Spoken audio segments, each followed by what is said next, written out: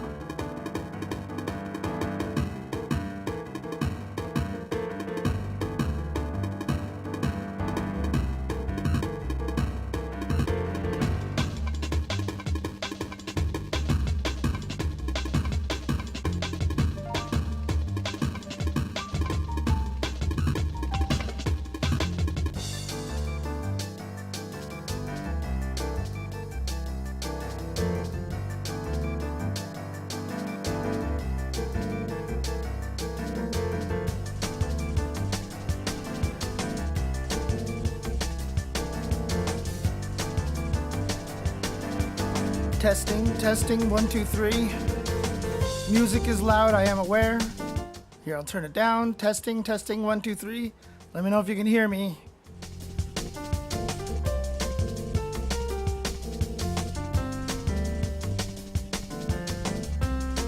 Awesome, thank you, sir.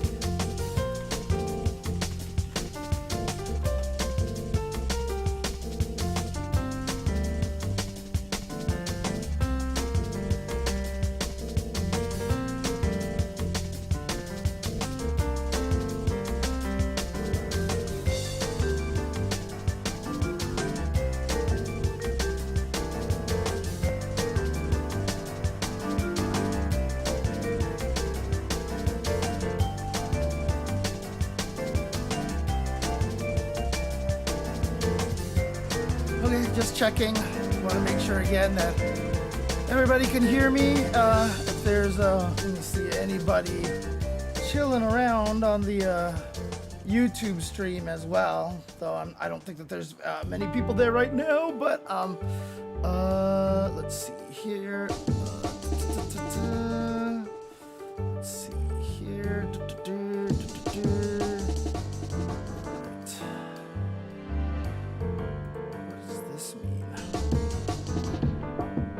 What the hell just happened? Oh, I see. Okay.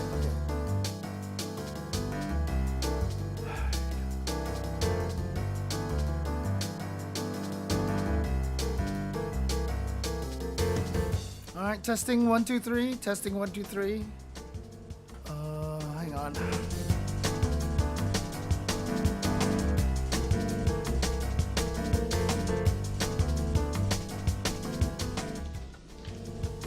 Hello, everybody. Just checking and making sure that we are all good to go here. We all ready to go. Gonna give people a little bit of time to waltz on in here before I start answering some questions. Although I'm sure that means that a lot of people are gonna start asking some questions almost immediately. But I just want to make sure that everything looks good. The video is good. Bit out of sync. All right. So what I'm a little worried about here. Let me check something really quick. Right. So what I'm a little worried about here. Let me check something really quick. Right. So what I'm a little worried about here. Let me check something really quick. Okay. It looks all right on my end over here. Maybe refresh or something like that. I am streaming at a lower quality that makes it so that it's harder for YouTube to be as nice because I'm using Restream, which requires one set of bitrate and resolution and stuff. So you have to so when you use Restream to both of them, you have to use the lesser of the two streaming platforms, and so I have to go by the Twitch resolution and bitrate. And so that might affect a little bit on. Oh, okay, yeah. So refresh. There you go. Cool, perfect. Let me go grab myself a soda really quick. So it is very warm over here. Thank you, Petty, again for the subscription. Appreciate you. Appreciate you. Be right back.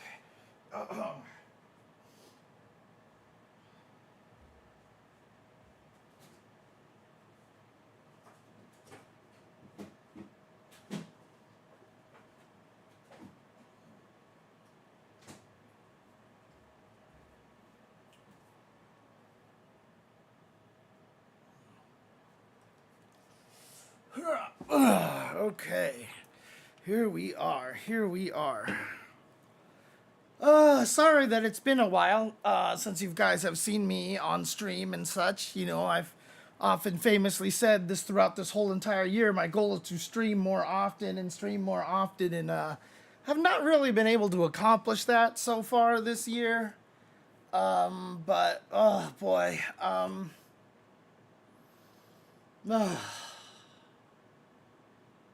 it's been a brutal year.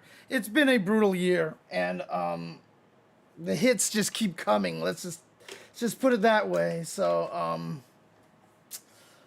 I'm trying my best to make my way through this whole entire thing, and you know, trying to keep my head up, but it's not easy right now. I mean, again, if you guys would, I would appreciate it, I guess, like and subscribe, etc. Would definitely help a lot in that situation. For those of you who have been with me for, at least the past almost 3 years now, you know that I have been going through a lot of stupidity and just stuff, real life situation that I've been super stressed out about.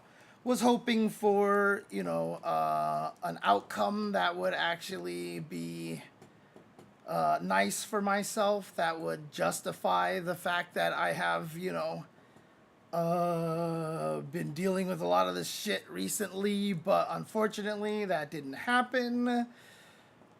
And so, yeah, it's just like, life is life is life is life, I guess. So, I'm just trying to keep my head up at this point in time.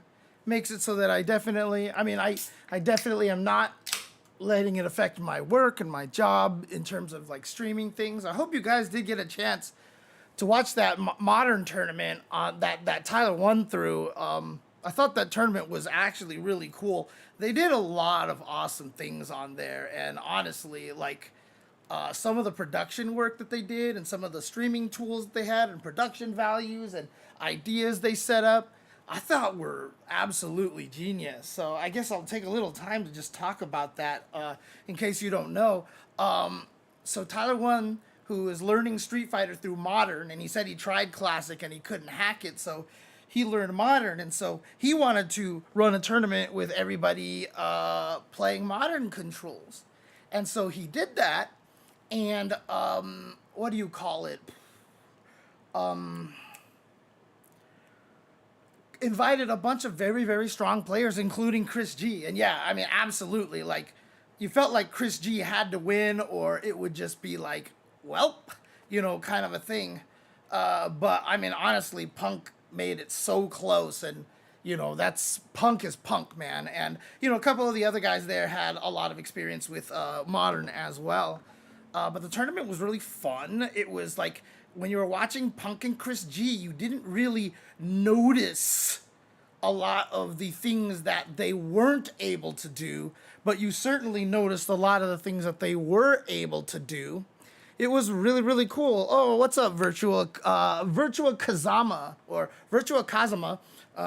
So thank you for the raid. Appreciate you, man. Appreciate you. Challenger comes. But the tournament was actually really cool, and like I said, the two times Chris G and Punk faced each other, and both of them were really, really good matches, and it was really cool, and it was really cool to see, even someone like Tyler One, Tyler just like, he was watching, and he was just like getting really into it. He was, surprised, at like the level that, like, because he was even saying when he was playing, he was like, you know what, like, oh, I'm probably doing pretty good, etc., etc., and he was really surprised, largely thanks, also, aided by, Tasty Steve and I kind of pointing out a lot of the higher level stuff that people were doing. But he was really impressed with, like just how high level it got, and how good these players were, and how close it was. Like, he wasn't even familiar with the players. He was like, so how good are the players that are in this tournament? And I was like, well, like, one of them is the current Evo champ. The other guy might be in my top 5, goats of fighting games, and et cetera, et cetera. It was really fun to see, and I think a lot of people had a good time. But again, the production stuff they did was cool, and they even got Capcom's permission to do this. So if you guys are watching it, you probably saw that I was talking about the music a lot, right? So I was talking about the music. So what they did was they actually played Street Fighter 6, and on their end, they turned off the background music. But that way they could play their own music during the stream. And they got that sanctioned by Capcom, and so all they did was play background game music from a bunch of different fighting games, or Capcom games. So we had some Dragon's Dogma, we had a lot of like Ultimate Marvel vs. Capcom 3, we even had a Third Strike. We got Dudley's theme in Third Strike, which is just like the greatest. I love that song so much. But then also, like, it was really, really, really cool. Right, exactly. It doesn't change the fundamentals. It just changes muscle memory and, what tools you have, right? So that's just basically what it comes down to. And yeah, those guys were doing some crazy things. I mean, you saw way more like raw super whiff punishes. Like, it's really interesting, now that I'm talking about it, like, maybe DJ would be pretty damn good in modern controls, because his level 1 super is designed to be a whiff punish, And nobody ever uses it that way, right? But in modern controls, it's just like someone whiffs, oh, whiff punish, pow, and then you get big old combo off of it, right? That's why it has no invincibility, because it's such a strong move. If it had invincibility, it would be too powerful, because it would always punish counter everything when it went through them, and then you'd get a big old long combo after it, like with very little scaling. So, you know, I imagine that a modern DJ would be actually really strong. But, you know, for the music stuff that they were doing, like, for example, when we got to Grand Finals, the song that they had slated out, and again, they had mapped it all out. I was going off of slides that they gave me that told me exactly what background and what background music they were going to pick at each step of the tournament.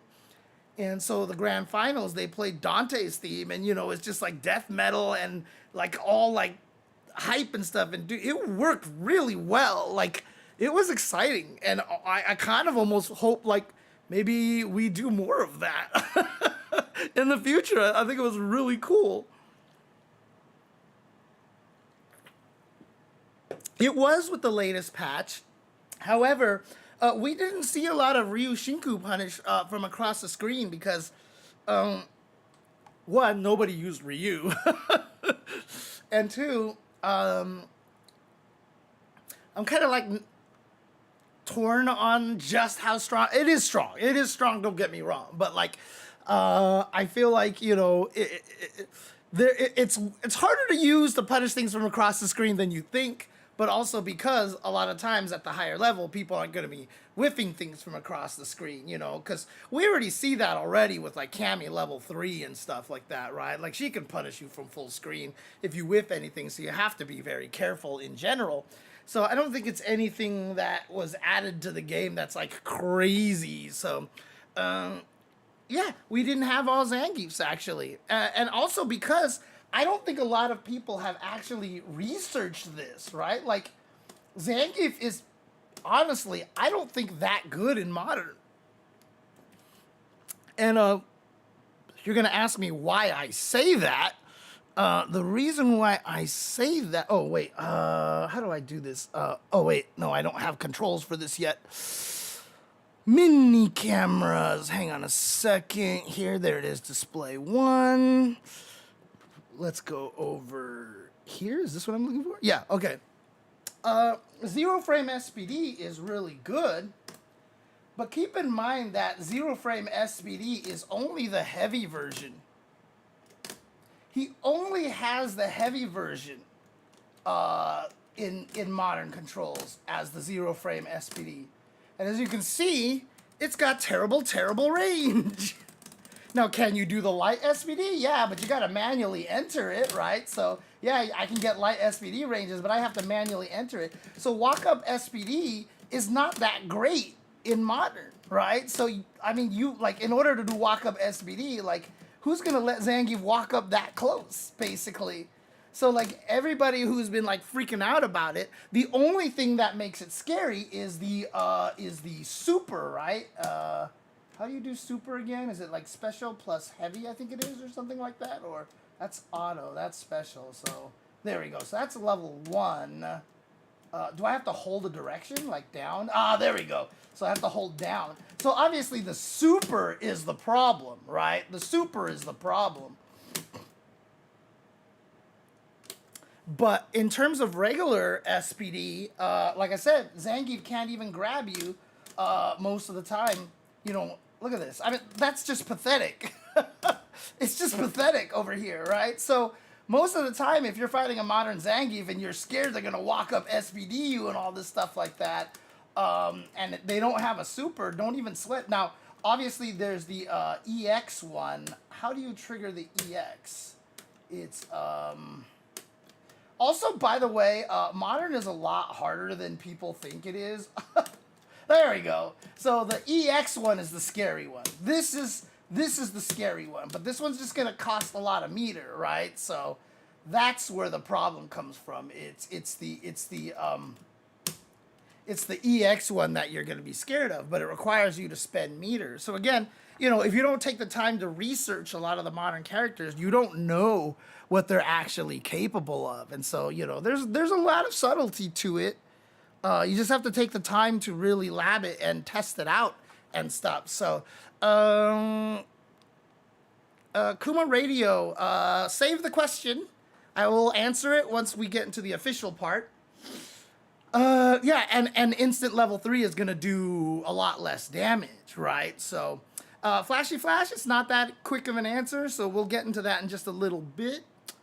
So again, I mean, again, like, I know you have to anchor yourself. You can't actually do it walk up, but like, the technique I'm trying to make the video for, right, is like actually like legit scarier than modern controls, right? Because like I have this cool way to make it so that you can walk forever, basically, and still SPD. Whoops. Oh, I'm doing it too long. I'm holding for 23 frames. I can only hold for 20 max. 21. Okay. There we go. That was 17 frames. But like you can actually make classic Zangief scarier. Now, obviously, as you can see, you can do this in modern as well. But the thing about it is, you're not gaining anything from playing modern Zangief if you could do this in classic as well. You know what I mean? So it's just like, it's whatever at this point.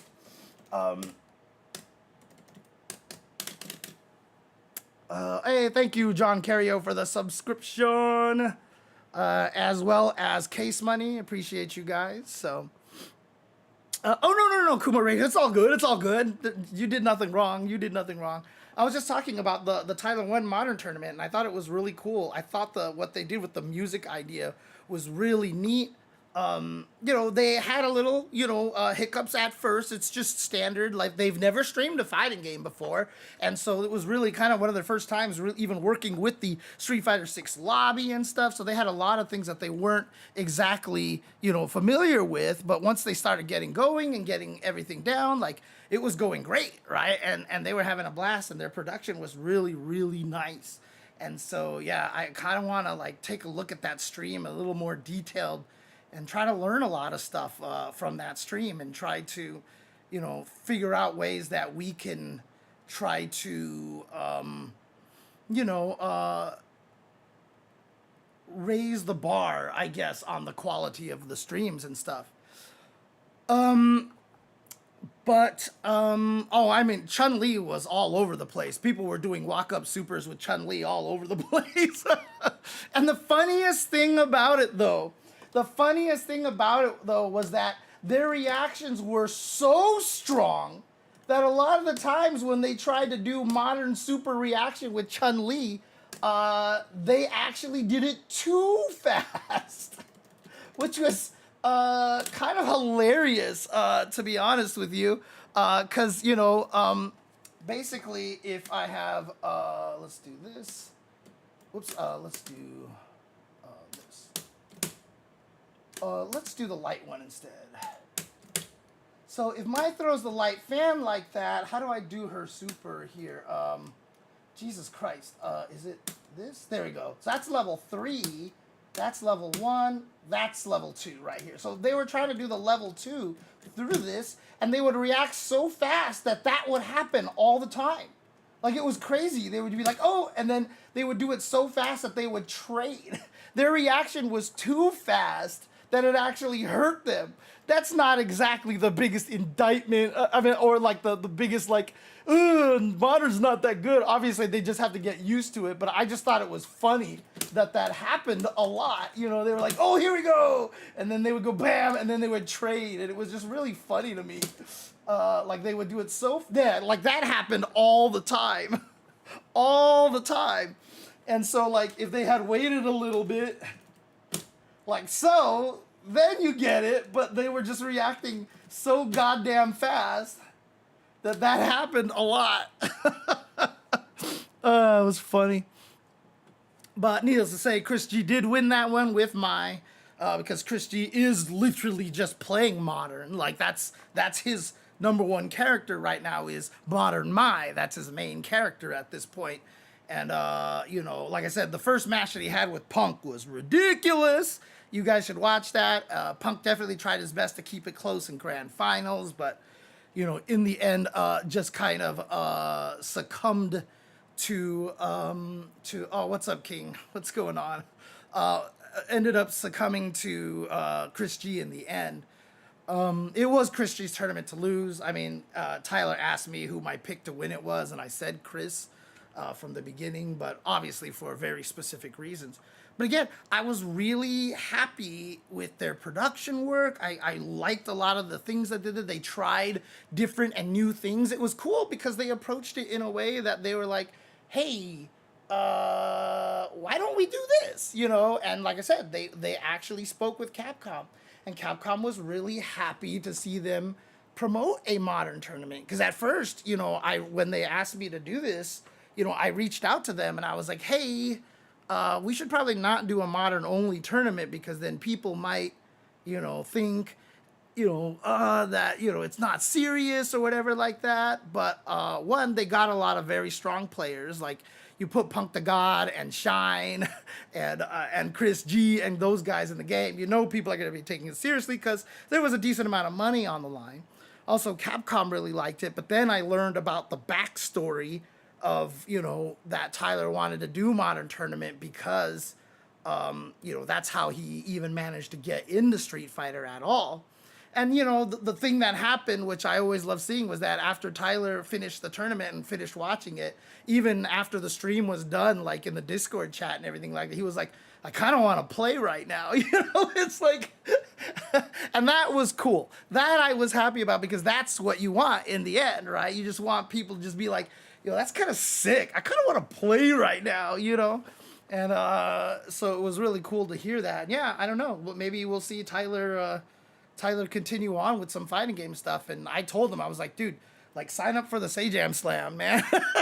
Like sign up for the Sajam Slam. Do you know how cool that? Like he would get in a lot of viewers. I mean, he gets a lot of viewers. We had over. I mean, his audience is massive, right? I mean, by the time we got to grand finals, we had over 10K viewers, people watching this event, and a lot of them were new to fighting games, and a lot of them were having a really, really good time. A lot of the people were like, this is really exciting, and they were having a blast. And again, because I knew who I was commentating for, I worked very hard to make sure that the commentary was, I stayed away from a lot of terminology, and I did it on purpose, right? Like I was very cognizant. I didn't want to inundate people with just all these terms that made no sense. And every time I did, like every time someone did a shimmy, I would always just be like, hey, oh, wow, he tried to bait the throw. He tried to shimmy.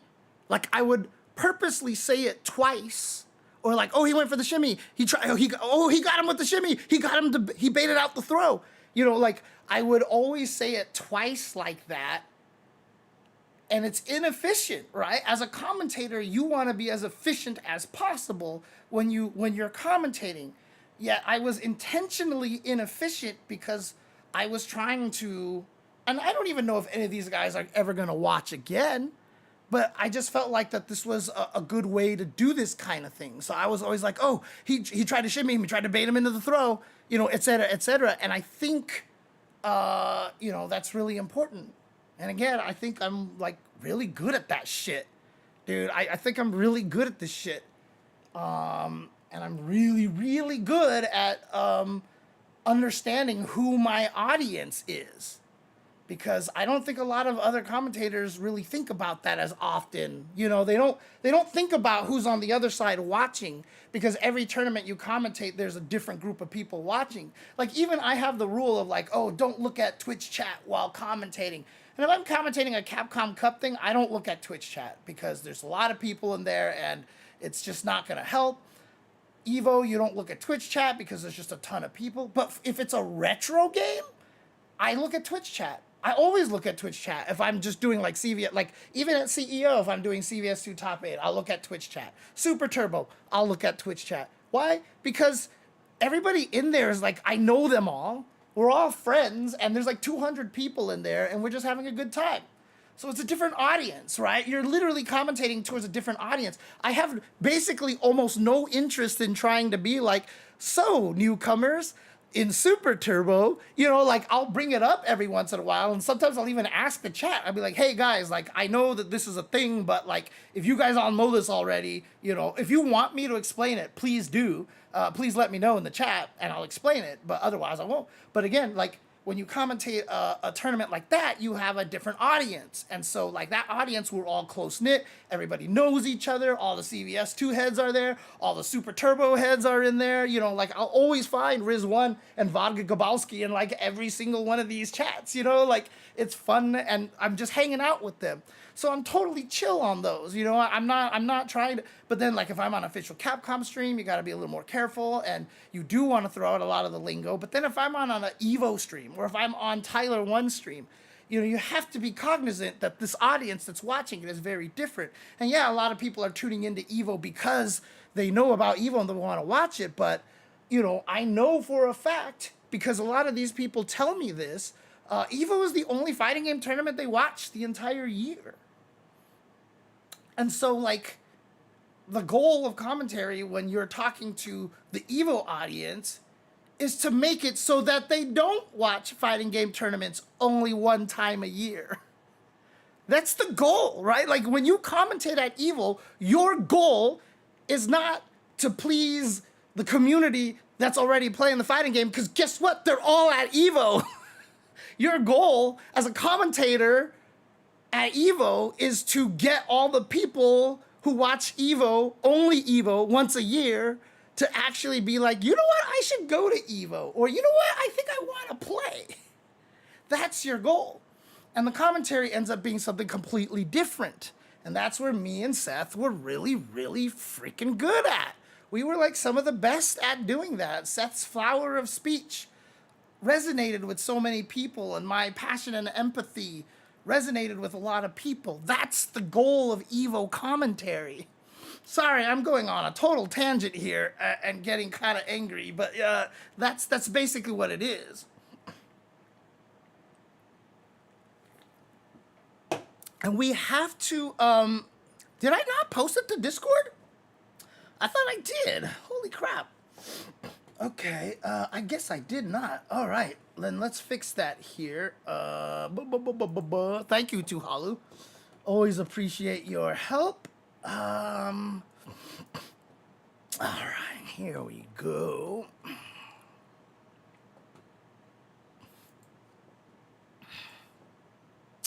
Yeah, so it's just one of those things, you know.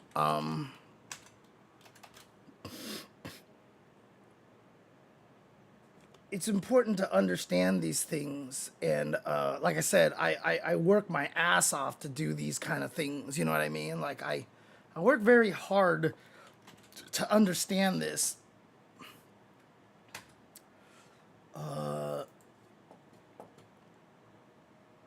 There you go. Okay. That's fair, Tuhalu. That is fair.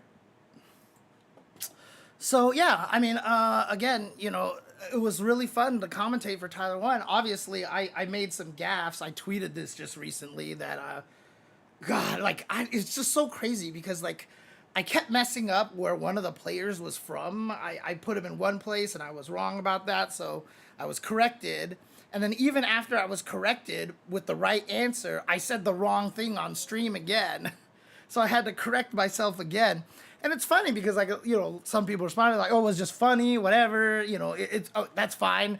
It makes you human, you know, and we prefer having the stream appear more human and et cetera, et cetera. But man, like, the entire night last night, I just kept thinking about it. And I kept repeating words in my head, and I just kept, like, replaying the scenario. And I was, like, really bummed out for a lot of last night. Not last night, on Sunday. So I saw that. I haven't clicked on it yet, Jelly Jams. Which one was that one? Which was that spreadsheet that you were sending me? It looked like it was about a lot of information about like players and such. But I haven't had a chance to look at that yet. So apologize about that. I'm trying to do something. I mean, someone told me that they know that player really well, and they were like, dude, the guy's not going to care. Don't worry about it. You're fine. So Yep,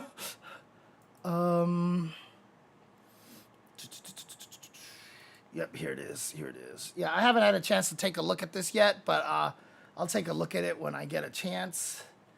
I did continue making, like, I've been just gathering a bunch of data just for my own sake, and I've been like making more spreadsheets.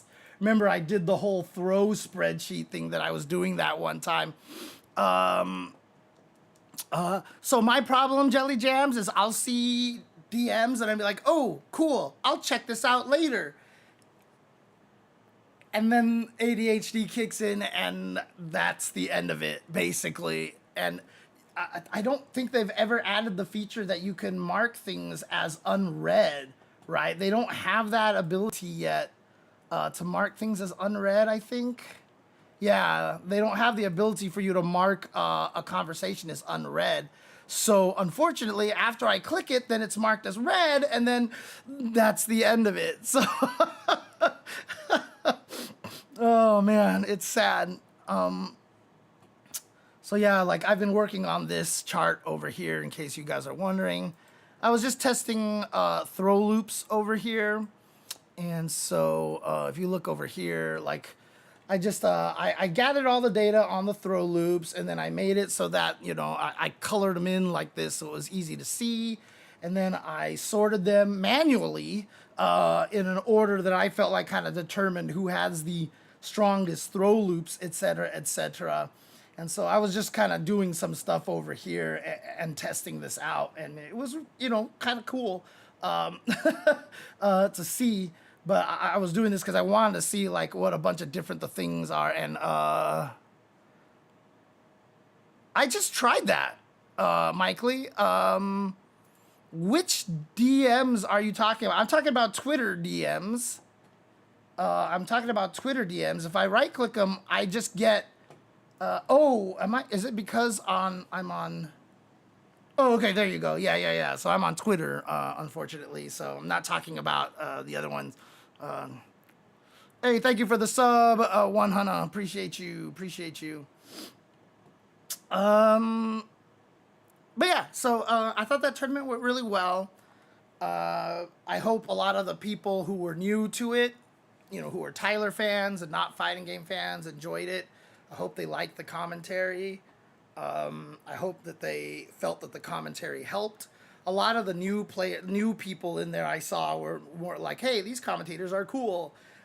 Some more of the more common FGC guys in there where I definitely saw people like, James is the worst commentator to pick. But then I obviously saw some people who are like, James is like absolutely the best for explaining this to new players. Oh man. Oh yeah, I think that they do think that the oh cool, okay, I didn't see that, Jelly Jams. That's good to know.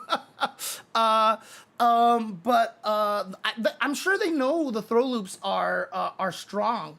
That's the reason why I made this spreadsheet in the first place, because I was really curious to see, because like you know, like for example, it's really interesting to me that, you know, Mai and Jury have the 2-frame dashing shimmy. They can't do walking shimmies, but one of them, they can't do walking throw loops, but they can do dashing throw loops. But only one of them can shimmy by walking backwards, like the other one can't, right? And then we have some, you know, other interesting cases, like Terry, for example, for walking. You know, he only has a 1-frame shimmy while walking, but he has a 2-frame shimmy for when he dashes forward. There's also all these drive rushes here. Most of them, you know, the timing is pretty open, but they're not auto-timed. The asterisk means auto-timed. Manon is the only one that has a drive rush auto-timed one. But then Marisa has a 2-frame drive rush throw loop, and Elena has a 1-frame one. But then as you can see, like when you're drive rush, you can't really shimmy. You can't shimmy by walking. You have to shimmy by throwing, by whiffing a throw, et cetera. So I'm just trying to gather all this data because, like, to me, it seems like they're trying to experiment to see how different the throw loops can possibly be. And it's really interesting too, because a lot of characters who, have people have said like, oh, this character doesn't have throw loops. They do, but it costs the bar, right? And that's kind of important too, right? So if you have to have a drive rush, that also nerfs it a little bit. And so there's just a lot of like little interesting stuff going on here. Hey, Mac5894, we just became best friends because check out my conditional formatting, baby. Let's go. So like I have my conditional formatting over here. Yeah. So if I just change anything like dash, yes. Hey, it's green. Yeah, so I'm obsessed with that shit, dude. Like, people have always been amazed at the spreadsheets that I made a long time ago. And again, for anybody who's actually been in my stream for a long, long time, they know this. But a lot of other people haven't seen this before. Where is it? Yeah, so I created this document in it wasn't even 2022, it was earlier than this. I created this way before 2022. Or did I create it way before 2022? I created it a long time ago. I created it before Street Fighter 6 came out, right? I definitely created, I know I've created this a long time ago. And, oh, not this one. This is not the wrong spreadsheet. Hang on a second. Let me see if I can find that again. That's not the one. What did I call it? I can't remember what I called it now. Did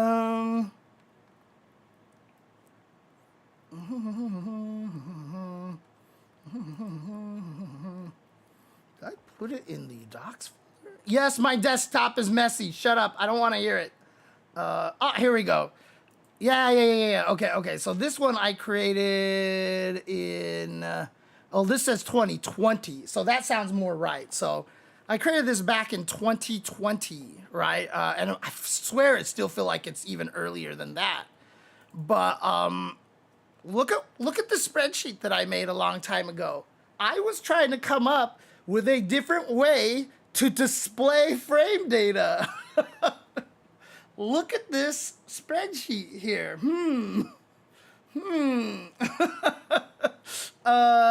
Looks kind of familiar, huh? Because I also listed their hit stun and block stun, so I'd be like, okay, so if you actually hit somebody on the first frame, you would be +4 here like this. So if I tried to do stand medium punch afterwards, like this, it wouldn't combo. It would miss by a single frame. Like, I mean, whoops, what the heck happened? Where'd it go? There we go. Did I just accidentally undo something over here? Yeah, okay, I'll just do that. Okay, there you go. But yeah, looks kind of familiar to people, I'm sure. And I've always joked, like, if Capcom really did see one of my streams and was like, let's put that in game, and they put this in game like this, I'm happy. I've told Capcom before, steal more of my ideas. Steal more of my ideas, please. But obviously they did a smart thing, is that they didn't make them squares, they made them skinnier, etc., etc. But yeah, I mean, like, this is literally, like, I did this so long ago. And you know how I did it? Conditional formatting, baby. Because all startup frames, all I have to do is just write S in it. So I just write S and boom, startup frame. Or if I write A in the frame, it becomes active frame. Or if I do it with a recovery frame, it's yellow. So if I just do recovery, boom, it's yellow. Conditional formatting, baby. Conditional formatting. Conditional formatting is so good. Oh, I had H and B, huh? Yeah, okay, so B was block stun, and then H was hit stun. There you go. So, yeah, like I was coming up with this a long time ago, but obviously the problem was I was like, shoot, if I display this, like, oh my God, these moves end up so long, you know, like I was like, I don't know how to do that. Nah. So what they came up with was the idea of making it so that it wrapped around eventually. So that worked out really well. But I was kind of trying to come up with a different way to display frame data to make it more visually clear what was happening for a lot of the players. And again, like all the people who are like, oh, numpad notation and oh, like I'm a visual person, even though my visual reaction is very poor. But I like seeing things neat and organized. And like if I glance at it, I know exactly what I'm looking at. So if I just turn my head and look, I'll be like, well, this move has a lot of startup. This move is fast. This move is even faster. You know, like I like that kind of thing, right? I don't want to sit there and process numbers. Even though I majored in math, even though I like computers, I hate processing numbers, which is why I also hate numpad notation. Which is why I hate numpad notation, because I don't want to interpret numbers for some reason. Like, I don't know what it is about my brain. Numbers are so scientific to me. When I see 3, I just think it's 3, right? It's a quantity. That's all I see. And having visual stuff like this makes it so that my brain just sees it and goes, oh, okay, I know what I'm seeing here. And that's the kind of stuff I like doing. So I was really trying to come up with a new way to display frame data here.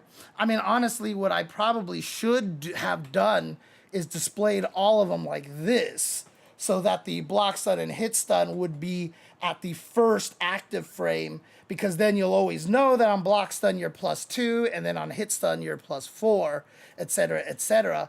But obviously, the weakness that I had here is that, you know, it's all different, right? So like, what happens when I get to a multi-hitting move, right? Because a multi-hitting move is gonna look like this, right? Oops, is gonna look like this.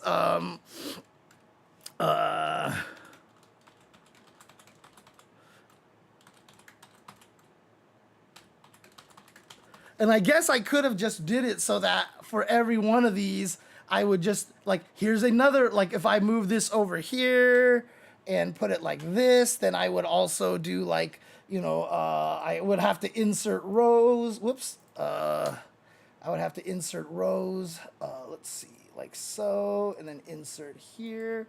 And then I would probably have a different thing over here, like this, like, oh, this one, whoops, actually does more block stun, or actually, let's say it does less block stun, you know, like so, you know, and it, you know, I could do stuff like this, and it would get kind of messy at some point in time. So, well, wow, what the hell? Why would it jump to the other one? Why? Why would you jump to the other document when you're doing undos and redos? Why? Why?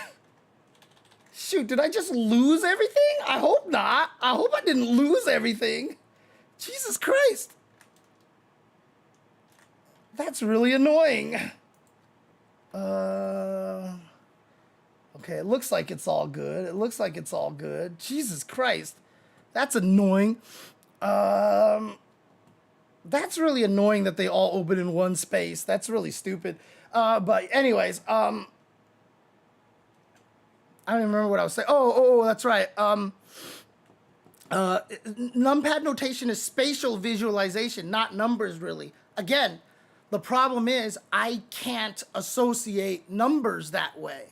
You're supposed to think of the numpad and it's there, but my brain never wants to interpret numbers, is the best way to say it. Like, I don't ever want to look at numbers and think this is code for, and like, for some reason I can't do that. So I don't see numbers and immediately want to go, let me place them on this grid and it will represent that. No, like, I don't want to think about, like, you would actually be better naming them A, B, C, D, E, F, G, H, I, and I would probably be able to do it better than with numpad notation. It's very weird. I don't know. So clicking on Excel with a mouse wheel click, it appears in the tab next to the, wait, what? Oh, so keep in mind I'm using a very, very old Excel, okay? So there is a chance that none of that stuff is gonna work because I'm using a very, very old version of Excel. Okay. Not for any particular reason, though. For those who want more out of every moment this summer, Mazda has hell more happened here? 2025 Not for any reason. There's no particular reason why I'm using a very old version of Excel. I can't possibly imagine there'd be any reason why I'm using a super old version. Yeah, and the spatial visualization problem. Like, I was talking to my brother about it, and he was like, so why is it so confusing for you, blah, blah? Why is it like it's so weird? And I was like, because you're just trying to imitate 3D on a 2D plate. I was like, there's just no way. Like, you literally can't, like, literally, if you see a cliff here, and you see the other side of the cliff over here, and you're like, and they span clear across the screen, right? And you're like, okay, I think I can jump this. And you jump, and you jump, and it actually turns out that the cliff is way higher than you thought, but it was further like back, so it looks like here. So if it was really high and further back on a 2D plane, it would look exactly the same. That if it was closer and lower, it would like look the same because they stretch it outside of the screen. You can't really see the details of the grass and everything on the floors, and so like, if you take 3 Pepsi cans like this and you made them 3 different sizes, so you made a tiny Pepsi can, a medium one, and a giant one, and put them all on the screen, you don't know which one's which. Because the tiny one could be the closest one and the biggest one could be the farthest one, but on your screen, they're just gonna look like those sizes. Like, you literally cannot imitate it. So what you have to rely on is the parallax scrolling, or you have to, once again, rely on shadows. Right? So a lot of those Mario 3D Land games, when you're running around trying to dodge enemies or punch question blocks above your head or jump on Goombas or whatever like that, you're not actually looking at the character. You're just looking at the shadows on the ground. Why? Because that turns it into a 2D game. When you're fighting everything based off of shadows on the ground, the reason why that works is because you've turned it into a 2D game. And that's the reason why it works. Because again, 2D gaming is infinitely superior to 3D gaming. Anyways, I'm not going to get into that.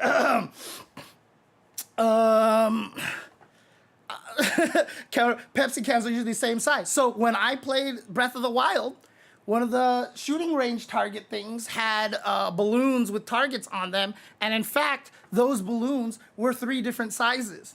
And because they were moving by themselves already, me turning didn't give me the proper interpretation of how far they were with parallax, and I literally was just like, I'm gonna shoot at it. I'm like, what? This doesn't make any sense, right? Like, so, yeah, anyways, freaking hate. You cannot replicate, and I'll tell you this too, I have used VR headsets for gaming before, and as soon as you do that, all of those problems are solved. The other problem is that now I get dizzy and I want to throw up, but like, as soon as you actually are playing on a VR headset, it solves all the problems because now you're not trying to replicate 3D on a 2D screen. Like, literally, no matter how you try to justify 3D gaming, you're replicating 3D on a 2D plane, which means it's going to be inaccurate information. And this is where the art direction, this is where the game developers designing, and this is where a lot of the intelligence comes in to make sure that they can fix these things for you. But for a person like me, most of the time it doesn't work. Like when Jason was watching me try to fight the last boss in Resident Evil 7, like, I even have the stupid reticule on the screen in the middle of the screen, but while I'm turning really fast, my brain is interpreting that I'm not looking at the center of the screen anymore. My vision has now shifted to the side because I'm looking at everything scrolling onto the screen. That's what I'm trying to process. That's where my center of vision is. So every time I'm turning in a first-person game and then I try to shoot something, I am trying to shoot them there, and my shot goes over here. Because this is where the center of the screen is, not where the center of my focus is. And I cannot correlate those together. My brain is like, I'm looking here, so this is where I'm gonna shoot. So if you're just like calmly running along, going straight, you're like, oh, I need to shoot this zombie. Aim, aim, aim, aim. Okay, I can shoot him. But if I'm like in the middle of a freaking fight and I'm like spinning around and I'm like, I need to, up and down, shoot, climb this ladder, go and shoot. Like, dude, like Jason was watching me and he was just like, what are you doing? He's like, you're not even close. He's like, shoot this thing. Like, shoot this thing on the screen. And I go, oh, shoot. And I scroll it here and then, pa, pa, pa. And he's like, you're not even close. What is even happening? He's like, what are you doing? It's actually comical how bad I am at these first-person games because of how my brain translates a lot of stuff. It's very weird. And I'm sure a lot of other people have this issue as well. But again, in the gaming space, the way we all talk about video games is if I can do it and you can't do it, you're just dumb. Right? And I hate that shit. That's why I got mad about the numpad notation stuff. I'm like, no, some people don't process numbers. Some people hate seeing numbers. Like, I literally had a whole stream one time where I was like, don't put the frame data as like numbers in your game unless it's like hidden behind a couple of menus or whatever like that, because you're gonna freak people out. And people are like, what are you talking about? I'm like, dude, some people see numbers and their brain just instantly checks out. Honestly, like, it happens. And I hate the fact that, like, we don't talk about these kind of things. Honestly.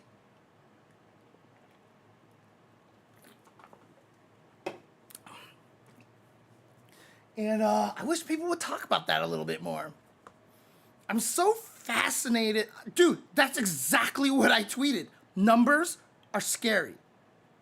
And everyone's like, you're an idiot, James. And I was like, no, I'm serious. Some people are scared by numbers. You just see numbers and the brain just automatically goes, I don't know. No. And that's the end of it, right? Like, that's just it. And some people have to force themselves to pay attention to these kind of numbers. So in particular, my discussion came from Mortal Kombat 11, I think it was, because Mortal Kombat 11 put the frame data on the screen. Like, as soon as you pause the game and you would like go through your move list, the frame data was in your move list. And I was like, I don't like this. I was like, that's where this other document came from. So what I was saying is that, you know, when you look at a move like this and you look at a move list like this, it is intimidating when you just sit here and look at a box and all of a sudden you just see all these numbers here. Like, you just see numbers oops, you can't see this. Oh, I'm over there. Okay. Like, some people will look at something like a display like this below here, and they see this and they're like, I don't want to process this. I don't want to process this. Like, why is this in my game? Like, why is this, when I pause the game and I highlight something, there's something here? Right? Like, what is this? What does this mean? Right? And so I suggested having it so it starts like this, and they just tell you what the numbers are supposed to mean with a color cue in here. So if you're looking for moves that are particularly fast, you can just look here, look for green squares, but at the bottom it would say press X for move details, and as soon as you press X, it transforms into hardcore numbers. Like, it changes to numbers. You can hit the button again and it'll change it back to this, right? Like, the right answer is never mine is better than yours. The right answer is always, hey, there are two different kinds of people. Why don't we do both? Why don't we do both, right? Like, why not? I mean, honestly, it drives me nuts that, like, when people don't talk about this kind of thing. Like, I think this would be the best way to do it, honestly, and just have the colors the same. And what's even greater about that is that people who don't understand the numbers, and then people who only like numbers but don't know exactly what they mean, if you press X back and forth and all of a sudden you see the word telling you exactly what it means, the people who prefer one can actually learn the other, right? If you're like startup speed fast and you click the button, it's 5. You're like, interesting. And then you notice that everybody whose startup is like 5 or lower is green, but then when it gets to 6, it's like yellow all of a sudden. You're like, oh, okay, so everything 5 and below is considered fast. And then all of a sudden they might learn the magic number stuff about fighting games. Like, dude, like, like, why are we not doing better to teach people how to play fighting games? Why? Why are we not doing better? Makes me so mad. Oh God, it makes me so mad. Ugh. Sorry, you guys have all heard me rant about this a million times. So I don't want to keep going into it. You know, like, yeah. And if you're a person who's like, oh, this is fast. You click, you see 5. Oh, that's what that means. And dude, it's like it's like there's just like people can learn. People are willing to learn. You just have to make it so that it's easier to learn and interesting for them to learn. You don't want to force feed everybody everything, but if you do something like this, the interesting part about it is that the discoverability happens on its own. You're like back and forth. You're like, oh, this startup says 5. I don't know what that means. And you're like, but it's always green. Hey, everything that's 5 or faster is listed as green. You hit the button, it's like fast. And you're like, oh, okay, so these are considered fast moves. Oh, I see what they mean by that. And by allowing people to do that processing, they will actually learn it. If you let them connect the dots themselves, that's how they learn. If all you do is tell them 5 is fast, 4 is fast, 3 is even faster, 6 is about medium, you know, once you get to about 10, it's a little slower, that's it. You've lost the person forever. They're just gonna be like, I don't want to play fighting games anymore. Like, people are not understanding how brains work. I think that's just what it comes down to that makes me mad. Like, people don't understand how the human brain works and how to teach people appropriately by understanding. And again, this comes from my empath thing because, like, I totally think about the way people think and how they think and why they think and all this stuff. Not because I try to, because I can't help it. And so I'm always thinking about these certain things. So, you know, right, exactly. See, Tony says the same thing, right? I'm like that with frame data.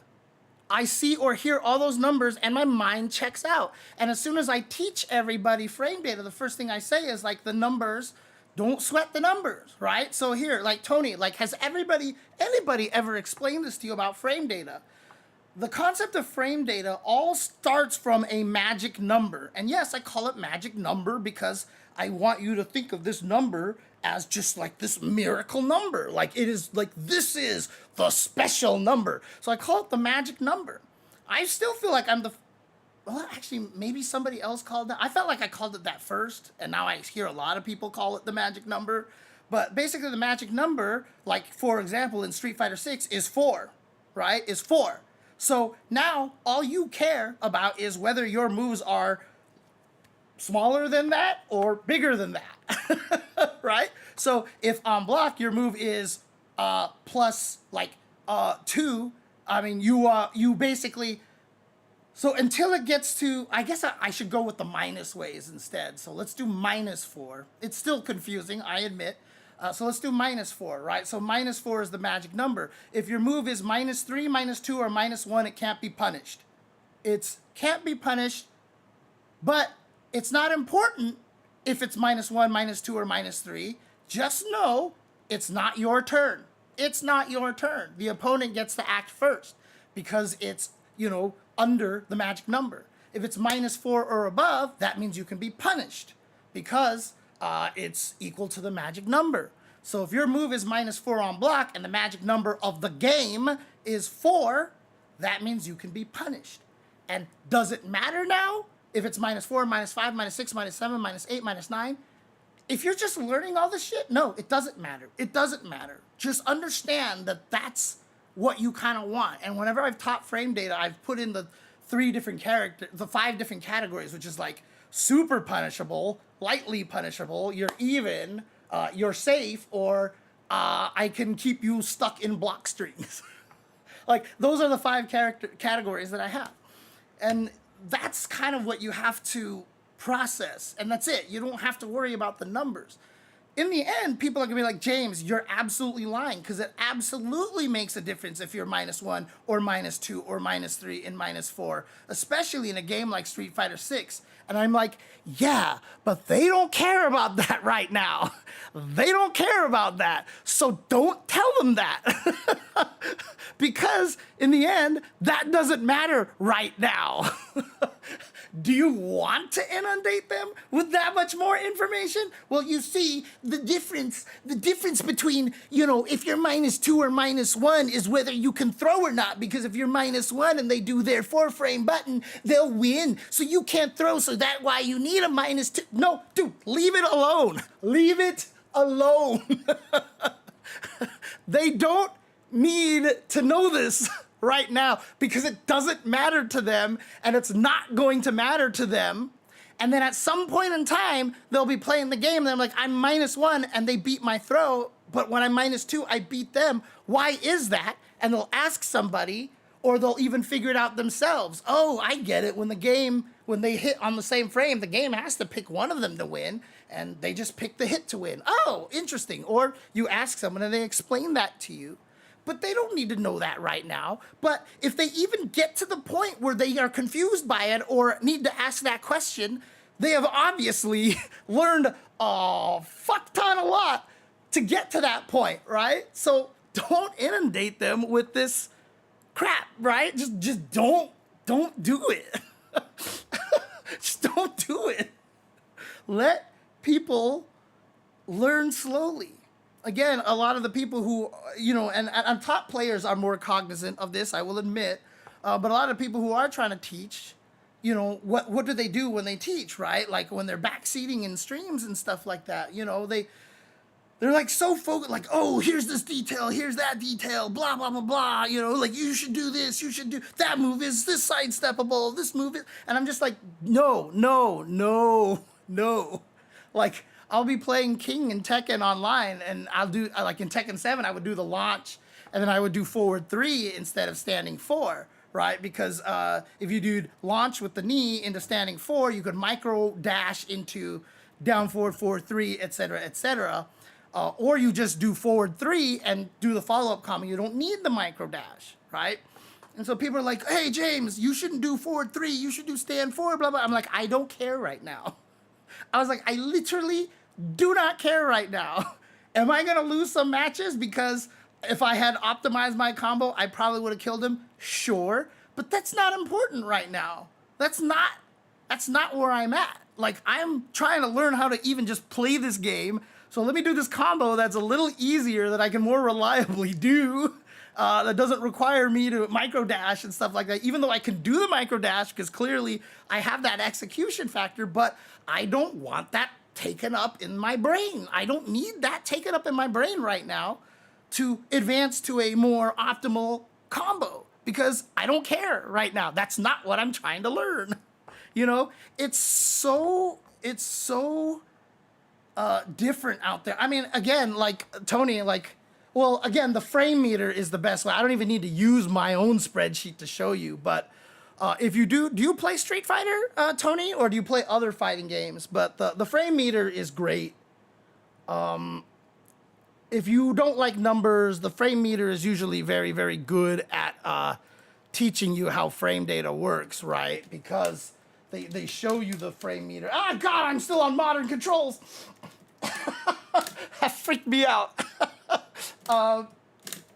Like, the frame meter is great, right? Because you can see, like, literally at the bottom of the screen it says -6, when you can literally count 6 boxes of difference between the top meter and the bottom meter, right? The only thing that has to be established for you to truly understand frame meter, and unfortunately they don't say this anywhere, I do in my tutorial about the frame meter, which everybody watched, so I'm sure it helped them a lot.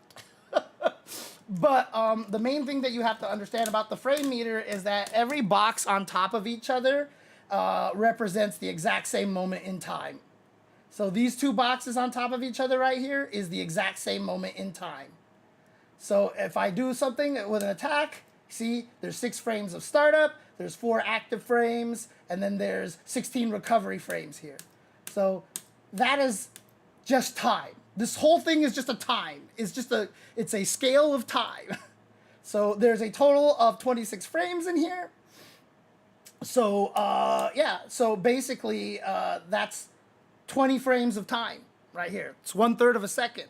And so if I interact with the opponent, oh God, wrong button. As soon as I interact with the opponent, red is the first active frame, so that's the first frame I can hit them. And so when I hit them, they go into block stun. So now they're block stun along with the recovery of my move, because everything on top of each other is the same moment in time. Now you can see what's happening with both characters, right? So the blue on top of the yellow is I'm recovering, they're in block stun. And you watch it, and block stun eventually ends, but the other person still has the blue, which means I'm still in recovery. So that means that because the block stun ended over here, that means Mai can actually act starting from here. And that's why I'm -6, and that's why being -6 sucks. Right? Because if I did this, now she crouching light punches, if I'm -6, but distance matters as well. Okay, let me do a different button. Let's do stand light punch. Stand light punch might work. Wow, that's even farther. Let's try stand light kick. Does she have anything? I didn't realize how stubby her light buttons are. Holy crap. Oh God, she can't do it. Wow, she can't punish this. She literally can't punish it. That's crazy because she ends up too far away. That's funny. I actually had no idea that Mai was like this. That's crazy. Okay, well, let's see. That's 8 frames, that's 7. This is 6 frames right there. So let's do that one. Crouching medium punch here. So because this move is -6, if she doesn't do anything, like so, if I do it at point blank range,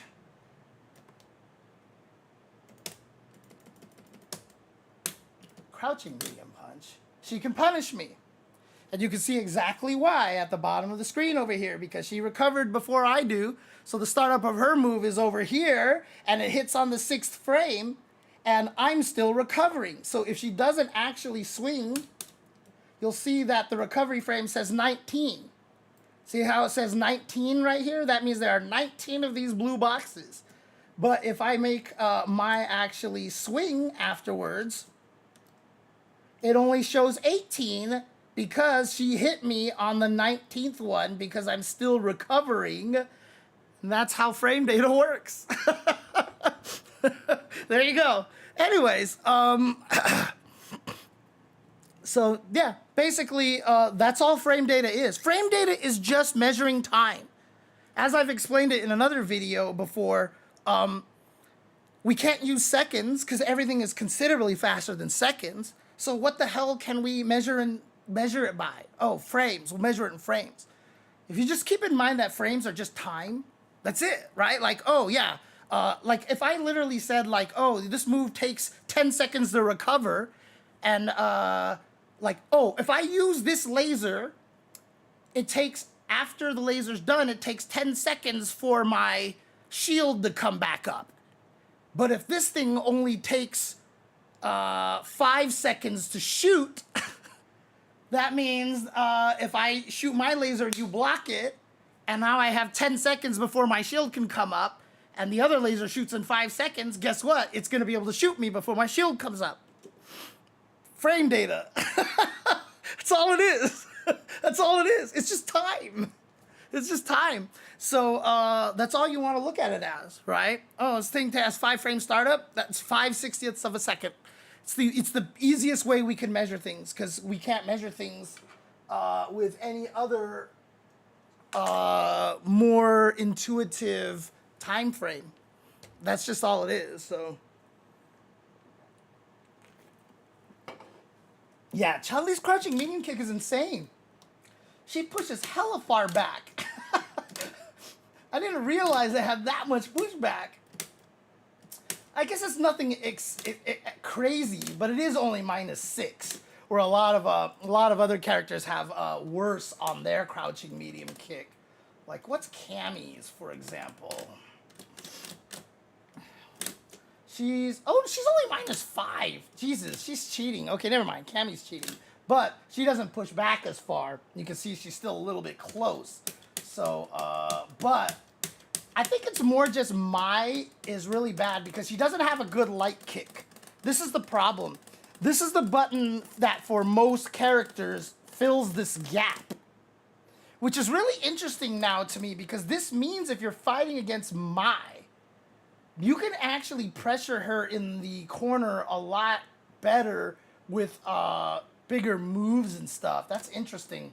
I'll have to keep that in mind because, you know, if we did it the opposite, for example, like so, like let's say Mai does this and she's, what's a good one? Okay, -6 here, right? Like, okay, like look how far I am, -6, right? Haha, I'm far away.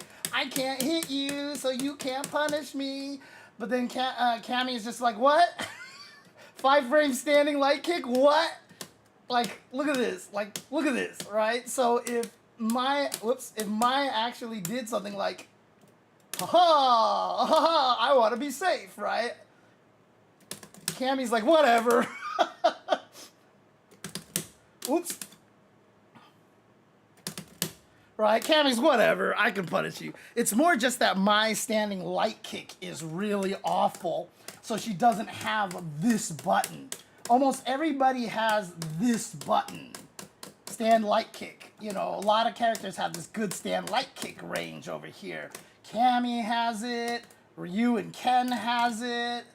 So, you know, look at this, 5 frames, same thing, right? So even if I played my back here, you know, whoops. Right, so I can punish it. You know, Ryu has that. Even Kimberly will have that.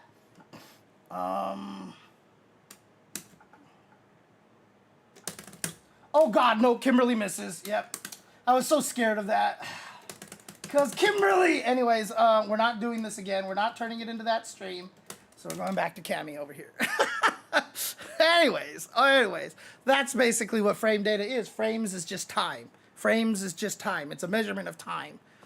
And so when you actually phrase it that way, a lot of it makes more sense, right? Oh, you use this really strong laser, but because it uses so much power, after it hits something, it takes longer to charge up before you can reactivate your shield. That's recovery time, you know, basically. That's just how you want to see it, right? And then when you shoot the laser, you hear, and so that's the startup time of the laser, right? That's just literally the startup time. Like that's the startup time, right? So if you have a laser that goes and then shoots, even if something takes 10 seconds to bring its shield up, if that laser takes more than 10 seconds to actually fire, you're not going to be able to hit it. The shield will come up in time, you know? And funny, it's like, as soon as I describe it like that, as soon as I describe it like in time, in a way that your brain can process because you understand seconds, like all of a sudden, like it makes a lot more sense, right? This is it. You know, I used Mario characters racing one time, you know, like, cause obviously, like, Bowser is always all slow, so he's like a heavy attack, and Toad is like a light attack because he's all fast and stuff like that. So, like, you know, how long does it take you to run the 100-meter dash, right? Well, if you know, getting to the end over there lets them hit a button that hits the other guy with a hammer, if both of them start at the same time, the guy who's faster is going to win every time. But if you're -6, that means Bowser gets a 6-second head start. He gets to run for 6 seconds before you do. He might get there before you do all of a sudden, right? Because all of a sudden now you're stuck for 6 seconds. Like, come on. You know, and again, as long as it's time, it's just time. It makes it so much easier.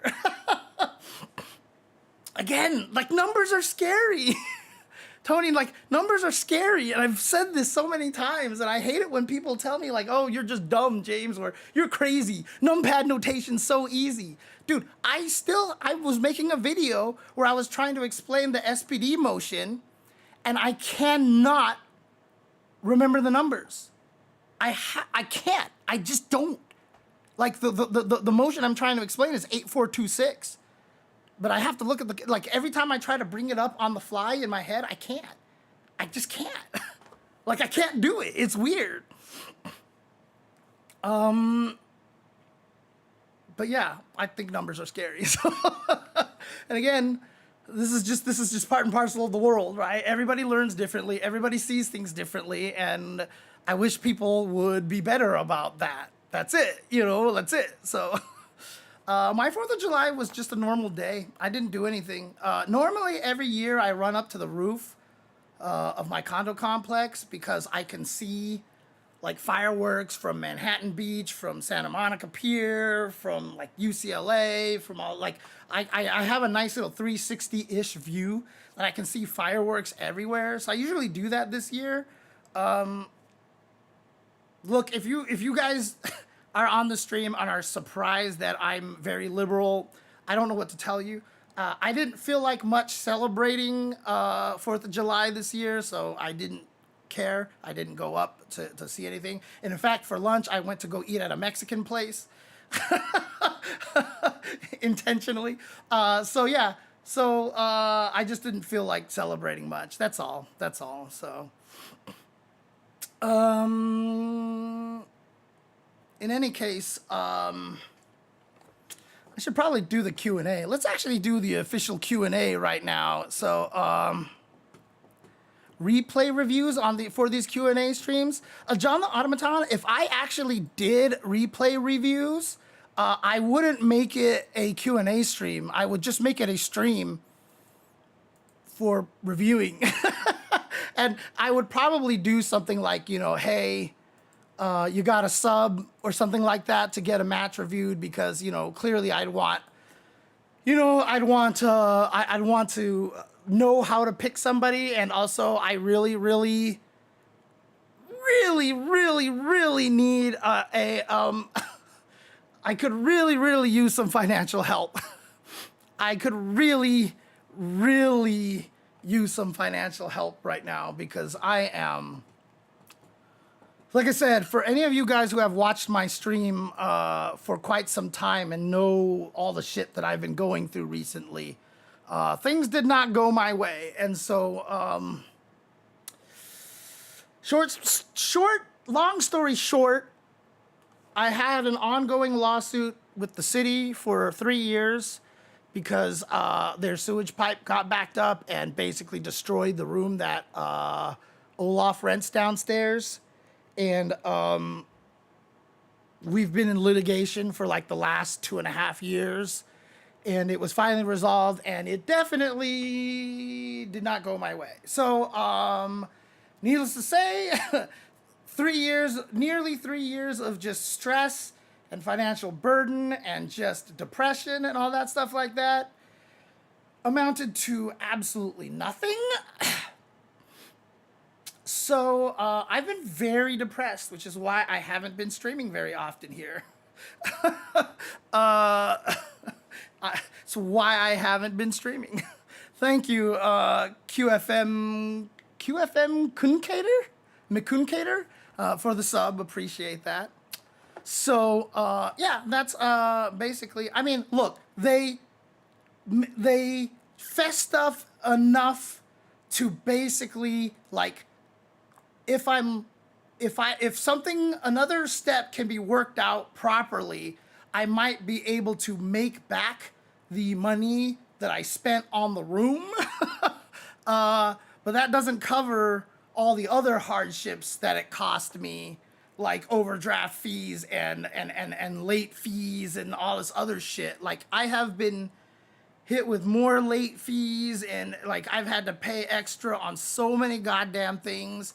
And then, like, oh God, I don't have the money to fix this. And then it explodes even worse, AKA the poor tax, et cetera, et cetera. So I've been just like, last 3 years have been just absolutely crazy, dude. I mean, it's not even it's everything. Everything works this way.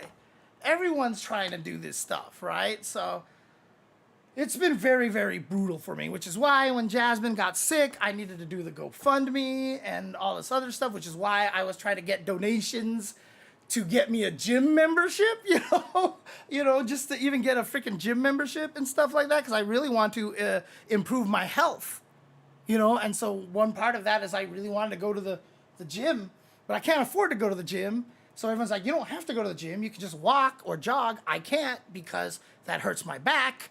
Yeah, well, Jasmine had a cancer scare earlier this year, which cost me like $6,300 or something crazy like that. Fortunately, I got the majority of that through the GoFundMe, so I appreciate it. I appreciate that. So, and yeah, so the reason why I want to get a gym membership to this particular gym is because they have a swimming pool, and I love swimming. Swimming is by far my favorite cardio.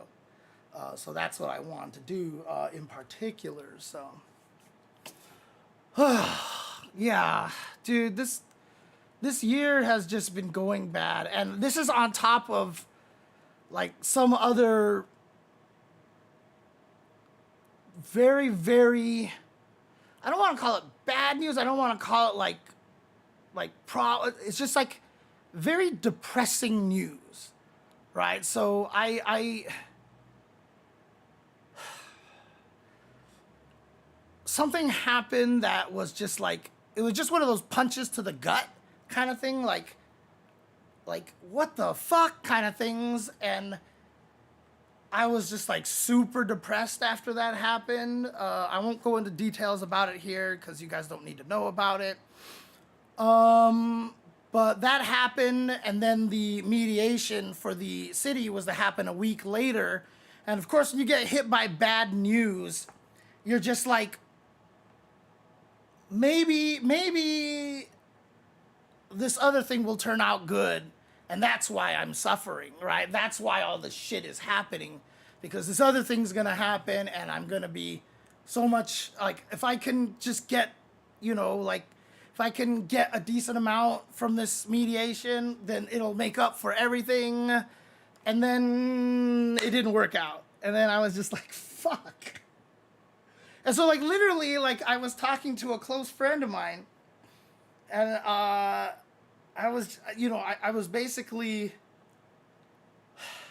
it's like, the way that I put it was, I was just like, you know how, like, a lot of times when people are assholes, they don't actually know that they're assholes, or they don't realize that they're assholes, right? And you're just wondering, like, how can you be this way? And they don't even realize that they're an asshole. And I was just like,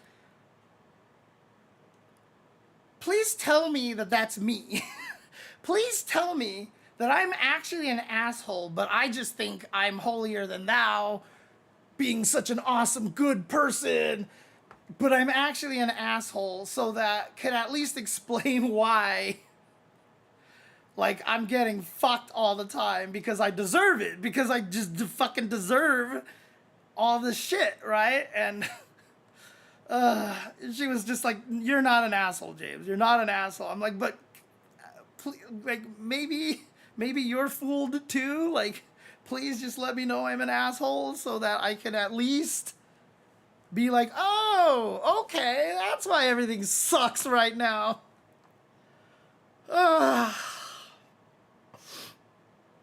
It's hard, man. This year has just been one kick in the dick after the other, man. Started off with me, fortunately I didn't have to abandon my home, but the fires were there, and then the Jasmine thing happened, and then the lawsuit thing was supposed to resolve in like March, but it just kept getting pushed back. Finally resolved and didn't work, and before that was the other really bad news that I got, and it's just like,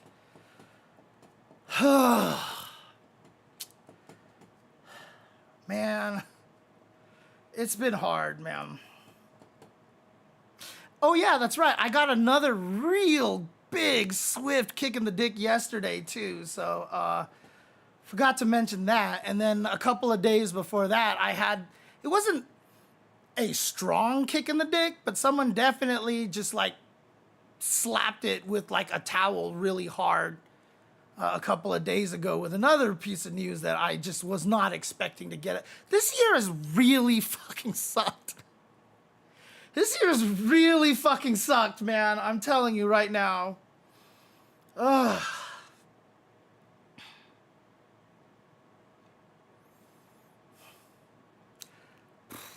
Sorry, I didn't want to get into this, but it's just like, honestly, like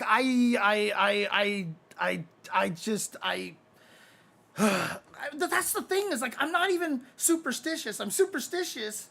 I'm like I hope superstition exists, but I don't believe in it.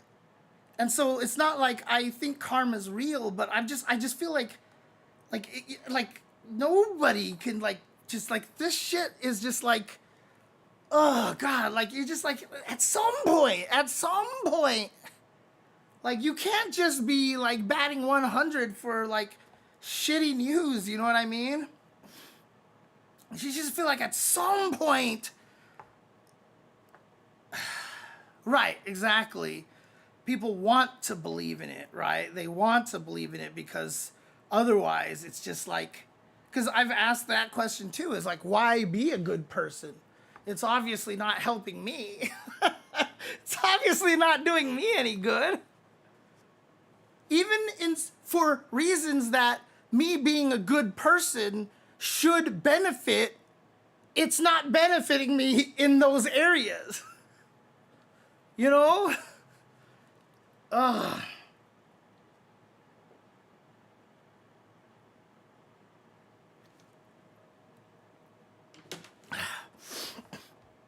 Oh God, yeah.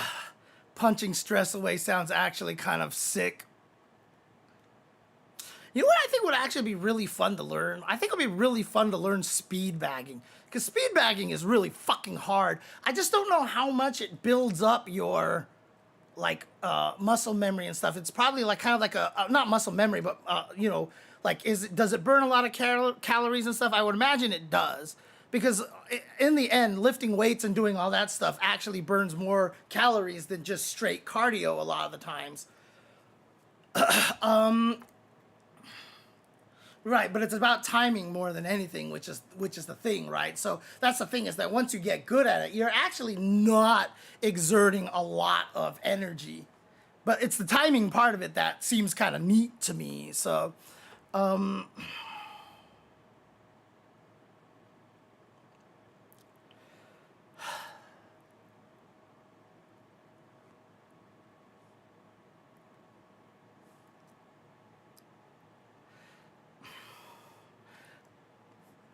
like, I hate, I don't want to say it out loud. Like, I don't want to say it out loud.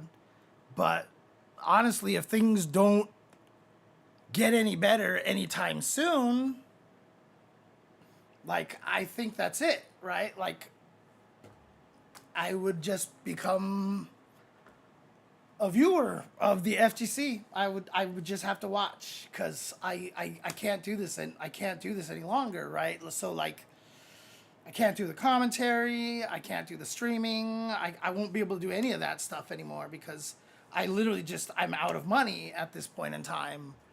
You know, even though the city is paying, I'm still waiting for that goddamn check, right? Another event that I did earlier this year, I haven't gotten a check from that yet either.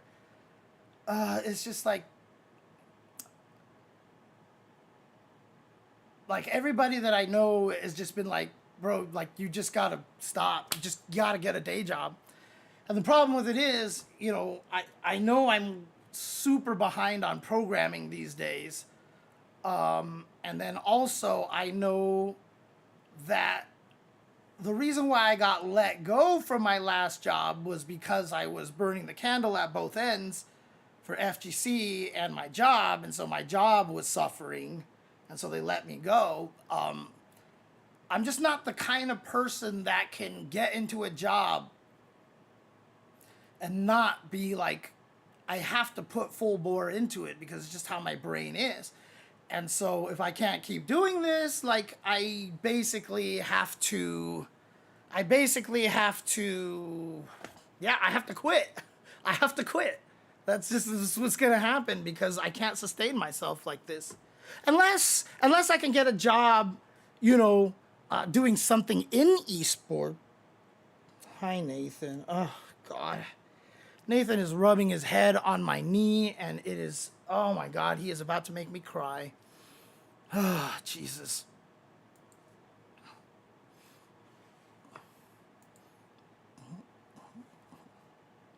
Hi. Hi, Nathan. Oh. Good kitty. Good kitty. God.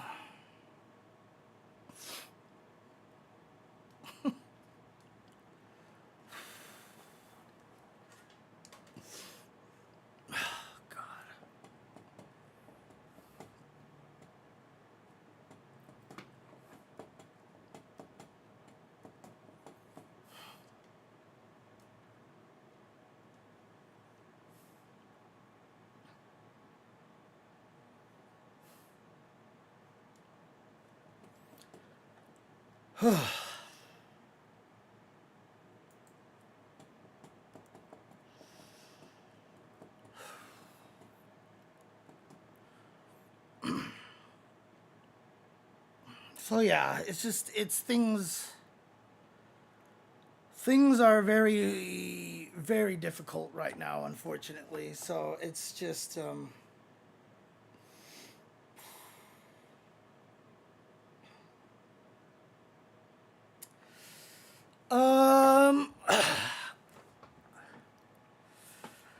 and thank you, Space Frog. Honestly, I need to fucking, what I need to do? I need to just like, I need to gather a book of testimonials of how many people I've helped get into the fighting game community. Honestly, I think I need that. I think I need to do that because I don't think.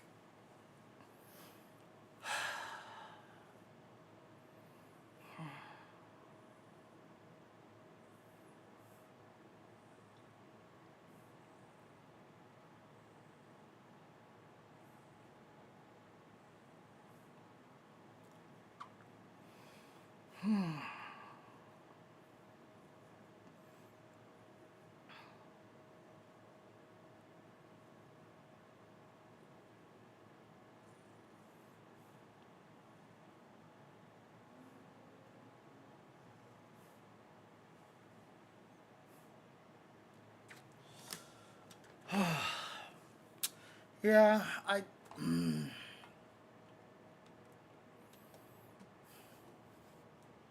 it's.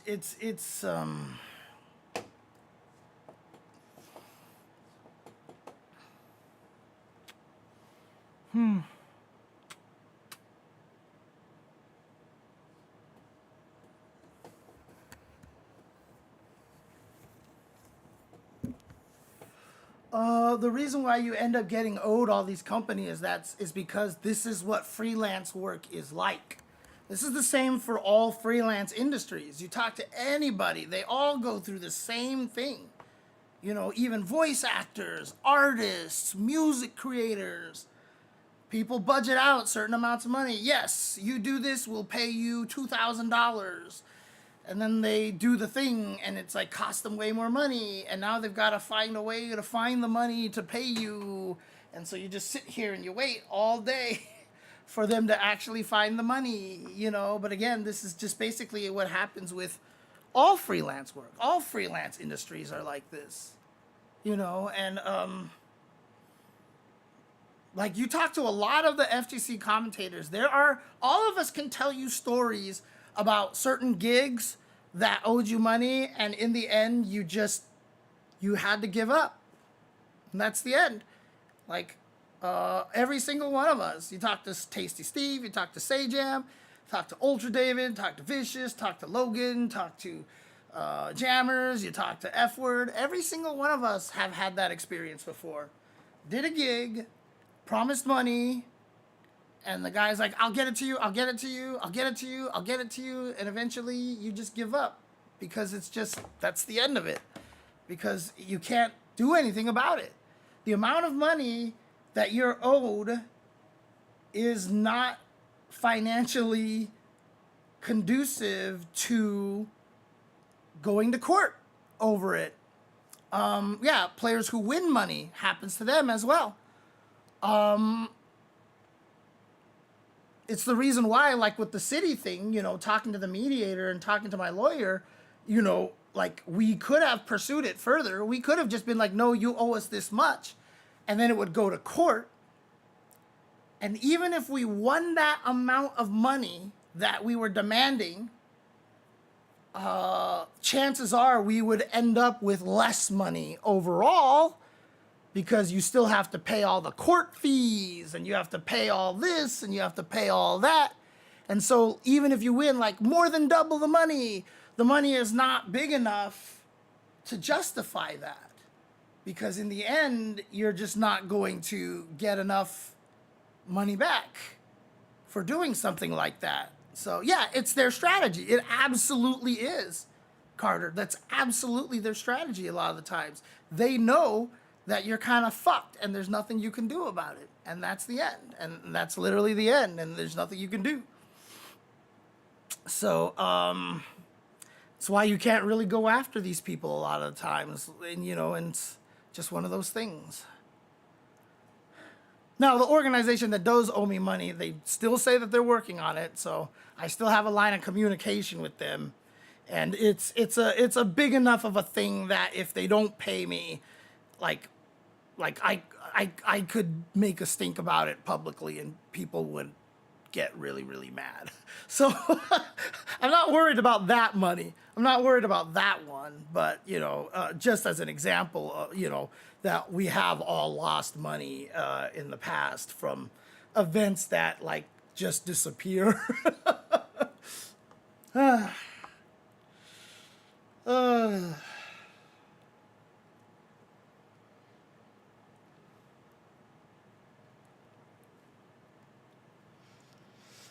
Yeah, I understand that, John the Automaton, says, I'll be honest, if getting a regular job and quitting esports is better for you, go for it, I'd say. As much as it would suck to not see you at FGC events and streams, I'd be much happier knowing that you're probably doing well. It's true, but man, I would just be so sad. I honestly would be so sad. A lot of times one of the things that they say is that, don't worry, don't worry too much. Even if you quit, like, the FGC will move on without you, or, think this will survive, etc., etc.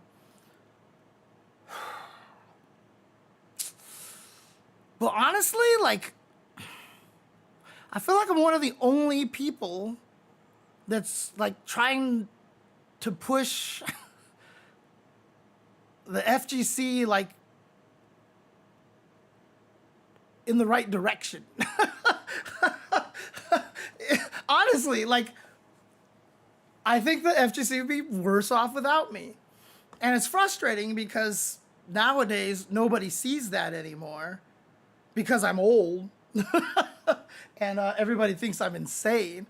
But the problem is I am the first generation. So like you talk to a lot of the people who are veterans now, and they're just like, oh, you guys don't understand. Once you get into my position, this is how it actually, like, this is the focus and everything. I'm the first person who's really gotten to this point, right? Because everybody who's in my generation or even earlier isn't here anymore. Most of them have quit. And I feel like I just see everything in a different way. And in the end, I will have turned out to be right, but it requires the generations to keep moving forward. It's just really what it all comes down to. It's just going to require the generations to keep moving forward. Right now, everybody just thinks that I'm old and insane, and everything I say is just as an excuse to explain why I suck at fighting games right now.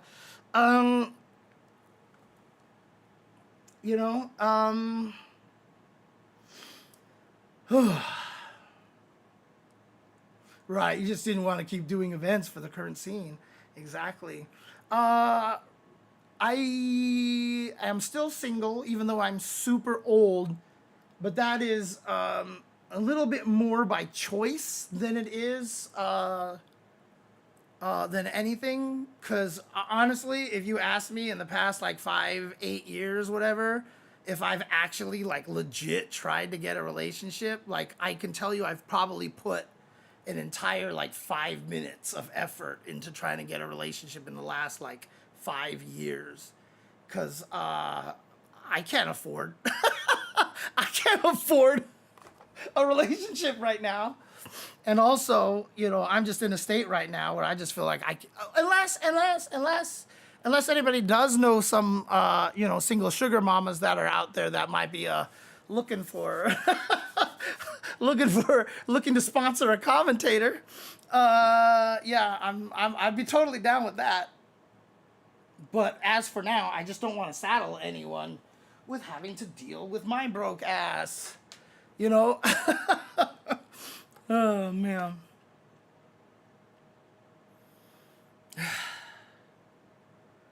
But I do feel like a lot of people have kind of lost track of the picture right now. You know, for a long time, everybody in the FGC has been able to do a pretty decent job trying to keep it on track a little bit to keep a lot of it kind of like yeah, so part-time job is something that I definitely was thinking about, Rotary Lovers. So that's definitely something I've been thinking about. I just need to find the right part-time job to get that'll make it work, basically. So I just have to figure out what part-time job I would qualify for that would allow me to do both at the same time. Because again, my ADHD is of the nature of that when I do try something, when I do something new, it's like I either have to have the foot, like, you know, floor the gas pedal, or I barely have it rolled down, right? So like, it's the reason why I purposely never got into Magic the Gathering or StarCraft, or why when Olaf was like, you should learn to program your own games. And I was like, I can't, because if I do, I will stop doing anything else, you know? Like, the ADHD is strong with this one, basically. So it's a tough situation for me, and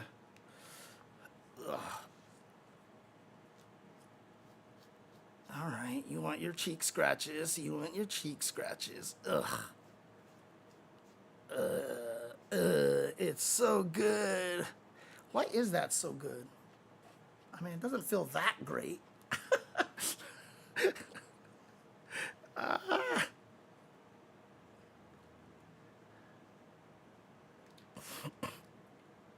Well, that's the thing is I did want to try to get into some other areas, but the problem is I don't have a lot of experience, right? Like even as like a manager or something like that.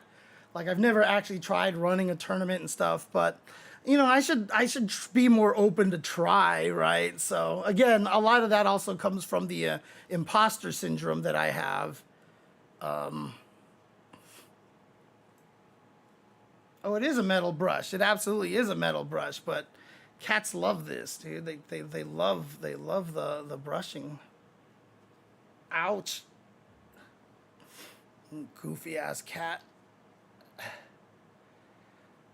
I'd probably be really good at teaching, but we all know we all know how that's going, right? We all know how the education department is going in this country at this point in time, and it was already bad before that. So I've seen the first few of them of Born Free's videos. I haven't seen some of the recent ones. I've always been meaning to go back and like checking them out. I just haven't had time, unfortunately. So, because every time I do have a time to watch a random thing, I'm trying to watch like top 8s that I've missed and stuff like that. So, hey, calm down. Ouch, Nathan. Ouch. Well, that's what those videos are about, King9999, is that, you know, he's gone through some shit and he literally disappeared. And so that's why he put out these new videos, basically, is that he's trying to, where the hell is my mouse? He's trying to basically get himself back into to everything. So, he's just trying to fix his life, figure out how to get back on his feet, essentially, is what he's trying to do. So, yeah, he's gone through it as well. He has definitely been going through it as well. Let's see here. What am I trying to do here? God, I hate Windows 11. Why are you like this? I don't care about this. Let's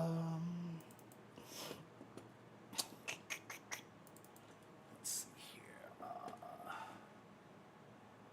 I guess there's no way to do that, is there? That sucks. Okay. Anyways, Oh, no. Yeah, absolutely. It's all about the gums. That's why when they like try to be affectionate, they rub you with their head because they produce the glands up here, and then they also have the glands on their cheeks. So they'll hit you with their head, and then they'll hit you eventually with their mouth to mark things, basically. But also, cats' teeth are also reputably very, very bad. So I think their cheeks also just itch a lot, honestly.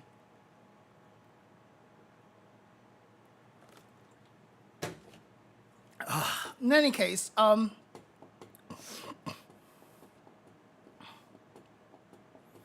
let us, you know what? I mean, jeez, I don't even need to do a formal intro or whatever like that. Let's just do this here.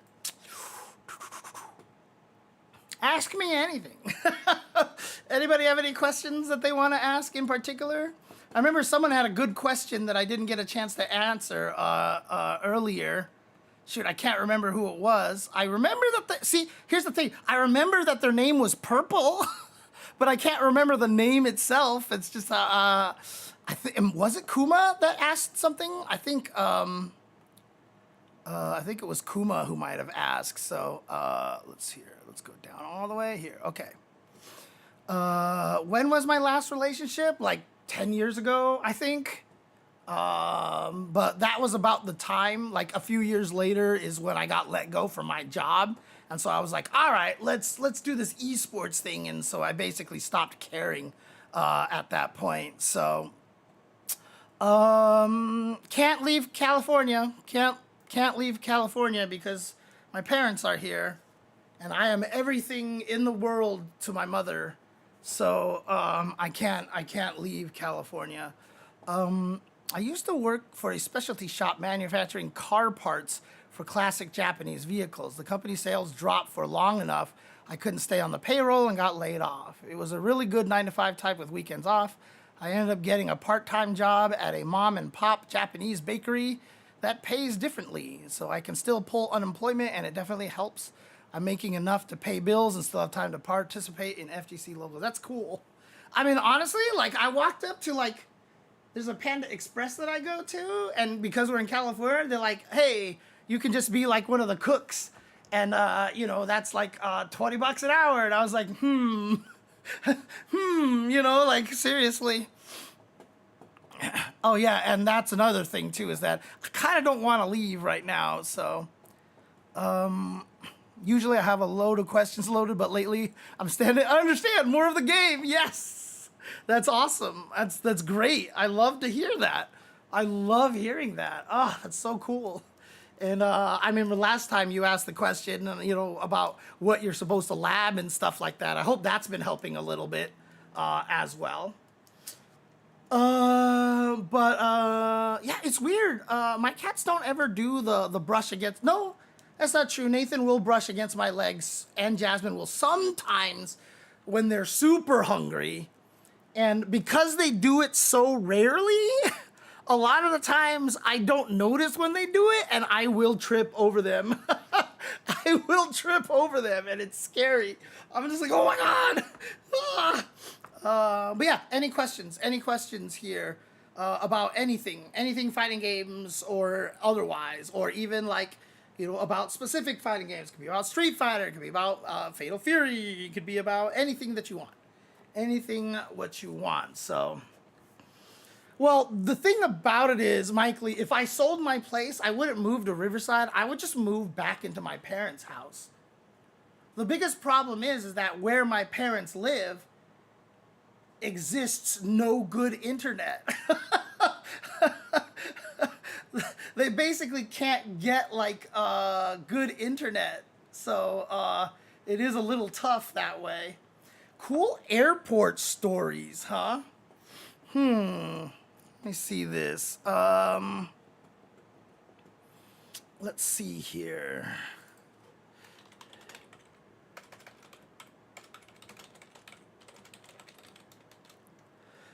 Actually, just very recently, I tweeted a little bit about this, but it was just a really funny day of, airport stuff, right? And it's just, again, it's just one of those situations where, like, kindness and like, for me, I like making strangers happy. Like, that sounds like so like just like fucking like, oh my god, imagine, like, whatever, James, like, shut up, like, fuck you, kind of thing. But I do. I do. I enjoy that kind of thing. And there was one time I was, at the airport. If anybody's been to LAX, you know how big of a clusterfuck LAX is. And so I'm just sitting there walking along, and a lady walks past me. And I notice she drops her neck pillow. Like, the neck pillow comes off. If anybody's trying to travel with a neck pillow, those things are impossible to keep on, like, to not lose and stuff. So I was like, oh my god. Like, I was like, some other lady saw. I was like, oh, and I picked up the neck pillow. And I turned around and I actually ran to chase the lady who dropped it. I was like, is this your neck pillow? And she's like, oh my God, yes, thank you, thank you, thank you. And so I gave her the neck pillow, and, she was very grateful. She called me, like, I forgot what she called. She's like, Mr. Neck Pillow Saver or something like that, So, like, I was like, cool. And so I felt pretty happy about that. And so I went, just continuing on my way to the airport. I was trying to head, so they're doing construction in Terminal 4 right now. And so right now, to get to the actual gates, it's like you're going through a Resident Evil mansion. Like, you just detour everywhere. And so I get to the TSA line, and I'm walking into the line, and I'm the first person. Like, there's nobody in the line. The line is completely empty. And I'm walking up, and, you walk in there, and you turn around, and you start walking this way to get to the TSA guys who are sitting here. And as I'm walking this way over here, I see someone, like, literally sprinting down. Like, he's just, like, running down this way, like, with his luggage and everything. So even though I get to the TSA guys, I just stop. I don't walk up to them. Like, there's only one guy there, so I stop. And I don't walk up to him, and I just stand there. And the guy comes running around, and I'm like, you look like you need to catch your flight. Like, go, right? And he was like, no, he's like, oh, thank you, but, like, I'm good, like, don't worry about it. He was just like, I was just in a rush to get here, all this stuff. I just had, like, this news that my son had to go to the hospital, and, like, all this stuff was happening, and all of a sudden, there's just, like, this story, like, this guy was just, like, literally having one of those days, he was just having a really, really shitty day. And I was like, go ahead of me and all that stuff. And he's like, no, it's fine. It's fine. And, he was very, very grateful for that, and we just started talking a little bit. And even after we both went through the TSA and stuff while we were waiting for our luggage and everything, I was just talking to him a little bit, wished him well. I was like, I hope you can actually, hope you, hang on a second. I was like, hope you can, hope everything turns out good with your family and everything like that. And he was like, thank you. I appreciate that, right? Hang on a second. I should have one for my GoFundMe. So I'm just trying to get the link right now. I'll just paste the link in here. I'll be my own MooBot.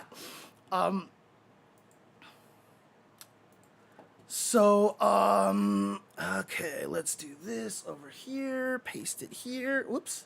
Come on, paste it here. And let me know if that link works there for you guys. So, we were just talking and everything, and it was cool. And then, like I said, after you get past the TSA, gotta go through the freaking Resident Evil mansion just to get to the gates and all that stuff like that. And I finally get to my gate. I was flying out for Frosty Faustings, if I'm not mistaken. It was a Frosty Faustings trip. And, I get to the gate and everything like that. And lo and behold, the guy that, that I was trying to let go ahead of me was standing there. And he was on the same flight as me to go to Chicago. And so, like, I just said, hey, what's up? And, we kind of joked about some stuff and everything like that. But I was just like, it's crazy. Like, this guy actually ended up being on the same flight that I was on, right? Well, I go over there and I run into Ultra David. And, we're just talking, blah, blah, blah. We need to get on the plane. We're in different group numbers, whatever, yada, yada, yada. So Ultra David goes on there. So I jump on the airplane next. And I am not even shitting you at all, okay? Like, I know this is going to be one of those things that on Twitter that people be like, name me something that never happened, for 100, Alex, and stuff like this. But literally, I'm going into the airplane, going down that tunnel, and once I got on the plane, like, someone's like, excuse me. I'm like, yeah. They're like, you dropped your neck pillow. And this lady hands me my neck pillow, and it's literally the same lady that I picked up her neck pillow. And she was just like we just looked at each other like, what the fuck, kind of a thing. And it was just like, we totally just like laughed about it and everything. And it was just like one of those like genuinely like wholesome moments, and it was just like,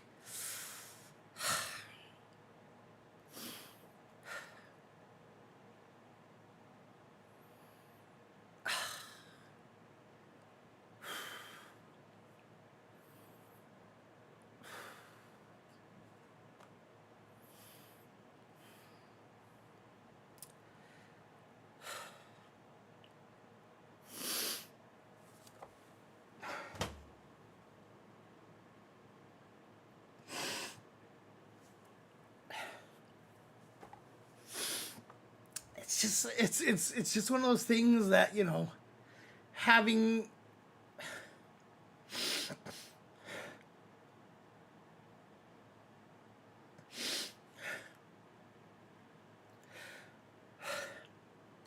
it's a cool moment,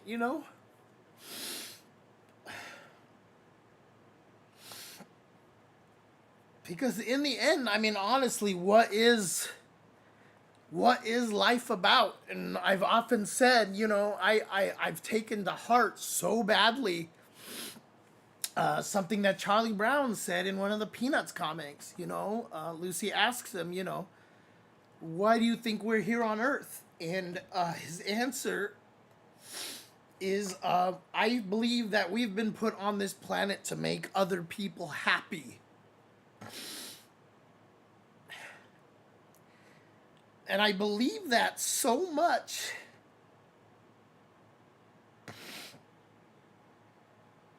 and it's just like, sometimes I think about that, when it's able to happen. I remember, God, was it Christmas? Was it New Year? I think it was Christmas. It might have been Christmas that I drove to my parents' house, had dinner with them for Christmas, and then I was driving on my way home.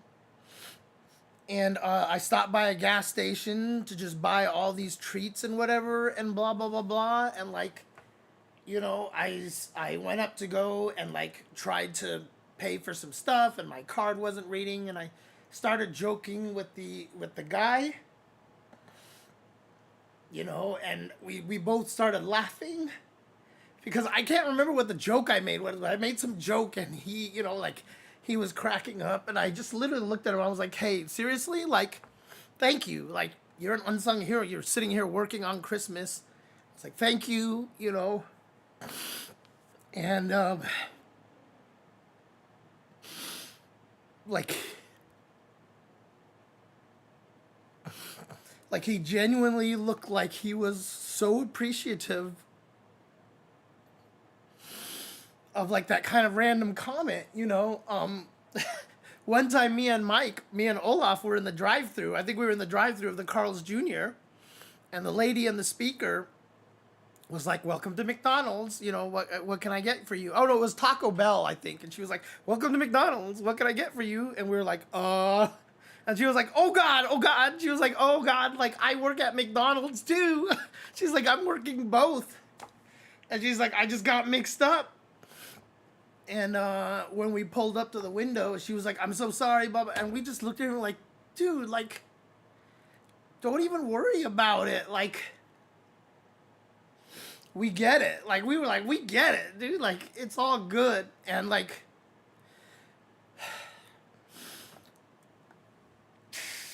she just like leaned down, and all of a sudden, like, it just started coming out. Like, she was just like, "God, I'm a single mom. Like, I'm trying to do all this stuff, and I'm doing all this." And we were like, "You're good. Like, don't even sweat it."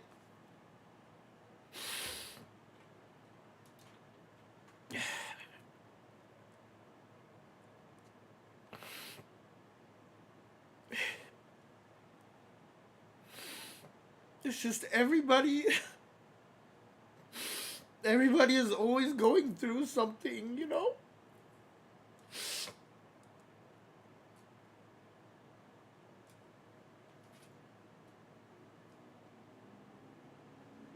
And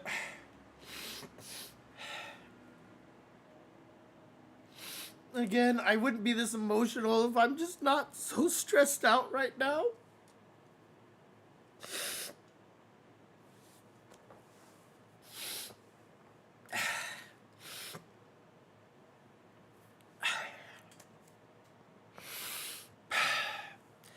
And that's the hardest part, Jay Perry, is like you put that energy out in the world and it came back to you. But I don't know.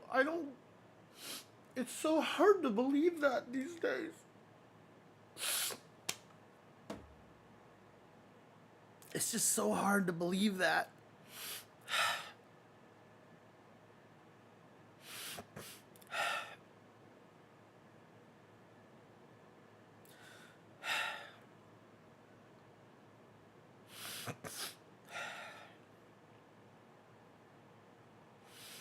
It's just, you know, it's just like everybody's going through so much all the time, all the time.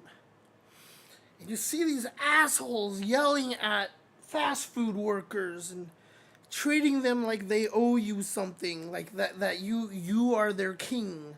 They are there to serve you. And it's like, no, like fuck you. Like, these are people too. They have their own problems. Like, they're going through their own shit. Like, can you be human for once in your goddamn life, you know?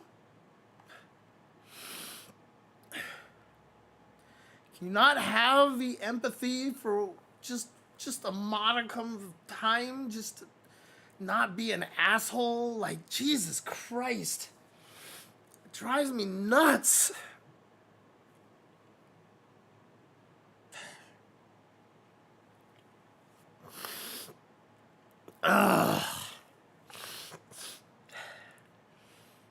And I know that this is going to sound crazy, or this is like people are going to be so confused when I say something like this, but because I'm such an introvert, like, I don't talk to other people. And a lot of the times is because a lot of the people that I can talk to don't understand this kind of brain. You know, it's the, you know, a lot of the people that are closest to me are the kinds that if you told them that you're depressed, their response would be, "Why can't you just be happy like me? Hey, look, you have it so good compared to other people." And I honestly don't have a lot of outlets for this, honestly. Which is why a lot of times when it just starts coming out, it just starts coming out like this. Fortunately, recently I have found someone who very much is going through a lot of the same things that I'm going through. Very much ADHD brained and such. And so, like, you know, I've definitely had an outlet that I haven't had before for somebody to talk to. I mean, yeah, ADHD is the same way, right? Like, people will accuse you of using ADHD as an excuse to being lazy. But you never use ADHD to prevent you from doing something. You only really ever realize that ADHD is what prevented you from doing something. It's really crazy because, like, if you don't have ADHD, nobody understands this. But, like, if I'm like, oh, I want to go edit this video, and I'm lying on my couch, and my cat jumps on me, and I'm playing some stupid game on my phone, and then I just become obsessed with the game on the phone, and I'm enjoying hanging out with my cat. There's, like, I'm just sitting here thinking, like, go edit the video, James. Go edit the video, James. Go edit the video, James. Go edit the video. And, like, you just don't. And I can't explain it. I, at no point in time, have ever thought to myself, I want to go edit this video. Ha! No, I can go ahead and skip that because I have ADHD. That, like, never fucking happens. Like, that's not a thought that goes through your head when you have ADHD. The whole time you're like, what the fuck is the matter with you? Go do this. Beat your ADHD. You can beat this ADHD. Go beat it. Like, this is the chance. This is your chance. This is your moment to prove that you are better than your ADHD. Right. So I will go as soon as I finish a level in the game that ends with the number 5. Right? Like, I'll be playing this game and I'm like, level 482, 408. Oh, you know what? I'll quit when I beat level 485 because that'll be a proper closing point. And then you just do that, and then after you do it, even if you do manage to close it, you're like, oh, that's right, but I want to check this on Amazon. I want to see how much this is. So, yeah, like, yeah, Rider X, see, exactly. And that's the thing, is like, people tell you, like, oh, you know what, you use ADHD too much as an excuse. I'm like, no, nobody with ADHD uses ADHD as an excuse.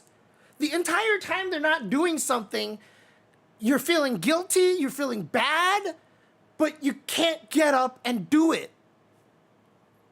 And I've tried to explain this to people, and people just, when they don't have it, it's just so hard, because it doesn't make any sense.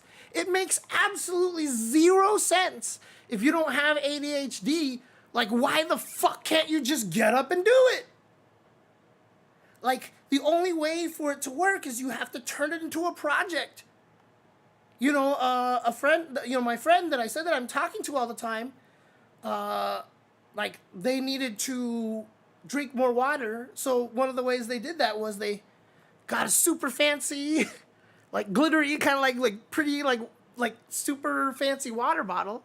Because now, all of a sudden, you're like, oh, I get to use the water bottle. Like, that's the kind of shit that we have to do to get ourselves to do these kind of things.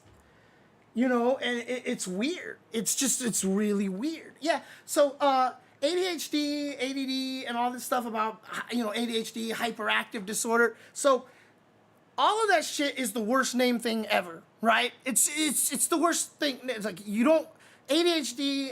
you know, attention deficit hyperactive disorder. It's like the dumbest name for it. Because all ADHD is I always called it, you know, ADHD, the search for endorphins. And that's just really what it comes down to. You're just chasing the ability to have, like, if something, and again, it sounds like it's laziness, like, oh, well, you're just lazy because you don't want to do it because, yeah, washing the dishes isn't fun, so of course you're gonna put it off, right? And I saw the best quote on the internet at one point in time, which was the difference between ADHD and being lazy is that when you're lazy, you hope somebody else will do it. When you're ADHD, you don't want anyone to go anywhere near it. You don't want other people to do it because they won't do it right. And so it's not about getting the task done. It's about getting the task done in a way that makes sense to you and that everything is organized perfectly. Right? Like, if you're lazy, you're like, God, I hope somebody else washes the dishes. But I don't want anybody else washing the dishes because I don't know if I can trust them washing the dishes. Because I know when I wash the dishes, I do it in a very specific way. I put them into the drying rack in a very specific way. I put them into my cupboard in a very specific way. I don't want somebody else to do it. I don't want somebody else to do it because they'll do it wrong. And so that's the thing. ADHD means that you can't do it, but it's not like you want to avoid doing it. You know you want to do it. You just can't make yourself do it. It's just weird. It sucks. I hate it. I hate it.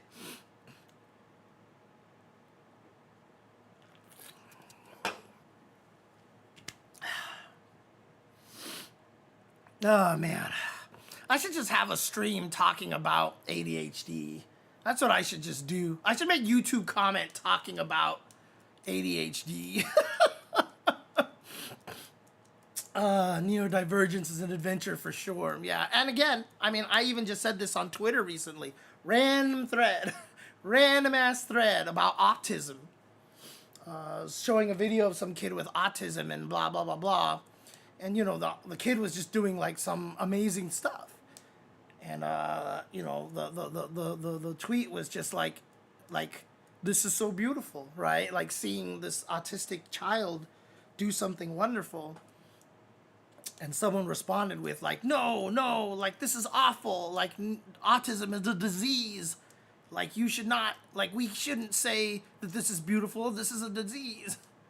And I was like, no. I was like, no. In fact, my point of view is that I don't think there is anybody on the planet that does not have autism. Because even if we are socially functioning adults, God, everybody's so fucking weird. There is not a single person that you're gonna run into that doesn't have the dumbest hang up in like the stupidest way possible. Everybody has that level. Now, obviously, a lot of us don't have it, so it ruins our lives or like makes it so that people have to take care of us and stuff like that. But all of us, I mean, during the stream, the Tyler One stream, some of the chat called me autistic, and I literally was like, the person who called me autistic, I'm like, you're not wrong. It's like, you're not wrong. We're all fucking autistic in our own different ways. It's just different spectrums of it. You know, but then they're like, well, you know, and I even cut them off ahead. I was like, I know some people are going to be like, oh, well, you're just treating people being weird as autistic, right? So it's the same thing. Like, for me, that's you're normal, et cetera, et cetera. And I was like, the reason why it's very explicit difference between believing everybody is on that spectrum to a small degree versus here's normal and you're crazy. I mean, already you guys can probably sense the difference there, but it also creates a lot more empathy towards the autism, right? You don't see it as like a disease, right? And yeah, of course, obviously it's going to hurt a lot of people, right? You're going to have situations where, you know, the autism is so severe that, you know, the parents have to spend a lot of extra money to help the kid or to, you know, or it's gonna, you know, it takes a lot more attention. It takes a lot more work.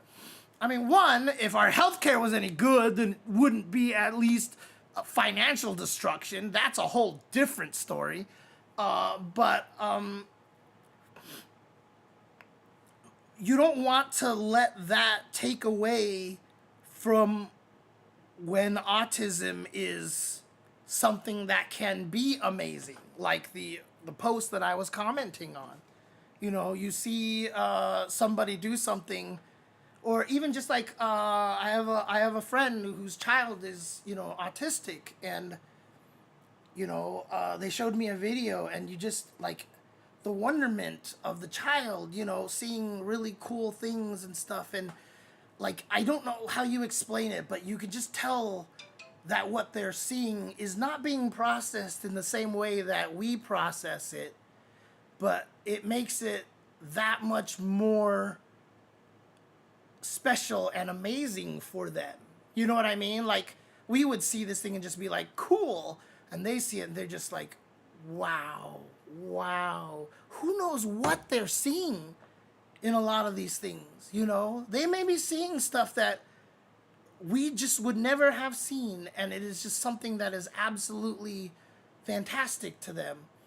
And it's just like, you know, if all you do is just treat autism as like some sort of disease and like, it's awful, like, that's why we don't have the knowledge on how to treat autism correctly. You know? Yeah, a lot of this OCPD, OCD, ADHD, ADD, autism, like a lot of these things I think are all part and parcel of the same thing, honestly. I think trying to classify it into all these different things is one of the reasons why we can't discuss it particularly intelligently, because we think they're different things, and a lot of times they're all kind of related to each other. So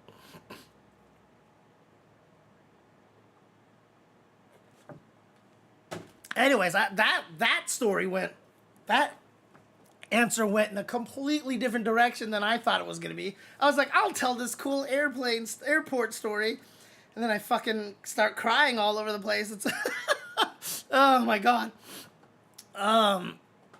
Anybody else has a question?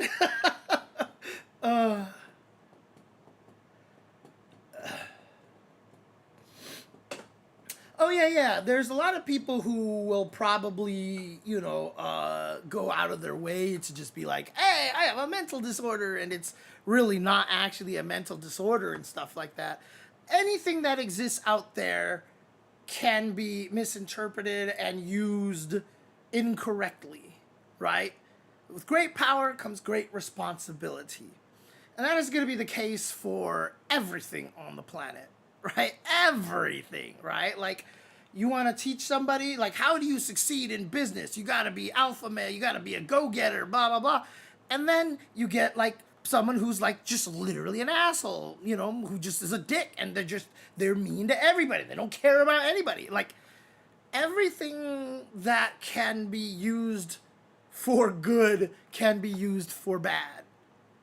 And it's just like, the problem is a lot of people use that as a means to justify not doing something, right? So like, you know, again, without getting too political, there's just a lot of situations where like, we need this because all these people need help. But these people exist and they take advantage of it. So take it away from everybody. You know, again, there's a bad apple in everything that you try to do. Every system can be gamed. Everything can be taken advantage of. And there's loopholes everywhere for everything.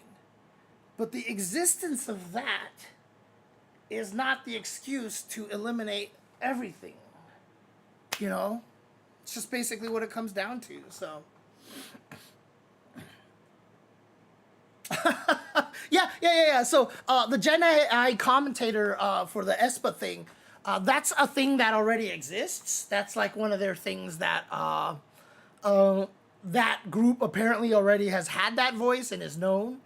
It's not going to get in the way of commentary because, again, there's only a fixed amount of things that it can say, right? It's not like the AI is going to have different commentary every single time you play.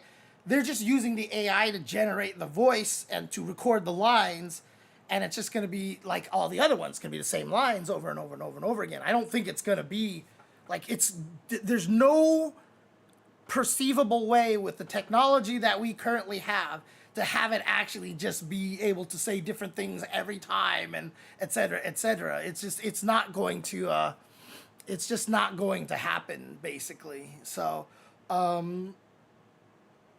at this point in time, I'm not worried about it, but obviously it'll happen. So, yeah,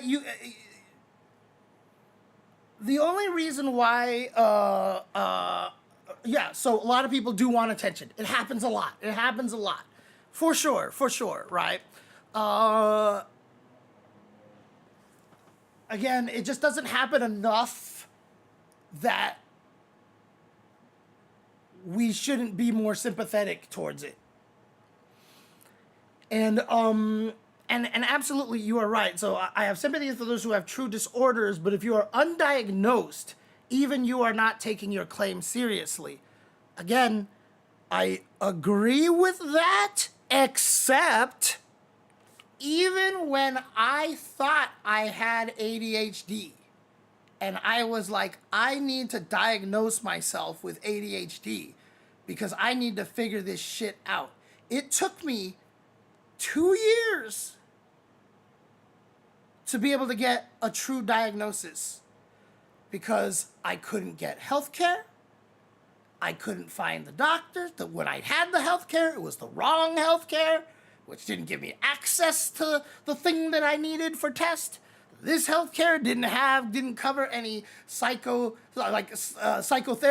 or anything like that, et cetera, et cetera. Like, if we were in a world where it's like, hey, I might have ADHD. Can we do an ADHD test? Come on in. Okay, you're right. You're absolutely right. But unfortunately, we are not in that position. And yeah, like Gin and Tonic's saying, is a lot of stigmas, right? So you'll have a lot of parents. I mean, I keep trying to convince my brother to give his kid an ADHD test, and they haven't yet. I don't know why, but they just haven't, unfortunately. So, but you know, that's the thing, right? So like, a lot of people won't go see a therapist because they think that makes them crazy. And they think that if they go to a therapist, that is them admitting that they're crazy. And nobody wants to think they're crazy, right? There's just a lot of stupid shit like that, right? It's a lot of stupid shit like that. So, again, yes, do people take advantage of it? Absolutely. Whatever. especially because we're the fighting game community. We are the absolute best at taking something that wasn't meant for what we're using it for. That is like our whole purpose in fighting games, right? Like, all we're trying to do is find a way to make something better than it actually is. You know, like, oh, this move was designed for this, but I think it would be better if I used it for this instead, and it just turns out to be better.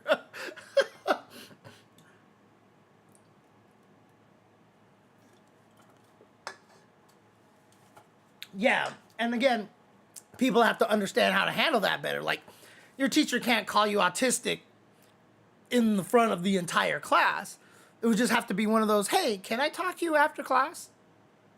And then you talk to them about it, right? Like, I don't know why your teacher would do that kind of stuff. So, yeah. I have crazy social anxiety that paralyzes me and prevents me from taking out the trash for weeks at a time. It's mortifying. Yeah, it's crazy, right? I mean, I take forever to empty my trash, and a lot of the time is because I won't do it until it becomes a project. Because then I take out that trash, I clean out these litter boxes, I empty the recycle bin, I take these things and I do all this. Like, I have to turn it into the project. Like, I can't, like, my brain can't be like, I should just do this now, because So the only way, for example, that I could get myself to clean my cat litter consistently is that I've had to inject it into my morning routine. So it's not just like, hey, I'm gonna clean the cat litter. Like, this is part of the process of my morning. I wake up, I do this, I have all this stuff, and I clean the cat litter. Like, that's the only way I can do it. Because if I leave it to like, I should clean the cat litter, I will never clean the cat litter. Like, I just won't. I'll never do it. It's crazy. So the people taking advantage is a much smaller number than the people that need help, including those who haven't received help or whatever reason. Yeah, exactly. And that's the problem. Like I said, you get the bad apples and they're so small. And because of those bad apples, a lot of people want to use them as the excuse for eradicating all this over here. And it's like, it sucks. It sucks, honestly. For me, it's different because I'm horrified of running into other people, so it's different slightly. No, honestly, Mr. Vacuum, like, I totally get it. And I feel that way too. We are the people that get really, really pissed when you call us. like, I'll say that right now, and I can almost guarantee you'll be like, yup. Like, yes, exactly. Lol, yup. Like, please don't call me. Like, I texted one of my friends one time, my friend Jason, who I was talking about earlier. I texted him, and he called me back, and I was freaking out. I was like, why did you call me? He was like, I just figured it would be easier. I'm like, no, I texted you. You text back. Or if you want to call, you have to ask, do you mind if I call you? You know, like, no. Like, don't ever do that. Even as a kid, I couldn't call anything. When me and my brother were younger, we used to call all these different department stores to look for certain Transformers. Like, we would call them, do you have hotspot? Can you go check? And the guy in the counter's like, what the fuck? Like, I have never been asked to go look for a specific toy. But we would do stuff like that, but I never called. And every time my brother told me to do it, I wouldn't do it. I never did. And then if we were in the supermarket and I didn't know what aisle something was in, I never, ever asked. I never talked to anybody.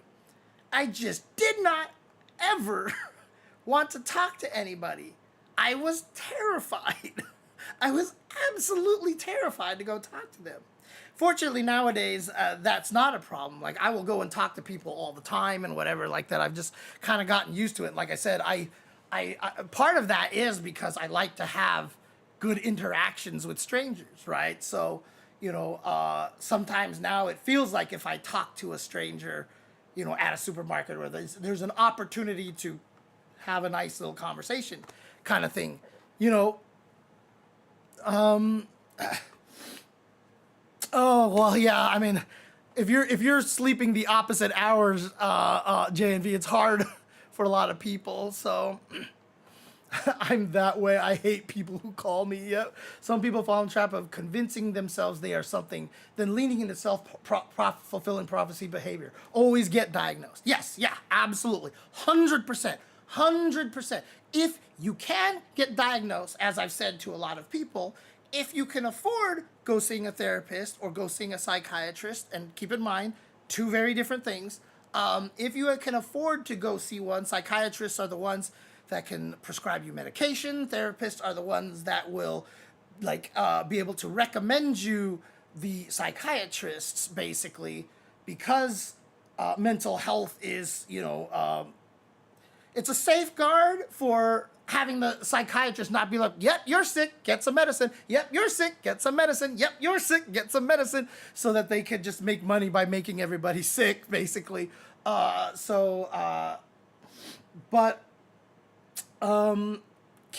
you can afford to get diagnosed, do so.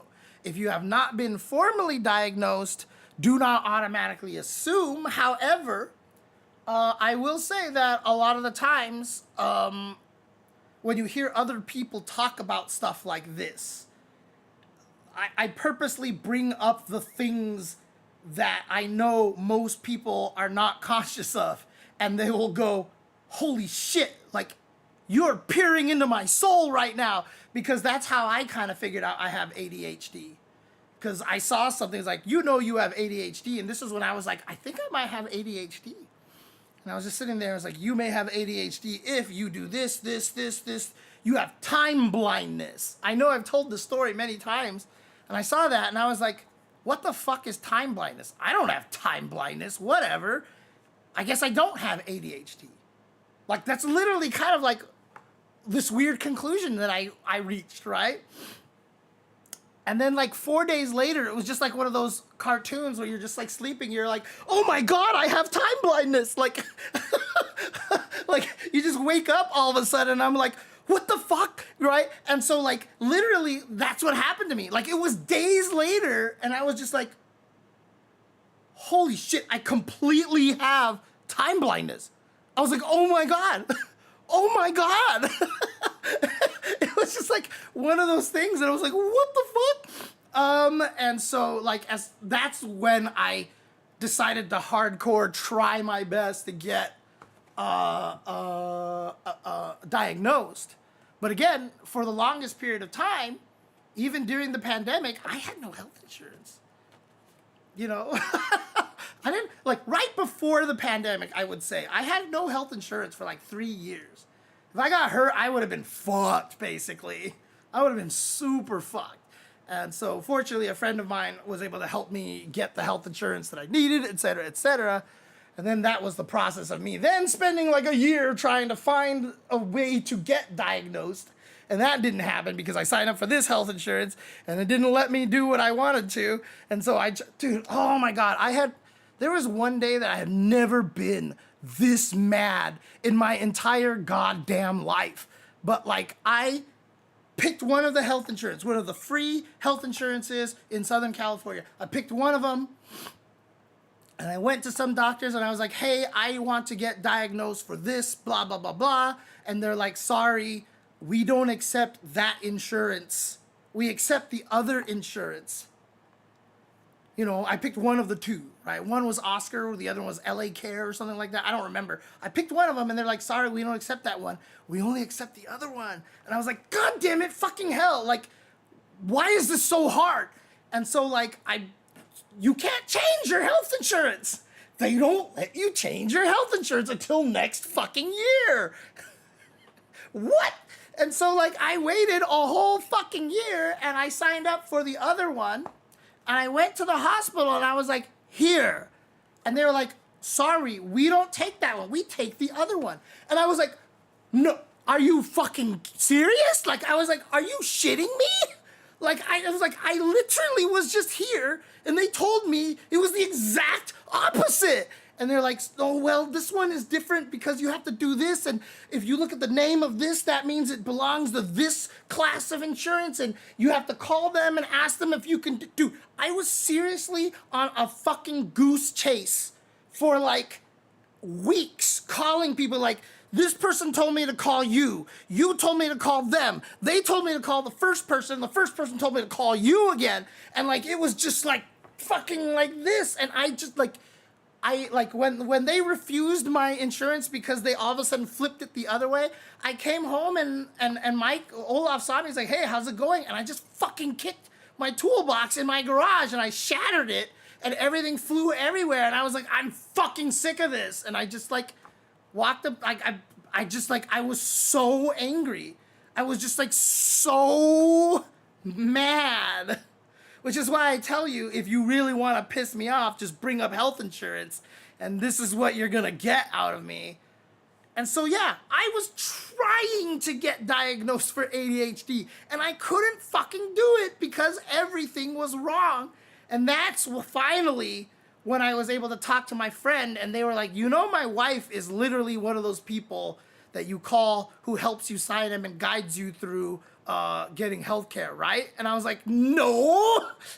And so bless her heart, she has gotten me on some very, very nice healthcare at this point, which is actually covering a lot of the stuff that I'm doing. So seriously, I owe her like so much. You don't even know. But like seriously, I was dude, like, even when I was working at my programming company, you sit there and you read, it's like, here's the gold plan, here's the silver plan, here's the platinum plan, here's this plan, and you're like, wait, do you want an HMO? Do you want a PPO? Oh, that was, oh my God. Ugh.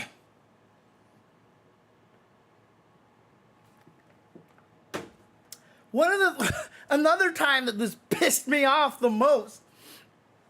So when you're working at a company, you've got the HMOs, you've got the PPOs. PPO usually means you sign up for the PPO so you can see any doctor you want, right? You sign up for the HMO, you can only see the doctors in their network, right? If your doctors happen to be in that network, cool. If they're not, then you can't see them anymore, right? So at my job, I always signed up for PPO. I always sign up for PPO. So then, because I could go see the allergist that I want to see, I could go see the chiropractor that I was seeing, et cetera, et cetera. So I did it that way, and that was fine. And then when I got let go from the job and I had to sign up for something, one year I was like, you know, I want to keep these doctors, especially this doctor who's prescribing me this medication that's really helping with my blood sugar and all this shit like that. He's not in the network, and I looked at my options, and I was like, there's this thing called, you know, this plan with an advanced PPO. And I was like, all right, you know what? I will spend the extra money every month to sign up for this one because I want to see my doctors, right? I want to see the doctors that I'm already seeing. So I signed up for their advanced PPO. And I bring it to all these doctors, and they're like, we don't take that. I'm like, but what? What? It's a PPO.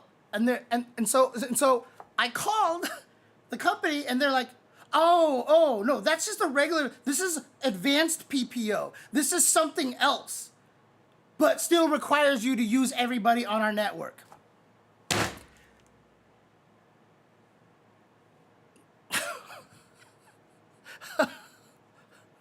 Really? Really? Advanced PPO is a worse thing than PPO? Really? You named it the advanced PPO? And it's worse than regular PPO? Like, bro. Like, bro.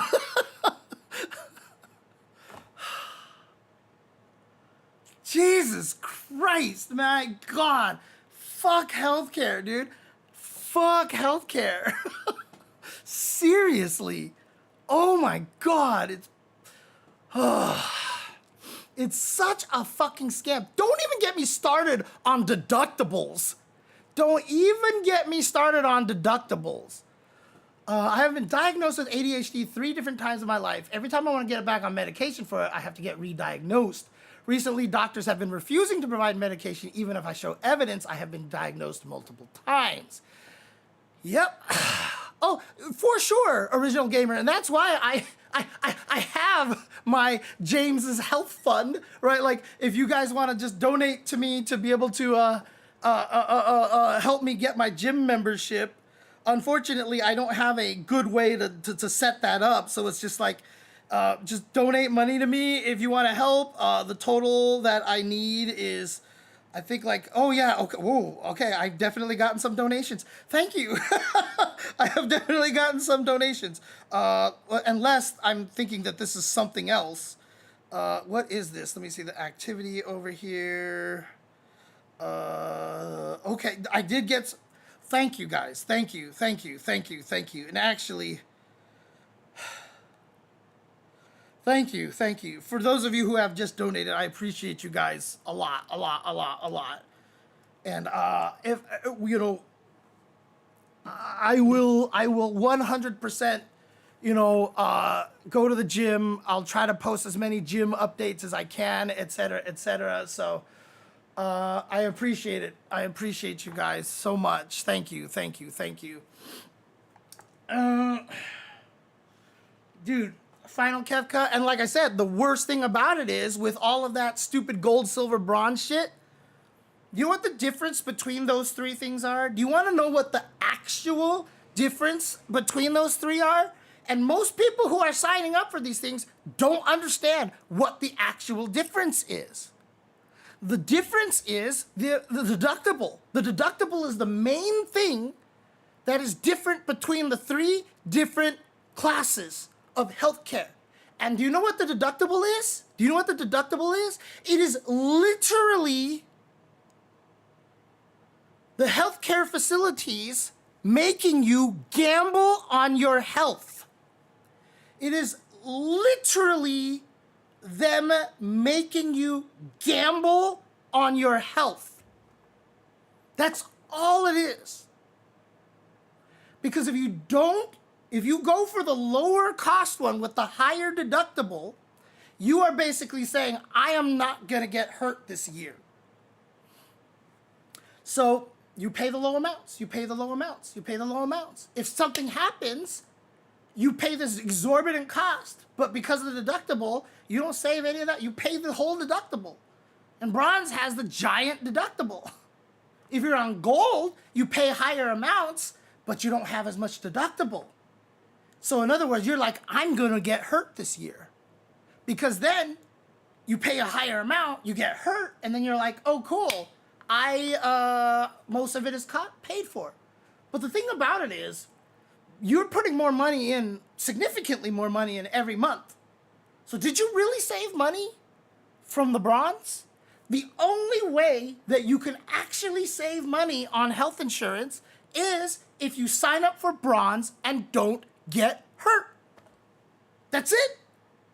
If you get hurt, you are paying the same amount of money no matter which plan you have.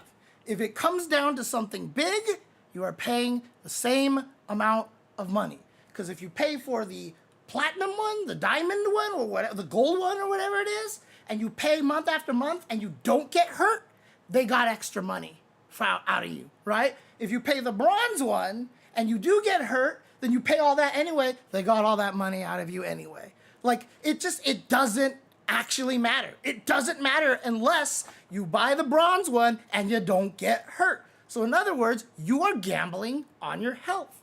The only way to save money is literally if you buy the bronze and you're like, no snake eyes, and roll the dice.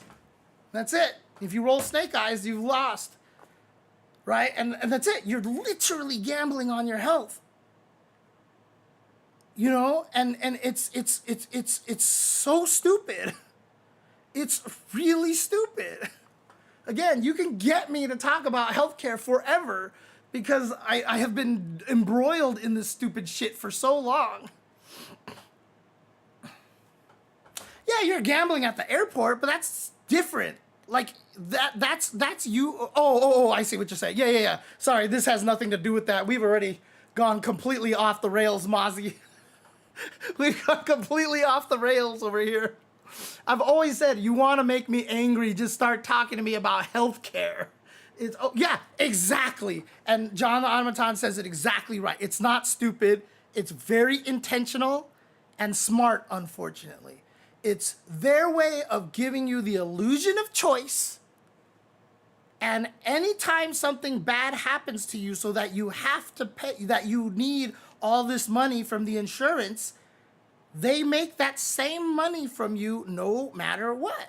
It's gonna cost you the same thing no matter what. If you pick bronze, if you pick platinum, whatever, all this, it's all just a fucking scam. Like, honestly, so. It's like I said, don't get me started on deductibles. But yeah, like, I was literally trying to get diagnosed for ADHD. Literally trying. It took me 2 years to finally get diagnosed for ADHD. It took me 2 years of trying, having to go through all that stupid shit, telling me that I had the wrong insurance, you have to have the other one. And then I got the other one, they're like, you have the wrong insurance, you have to have the other one. And like, I literally was like, oh God. And then, when I signed up for that stupid advanced PPO thing, which wasn't a PPO because I couldn't see any doctor out of network, I was like, all right, fine. I'll get re-diagnosed for everything, okay? Like, I'll go to this new doctor. So I try to look up the doctor. That's not easy either, because you're just like, here's all these different classes of doctors. Here's this crazy specialist doctor. Here's this, and you're like, I don't know which one to fucking look for. I was like, what am I supposed to do? So I found one that says, oh, general kind of stuff. And I was like, okay, maybe. So I signed up for this doctor. All right. This was obviously during, this was before the pandemic, actually, I think. Or was this right when the pandemic was starting? Anyways, I signed up for this doctor. I was like, all right, fine.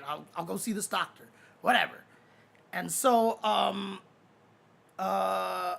make this appointment, and I call the person, and I'm like, okay, this doctor is covered under this insurance, correct? And they're like, yes. I was like, cool. Can I schedule an appointment?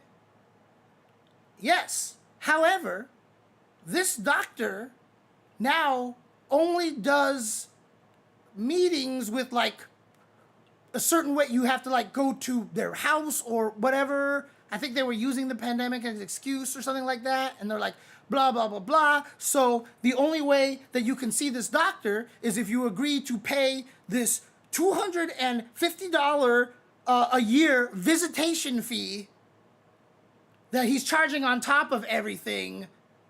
And that isn't covered by the insurance. And like, I just hung up. I just hung up the phone.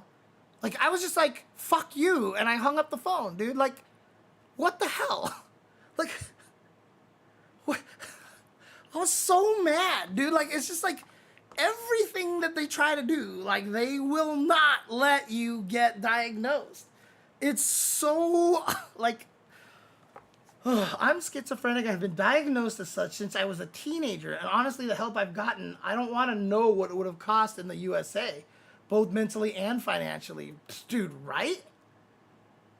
I don't remember if it was called visitation fee, but like I tweeted about it and somewhere someone responded to it was like, yep, that's a thing you have to be careful of. It was like some weird, I don't remember what the term was, but it was like visitation fee or something like that. And you had to pay up front it was like $220 or $250, which was more than I was paying for my health insurance for, a month for that year.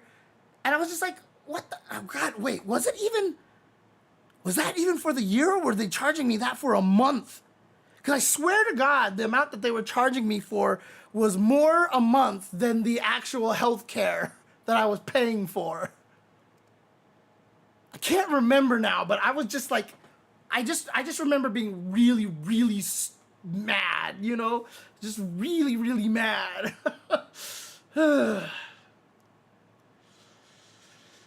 This is not a fact. As a former healthcare, I actually gave a shit about my patients. Well, good. Like, obviously, I'm not saying that everybody's a pain in the ass. Obviously, there are people out there who do care. And I have run into a lot of these people who do actually care. Even my chiropractor. I had been with my chiropractor I have been with her for almost like 20 some years or something like that. And I've been with her for so long that, she's moved to different places. At one point, she had to raise all of her rates. And she kept me she grandfathered me in on the old rate because I had known her for so long. Even when she retired and the new person took over, she literally told that person, keep giving him a discounted rate. Like, just keep giving him a discounted rate because he has been, like, so loyal, et cetera, et cetera. So, like, you do run into the right people sometimes. You do run into the right people. But God, like, it's usually the people on the ground, right? It's usually the people on the ground. But everything else outside of that, the people who are trying to get you to sign up for healthcare, all this stuff, like, all of that shit is just vile and evil and stuff. So it's, oh, God. I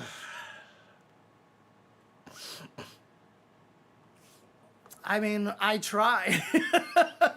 I have, Datapon.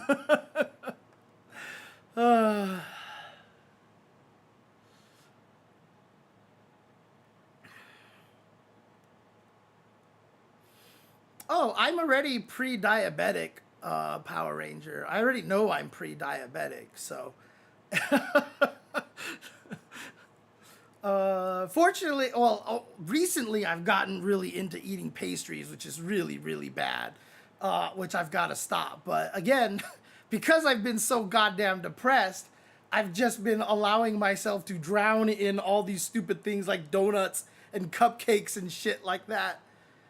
So like I said, I really need to get into the, I really need to get into the gym. I really need to get into the gym, so I'll be trying to do that very, very soon. I'll be trying to do that soon.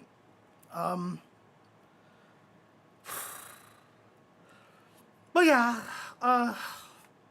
sorry. This has just basically become my therapy session, is that I could just yell at this. And this is the crazy part, too. A lot of people don't even realize about this, too. Like, you know, when I'm sitting here complaining about this, you know, you see a lot of people in the chat just being like, dude, I totally get it. Like, oh my God, I went through the same shit and blah, blah, blah, blah. And like, there's a lot of people out there that are like, well, I don't want to do that because that will reinforce his bad behavior. And dude, like, it helps so goddamn much. It helps so goddamn much when you just hear other people be like, same, bro, same. Because it's just nice to know somebody else understands and feels the same way, you know? That choose your plan shit, dude, fuck that shit.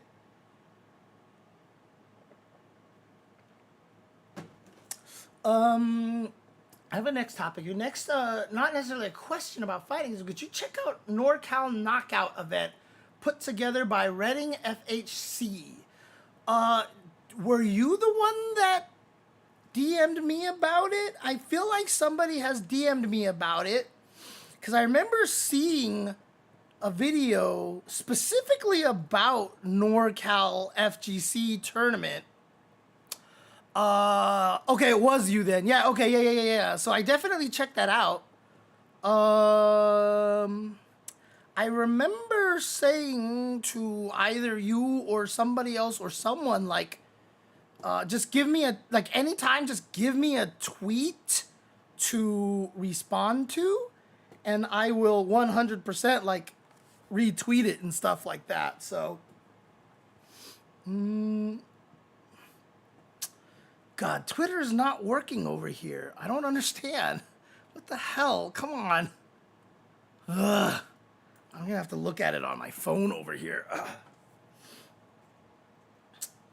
Yeah, honestly, dude, insurance is such a fucking scam, dude. It's such a fucking scam. Drives me absolutely up the wall. Ugh. Anybody have any FGC questions? Anyone have any FGC questions that I could respond to? Oh, man. Oh, Jesus.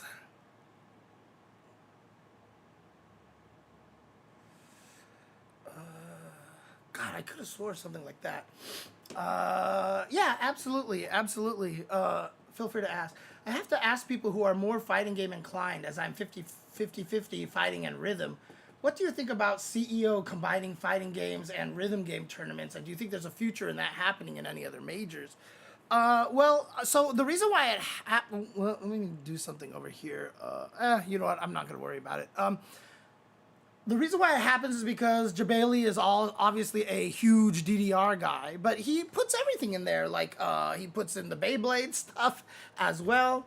And I think that's cool. I mean, some FGC tournaments have even had, like, Tetris events and stuff like that. And people will, you know, they'll find ways to make it work. I think it's awesome if you just have the ability to set something up so that you can have it so that it works for multiple scenes. I think that's great, especially if it's something that the TO is passionate about. Again, Jabali is really into the rhythm games, into the DDR kind of games, and so I'm pretty sure that's why he's got them over there. So you know. I think it's cool. I don't necessarily believe that other events will follow suit, because the hardest thing about that is that it's expensive. getting those machines, because you got to rent those machines from somebody. If you do not have a good hookup with a group that has access to arcade machines. Now, a lot of the big tournaments like Combo Breaker, Evo, CEO, etc., are using a lot of the same guys to bring arcade machines, to have their arcades there. And so, you know, a lot of them can probably do it, but they would probably have just to be unofficial side tournaments instead of official stuff, because there's just so many things that they have to run. Yeah, CEO practically feels like my Evo just because so much weird boy shit gets included that I love. CEO does need to bring back like an AEW show. Yeah, dude, it would be sick. But yeah, the hardest things is getting the cabinets. Absolutely. Current era DDR cabinets are probably going to be sold to individuals by Konami now, but they are about 15K brand new. And it's like, what? Well, because I mean, a lot of the new DDR machines are those crazy ones where like you download all the songs and it connects to their network and it's got to do all that. So I'm sure you have to pay licensing fees and network fees and all that shit like that. I mean, what is it? Like most of the DDR machines now are like, even if you see it's like DDR-A or whatever, the A type or whatever it's called, they're all the same ones now because they're just upgrading the software in them to all be the modern crazy DDRs with like the numpads and all these insane things going on over there. So,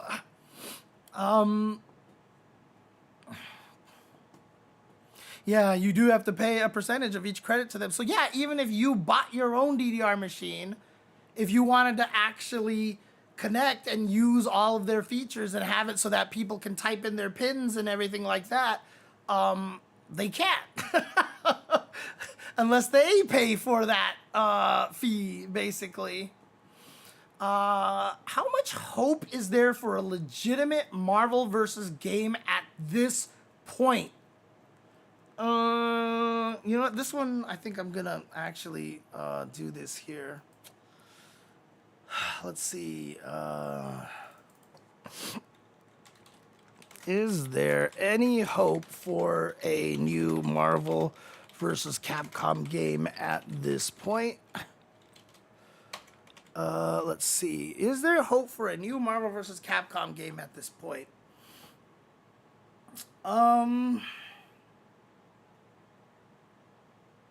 This is such a weird answer to have to make, because what's one of the reasons why everyone thinks that there's no chance for Marvel versus Capcom anymore? It's because of Marvel Tokon, right? Marvel Arxis, like, hey, we're making Marvel Tokon. And like, you're just like, whoa, they're making one? Well, rip Marvel versus Capcom, blah, blah, blah, blah. And you're just like really kind of sad about that, right? The problem is the fact that Marvel Tokon exists can actually lead more credence to the potential for a new Marvel versus Capcom.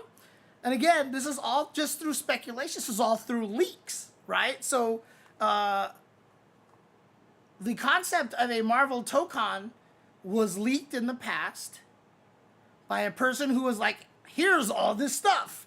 And everyone you see is like, Arxis is working on a Marvel fighting game. Bro, whatever. This list is shit. And then Marvel Tokon comes out, and then you're just like, oh God.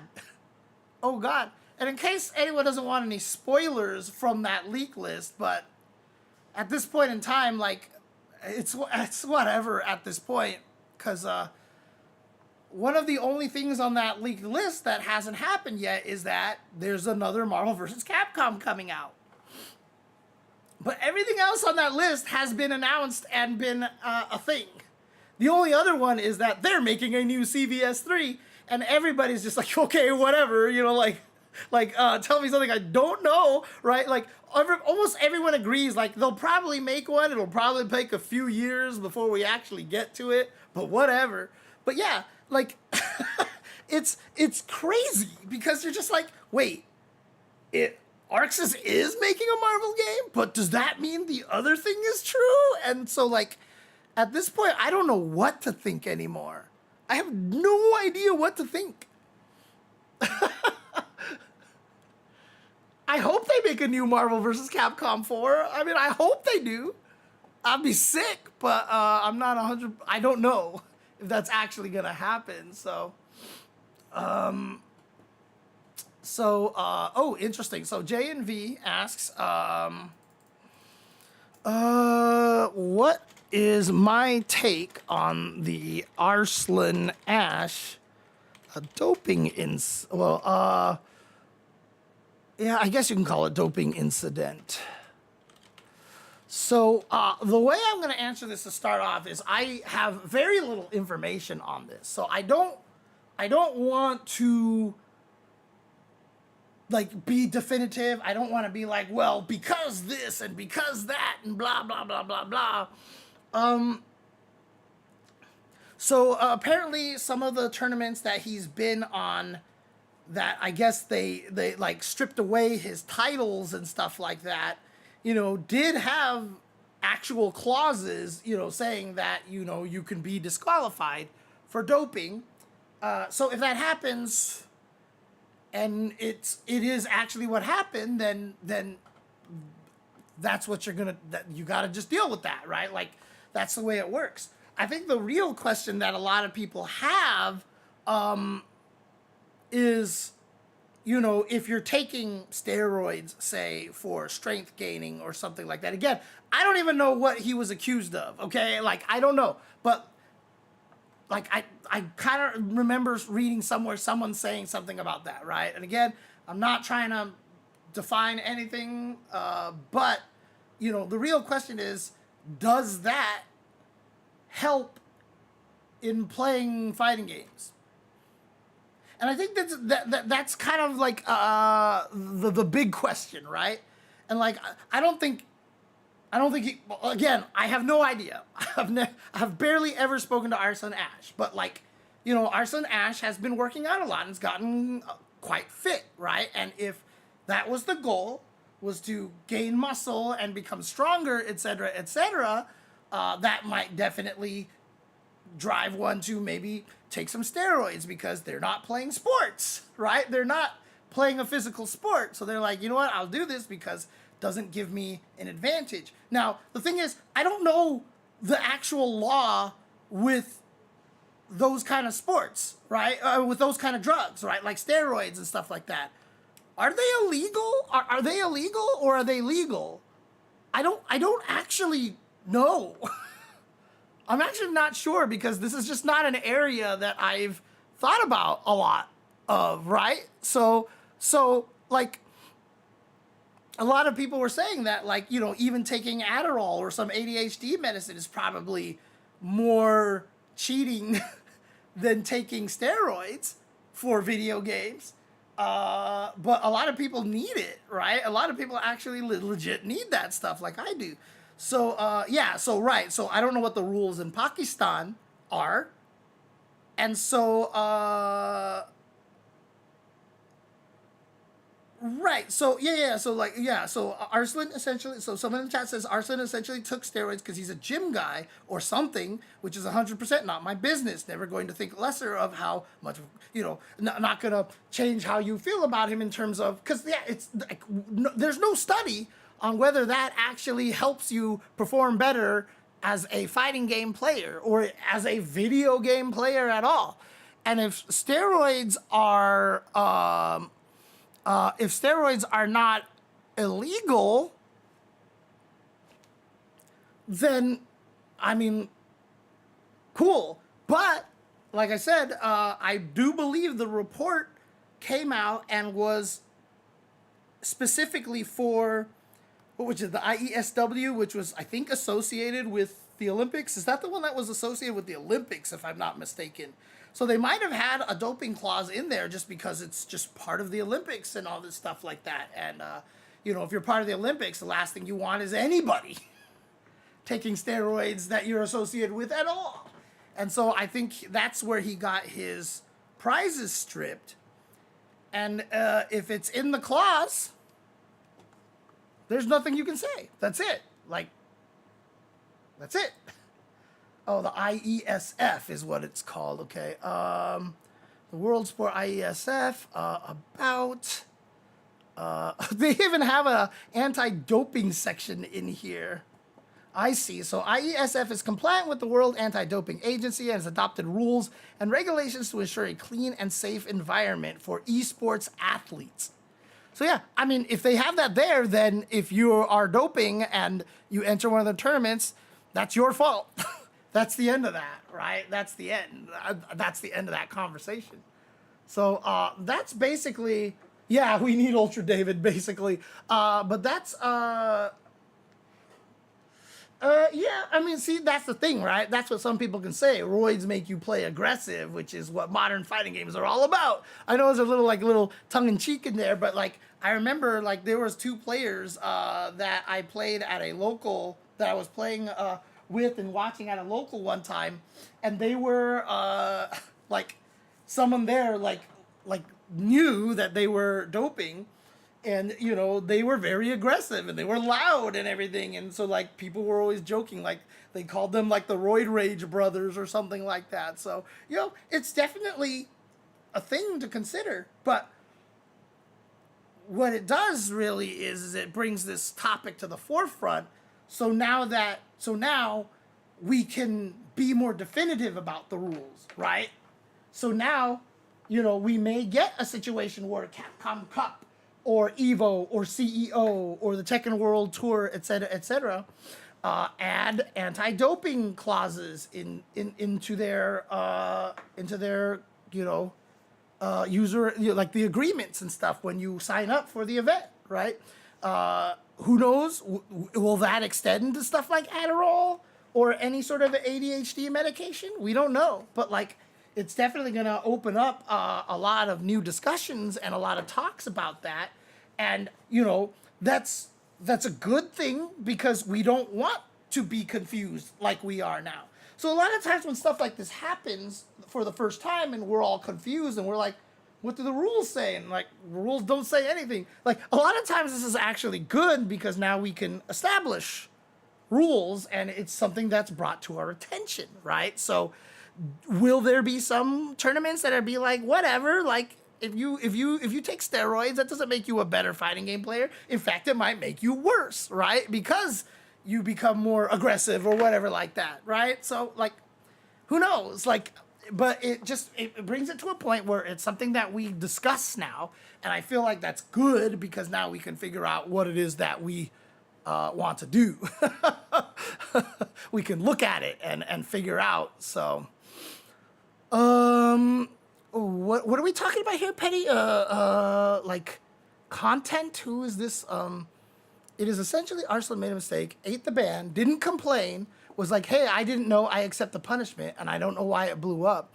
Oh, right, okay, yeah, because it's content. Yep. Yeah, so like if Arslan was like, I didn't know, and he's like, my bad, like, here. Like if he like literally just is like, cool, then I don't even know why people are talking about it. Let's just put it that way, right? Like, and there's really nothing to discuss at this point.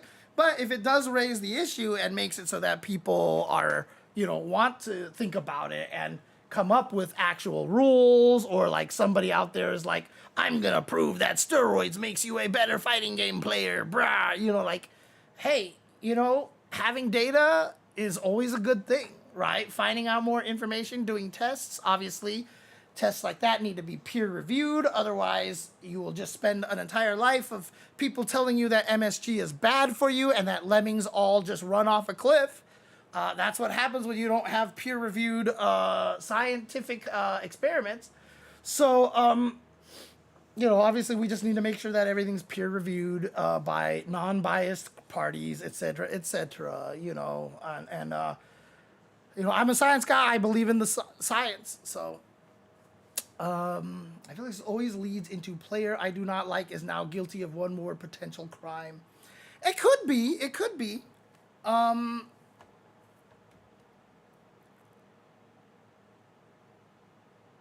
I didn't know people didn't like Arslan Ash. I thought most people liked him. But in any case, and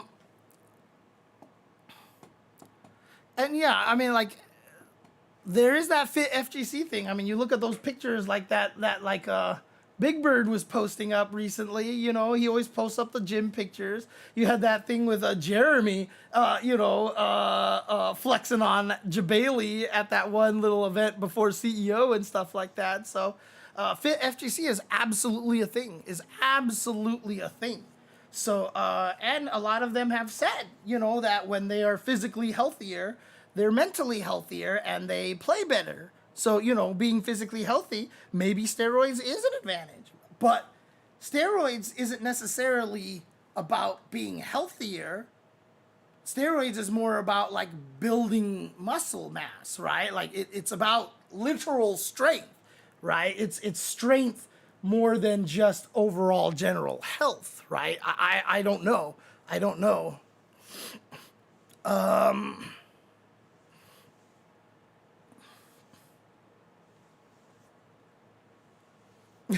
Brian F, yeah, exactly. Like I said, I have to start beginning my gym arc at this point. So, so that's all I can really say about this situation. I am not in any position or way, shape, and form to be able to be an authority on this topic. And I approach, I'm gonna sound like Grok on X, but I try to approach it with an objective mind, and I try to, kind of think about both sides of the debate here, or even more, right? Because there could be several angles on it, and so I just think about it in a way of how do we make sure that this isn't a problem in the future. And by saying that, I'm not saying that it's a problem now, because if it turns out that it's not a problem at all, then whatever.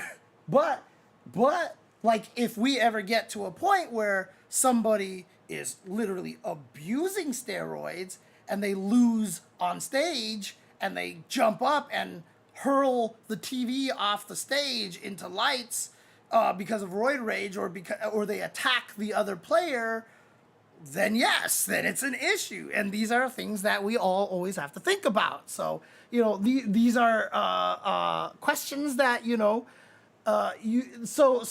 this basically, I call this the home alarm system conundrum, basically, is that most people get an alarm installed in their home after they've been broken into.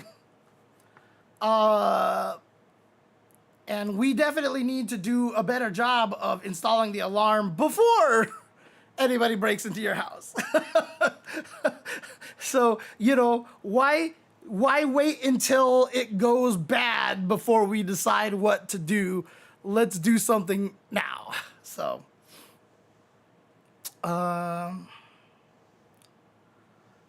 okay. Any other questions? I know I missed a couple. I know Petty said that he had kind of like a half question. Let's see here. Did he type that in there anywhere? Let's see. Oh, let me see. I don't think you actually got a chance to ask it here. Sorry. My bad. Okay. If I've made that mistake before, please keep reminding me. Not really a formal question, but a few weeks ago, I bumped into your Evo 2002 gallery on Flickr, and it looked like such a cozy event. Do you miss those days, or are you glad it blew up? Like, there's always part of you that's always like, God, I miss it, because like it was just all my friends and it was a good time and yada yada, like this was fun and everything.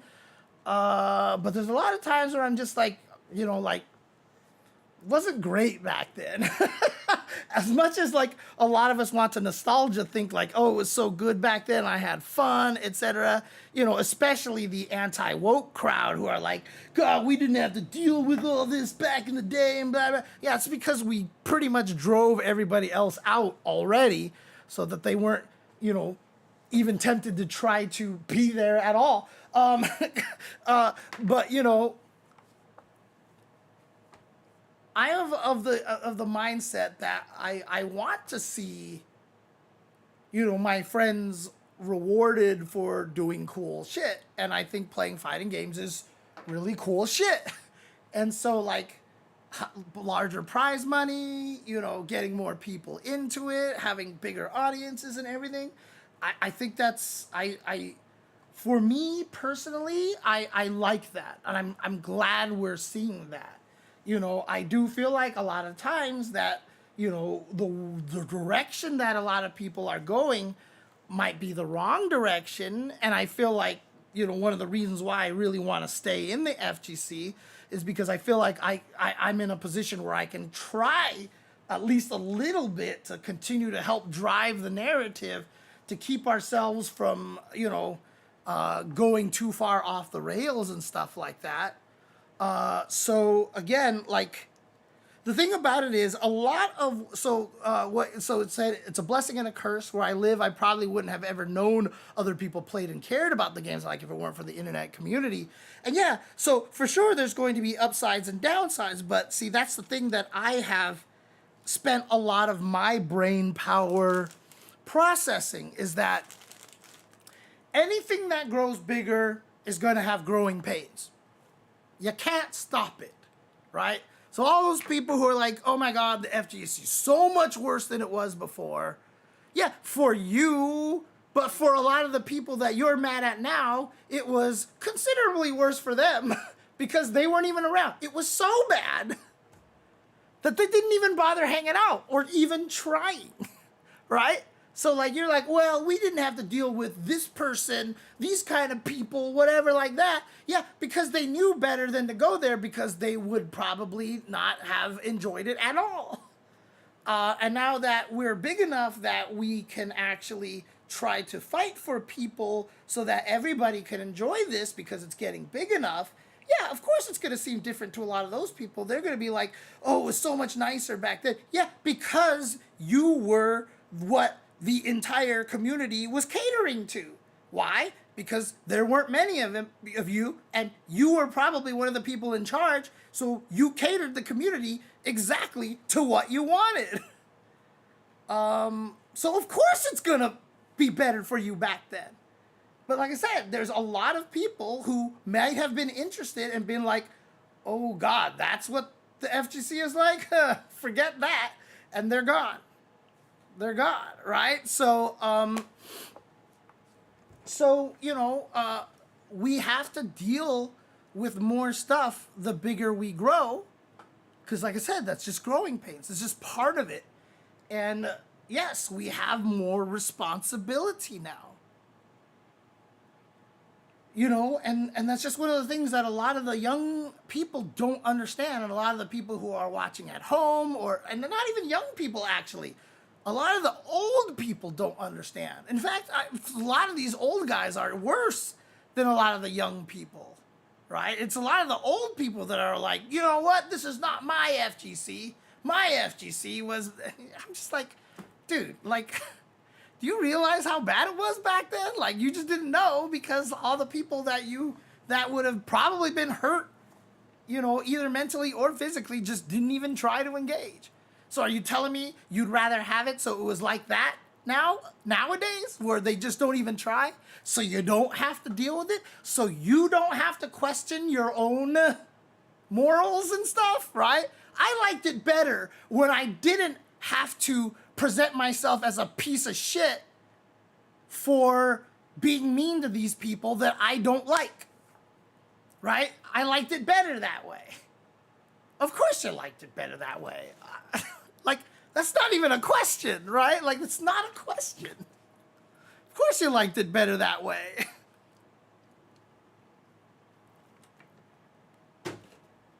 Right? I can no longer say a slur. Oh, I might get banned for denigrating this entire whole sect of human population, right? And again, you know, they're frustrated. It's like, it's woke. Oh my God, we have to cater to these people, blah, blah, blah, blah. All, you know, like, no, it's not. We are not catering to, like, people are always like, we always have to go out of our way for these people. We are going out of our way to make it so that these certain groups can feel normal at the event. You understand that, right? You understand this, right? We are not trying to make it so that. So again, the problem with it is, and I've made this analogy many times, is that the original group of anything, the original group of anything that's established, they're treated as a 10. They're treated as a 10 because they're the ones established. They made all the rules, right? So all the old heads who are mad about all the new shit, they're at 10 already. And then all these people are down here like at 1 and like -3 or whatever like that. So like, again, in the old days, they were all negative because they just weren't in the community because there's no reason for them to be there. And as, you know, the thing gets more popular, more people show up. And so, like, a lot of these people, like we can use women as a great example of this, right? Like, women have been treated poorly in the FGC for a long period of time. It is significantly better now, which is great. We still have a long way to go. The problem is that, you know, they started at like a 1, right? And we're trying to get them up to be a 10 to be equal with everybody else. But the thing about it is, what a lot of the old heads or the people who are mad at this don't understand is that they were comfortable with the gap. They are comfortable with the gap. This is normal to them. So not having to cater to these people here is normal to them. They like the fact that they are being treated special, even though they don't realize they are being treated special. They think everything is normal. When you go out of your way to cater to a minority group, you put them at a 5. But that is a lot of effort and work to get them from a 1 to a 5. You have to do a lot of stuff and build up a lot of awareness, and you have to really educate people on the gap. This gap exists. And so we talk about it all the time to get them up to a 5. But the problem is the gap is smaller now, so it feels like all this is catering to them and they're not being catered to anymore. And we've only got them up halfway to being treated normal. We've only got them halfway to being treated normal. And we're just trying to get them to the same as everybody else. That's all we're trying to do. That's all we're trying to do. And a lot of people don't see that. A lot of people don't understand that. So they feel like people are bending over backwards for certain minority groups. And that's just not the case. We're trying to help it so that they don't actually have to feel scared at events or wonder who's looking at them the wrong way. You know what I mean? Like, that's literally what it is. That's literally what it is. Yeah, and again, like, you can say women are treated great in the FGC. That is so false. That is absolutely negative because every time a woman ends up on stream, people talk about the woman. Like, you put expectations on them that you don't put on other people. The worst one is, oh, she's actually good. Like, that sounds like you're supporting them, and that sounds like you're being all cool and everything like that, but that's like that is evidence that you are not treating them normally. Because when you see random people come up online and one of them turns out to be good, you're like, cool. But if like a girl comes up and like she plays really well, you'd be like, wow, whoa, she could actually do combos. She did a drive rush combo. That's so cool. Right? Like, that's not what you want to hear, right? You know? I mean, again, I've told the story that, so my last girlfriend, she walked into Wednesday Night Fights with her joystick that she changed the buttons out of and put her own art on the top of the joystick. Very attractive girl. I'm gonna humble brag right here. Very attractive, my ex-girlfriend. So a lot of people were trying to talk to her as much as they could. Person went up to them and was like, oh, cool, you have a joystick. She's like, yes, I changed the art and the buttons on it. And he was like, do you know how to use it? And she was like, yes, I changed the buttons and stuff on it. And the guy was like, this is light punch, this is medium punch, this is heavy punch. Like, bro, dude, come on. Like, come on, dude. Come on. Come on. And you know what? How many guys, when they see a girl come up to challenge them, are like, I'll pick my secondary and I'll go easy on them. Because if I beat her up too badly, I don't want her to not like me. It's like, it's fucking nonsense, dude. It's fucking nonsense.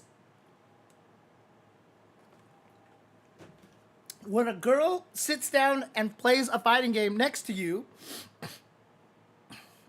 no, the guy was being genuine. He was trying to help her learn how to play fucking fighting games. Like, when a girl walks into the arcade or walks into a scene, right? So imagine this, okay? You're sitting there at CEO and you're at the main door, whatever, like that. You're sitting there grabbing a cup of water. You're drinking water out of the thing. And you see, like, a group of 5 guys walk in. You probably won't even see them. And you see some girls walk in and you're like, oh, are they here for the cosplay contest? I wonder who their boyfriend is. Or, you know, like, does she even play the fighting games? Like, if you're even at that level, it's innocent. It's like, you don't think you're being misogynistic, but it is, right? But it is. And again, I'm not saying that everybody who thinks those thoughts are evil or wrong, but again, this is the education. This is what I talk about. We need to educate people on the issues that we have. And that's why it sounds like we are bending over backwards for them. It's why it feels like to these people, because they didn't have to hear it before, because there were no women in the scene. So they're just like, whatever. They didn't have to think about it. And whenever a hot girl showed up, oh, this is my girlfriend, you know, like that's what it was, right? And so we have to educate them, and to do that, we have to talk about it, and because we talk about it, now it sounds like we're bending over backwards. So to get them to the 5 when they're at a 10, it feels like this isn't fair. You are forgetting us. You aren't paying attention to us anymore. We have to change ourselves for them. And so they get angry, but all we're trying to do is get them halfway up the fucking ladder.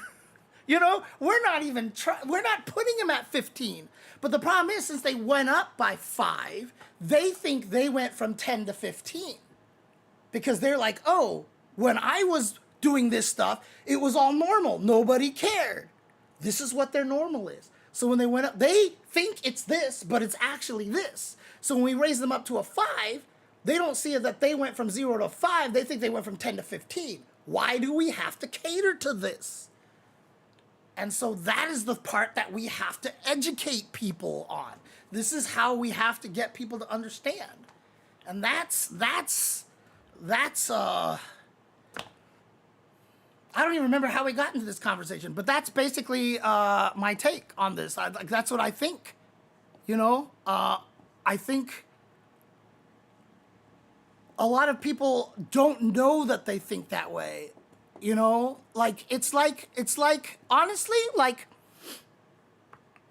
there was the movie Crash, right? If anybody who's seen that movie bothers me in a lot of different ways, but it has a lot of truths, you know. It's the scene where 2 black guys are walking on the sidewalk and you see the lady clutch her husband's arm a little tighter when she's about to walk past them, right? Like, is that, like, straight up racism, or is that subconscious, or is that something that they're even aware of, you know?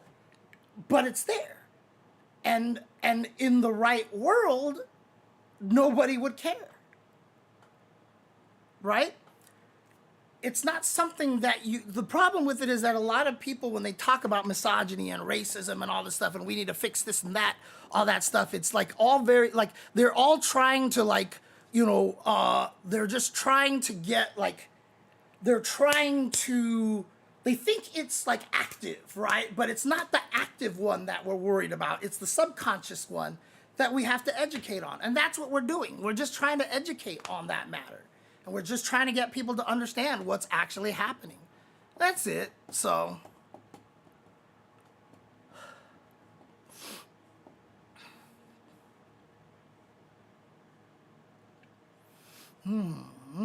okay. Yes, you do have to take each situation in different contrast for each individual. So, again, the problem out there is that there is a lot of misinformation that people think that this group is doing nothing but getting preferential treatment. right? Why don't women ever get banned when they do stupid shit, right? When in fact, yes, women have been banned. I know of trans people who have been banned. Like, the thing about it is they're in such a minority that it just doesn't happen as often, right? Of course, you're gonna get the main demographic targeted the most. And I've said this a million times. No, nobody should be exempt from anything. Nobody should be exempt. And a lot of people who feel like that these people are being exempt and that they get preferential treatment, I just don't feel like there's enough to support that. I just don't. You know, I really don't think that's true. And basically, and yeah, and then that's the thing too, right? And that's another problem. That's a problem is that, you know, a lot of times they don't have the social skills, but that's also education. That's also something that we have to teach as well. And again, the problem with it is that what a lot of people are doing is that they're pigeonholing everybody into a specific mold, right? A lot of people not having social skills is true about everything. It happened at the arcades all the time. All the time when we were young. There were people in there who didn't have social skills. And we all kind of made fun of them because we thought they were weird. And then they eventually just disappeared because they just didn't feel comfortable there because they didn't have any social skills. It happened all the time. This stuff was happening our whole entire lives. The difference is that when the people stopped feeling comfortable, they disappeared. Whereas nowadays, when the people stop feeling comfortable, there's more around them that can feel the same way, so they can speak up a little bit, and we have to be more responsible to make sure they don't feel as uncomfortable. That's just all it comes down to. That's what it comes down to. And again, okay, look, Mike, I'm gonna say this, and you know I've said this before, but I fucking hate it when people bring up Ricky Ortiz. I hate it.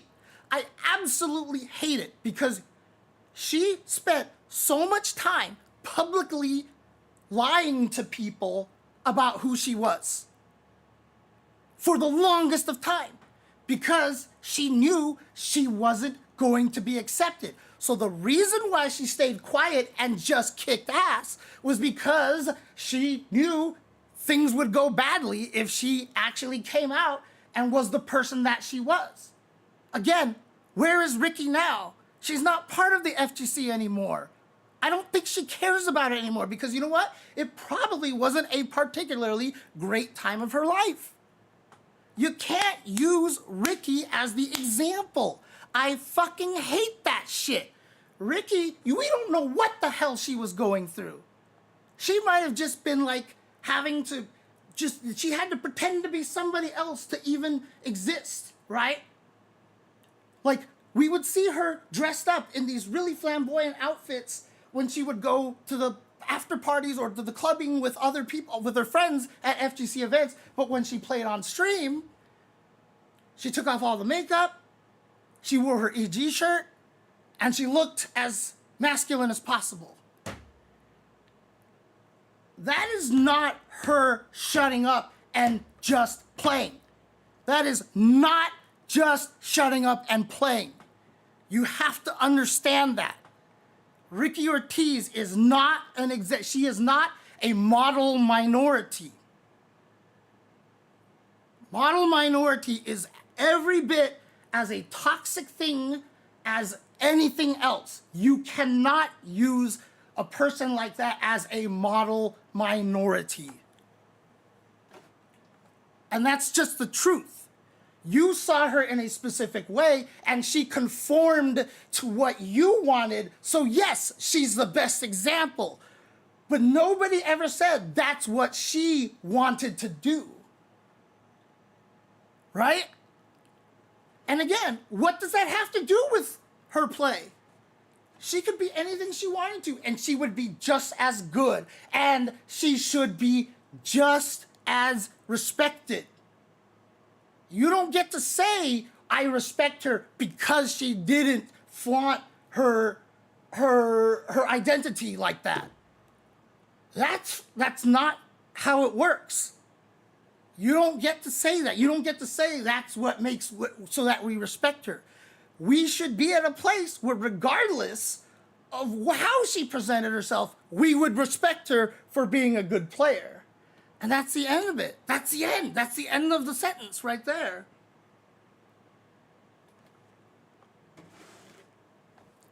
Yeah, we saw it at smaller tournaments, for sure. But again, the FGC wasn't even really all that big back in the day. We don't know what she was going through. We can't speak for her. That's the problem, is when you say she was just quiet and, just was good and that's the end of it, you're speaking for her experience. We have no idea what her experience is. We have literally zero idea of what her experience was. And here's the thing. This is the fallacy. Mike, this is the fallacy, okay? When you say, why can't it be about the game? That is exactly what every minority group is asking. Why can't it be just about the game? But it's not. It's not just about the game because they are being judged and they are being treated a certain way. They want it to be just about the game. And in order to do that, we have to educate people and show people why they are being mistreated. But the problem is, if you're used to an environment where they didn't exist before, it doesn't feel like you're mistreating them. You don't know that you're mistreating them. You don't know that they're not comfortable. And so we have to educate people on it. And so we are trying our damnedest to make it just about the game. That is what's happening. That is the sole goal of everybody who fights for minority groups, is we're trying to make it just about the game, because for them, it's not. They're not allowed to make it just about the game. That's the problem.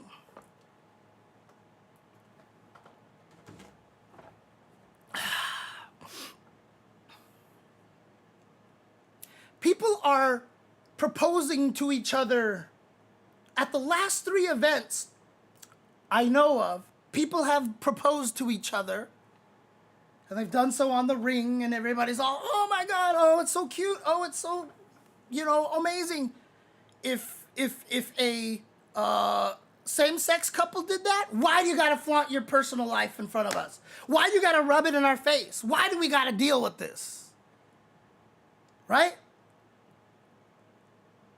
This is the issue here, is that no, we don't know that they're having a good time. We don't know that and in fact, the fact that they talk out about this all the time is evidence that that's not what's happening.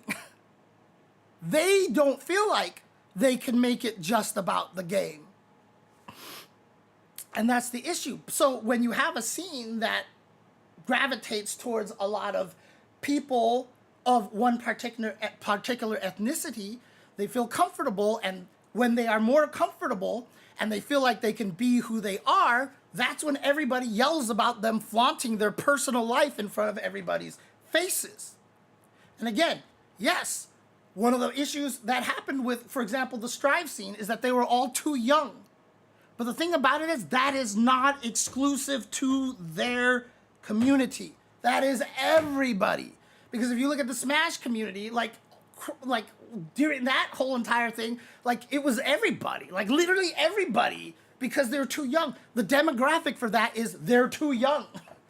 That's the demographic for that situation, is they're young. It doesn't matter if they're gay, straight, bi, trans, black, Chinese, white, whatever. They're too young. And so yes, do we need an education to also help people who are too young to avoid these kind of situations? Yes, the answer is 100% yes. 100%. We need to make sure that these kids have a better understanding of how to interact, of how better social skills, etc., etc. Absolutely. But the requirement for that is that they're young. It has nothing to do with anything else. Has nothing to do with anything else. So that's the thing. That's the thing. This is what we have to understand. We're still just trying to get them from a 0 to a 5 while everybody else is chilling at a 10. And it's going to sound like, and it's going to feel like that we're giving them favors. It's going to feel like that we're pushing more for them and we're catering to them. But that's because now you actually have to acknowledge that they're there. You were happier back in the day when you didn't have to, you could just pretend they didn't exist. That's what you want. You want to be able to kind of pretend that they don't exist. And that's kind of the hard part. And it's unfair to someone like Ricky to be able to be like, well, I didn't mind Ricky being there because they just did their thing. Again, we don't know what Ricky experienced. Because I still remember before I really understood anything, I didn't know anything, and there was a period of time where, like, she was literally just being like, she was denying that she was gay. She would always tell people, no, I'm not gay. No, I'm not gay. There was a period of time where I distinctly remember that. It was years later that she was able to be a little bit more of herself.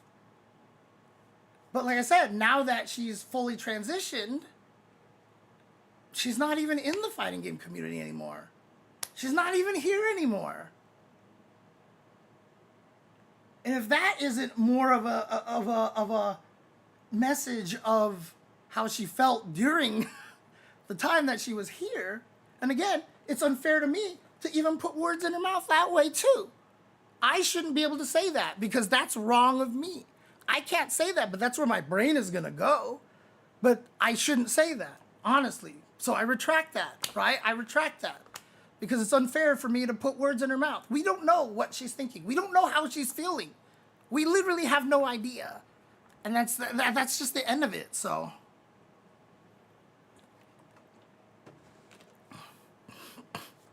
Again, that is exactly what we are trying to achieve.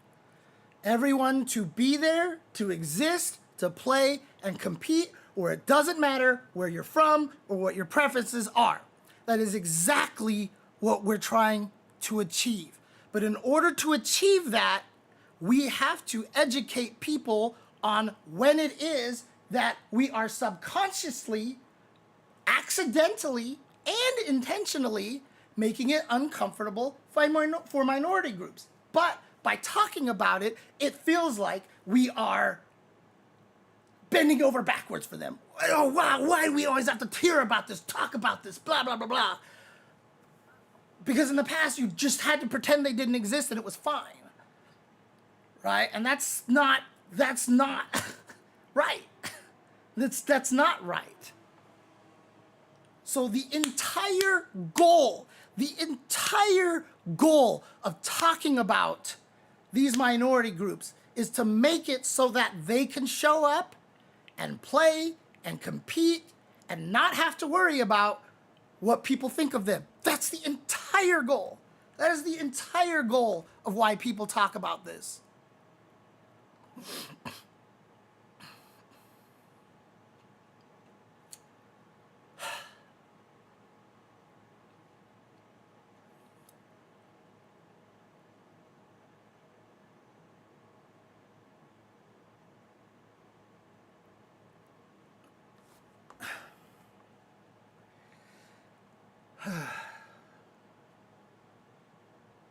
And again, like I'm not sitting here, trying to say that you're wrong or you're evil or you're mean or whatever like that.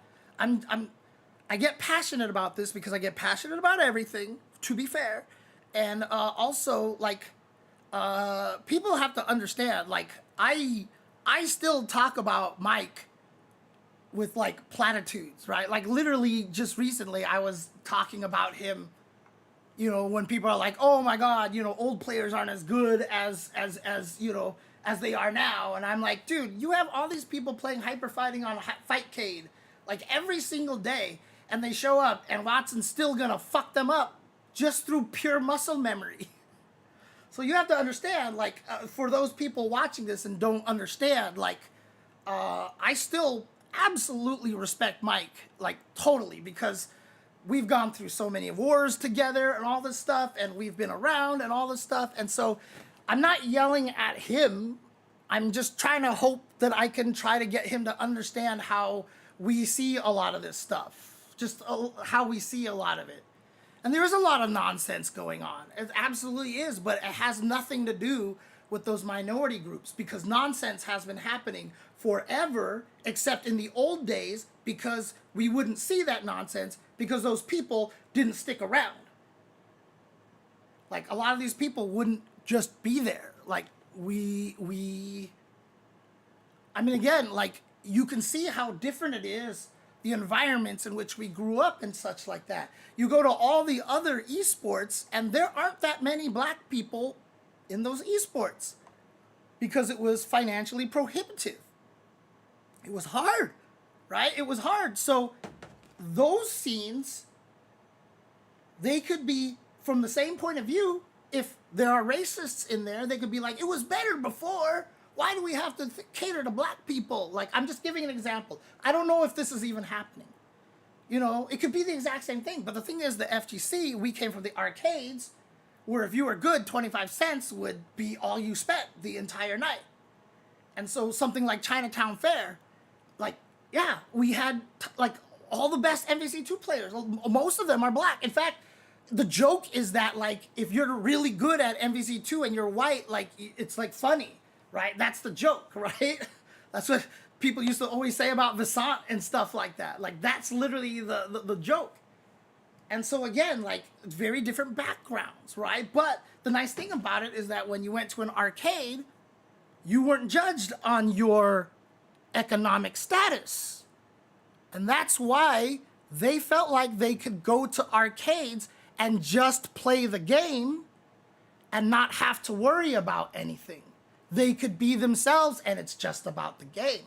But when you're in this PC environment, all of a sudden, where back in the day, you needed to buy all these expensive PCs, they were economically kind of taken out of that, right? And now if they try to get in there, like, there might be people who would be like, why do we have to cater to them? Blah, blah, blah, blah, blah, and all that stuff like that. Because they used to be in a position where they were already removed from the pool, you know?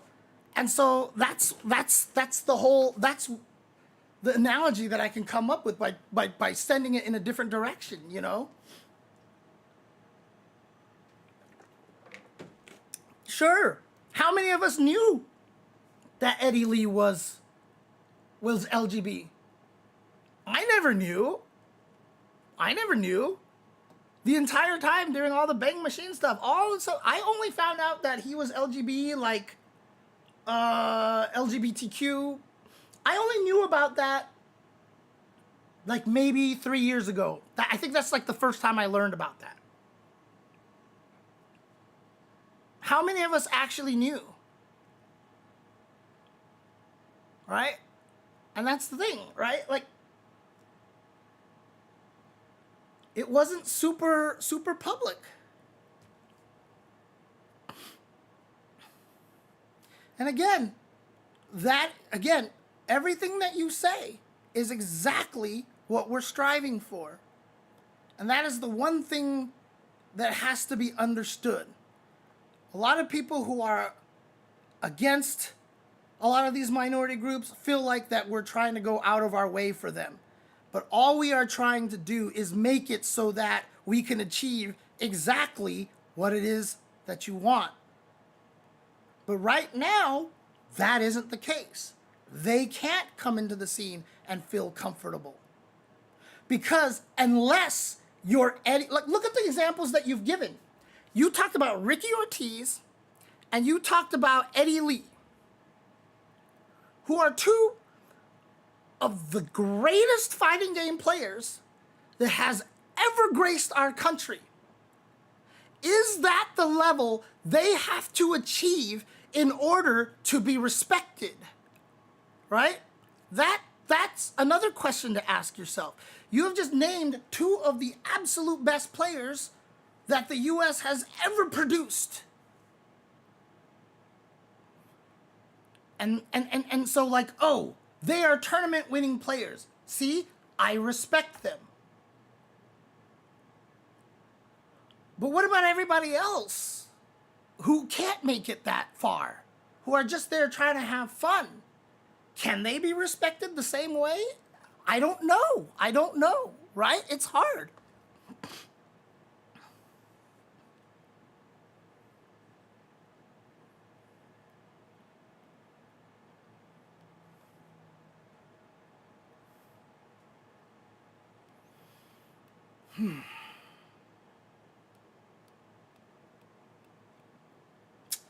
So it's a tough situation. Again, the main thing that I'm just trying to present to Mike here is that it only feels like it's a big deal what their preferences are and what their personal life is, etc., because it's not something that we are comfortable with originally. Like I said, if two people got, like I said, 3 tournaments, Evo Japan, Combo Breaker, CEO, we had proposals at all 3 of those events. And all the responses have been, oh my God, it's so adorable, it's wonderful. If we had a homosexual couple do the same thing, there might be accusations of why do they have to throw that in our face? Why do we have to care? Etc., right? So, like, the whole goal of highlighting the minority groups is not to give them preferential treatment. It's to achieve exactly what it is that you are striving for, which is we can make it all just about the game. And like I said, the hardest part is that there are a lot of subconscious things that we do that we don't realize are detracting. Like I was giving the example before, like, you see a girl come in and play and you're like, oh, okay, I'll use my secondary on her. Like, like,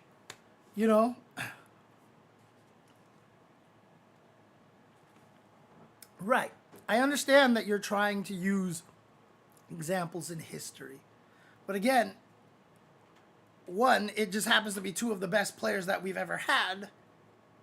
And 2, like, that is what it took to achieve that respect. Again, even during the Evo West and Evo East days, the way that the FGC treated the Guilty Gear community at that time was not good. It was still happening. It was always happening. And the way that people, like, so the Guilty Gear community always had like this, like they had the stereotype. They had the stereotype. And this was back in 2005 or whatever like that, so it was happening back then as well. Because for a lot of the strongest people in the FGC, who are mostly Street Fighter players, Guilty Gear was the freaks. And so you'll respect a Ricky Ortiz because they can beat you in the fighting game. And that's the problem, right? So you can't use them as examples that way. And again, we don't know how they felt. We don't know how they felt, right? We don't know how comfortable they felt. And heck, in Bang the Machine, one of the most famous scenes is you yelling at Eddie. Obviously, it had to do with that, but guess what? We all clowned on him for crying and all that stuff like that, because it wasn't attuned to what we considered the norm.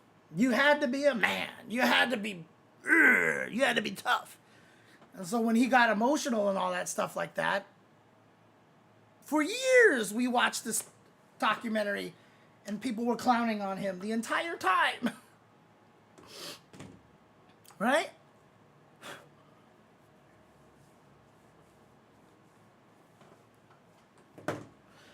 again, we were all cool with the people who conformed to what we were comfortable with. Like, do you not see that? Do you not see that that's what was happening? And again, this is what's brilliant about the FGC is that yes, we since the very beginning have transcended race. And again, it was because our arcade scene was not economically divisive. We have always transcended race because that's what was normal from the beginning. And so race hasn't been as big of an issue. And that's because that is part of what we decided to consider the norm back in the day. The problem with this is that when you're talking about a lot of this stuff, Mike, this is basically bias confirmation, right? Everything that we talk about, like, hey, look, this was fine, is because that was the pocket that we existed in.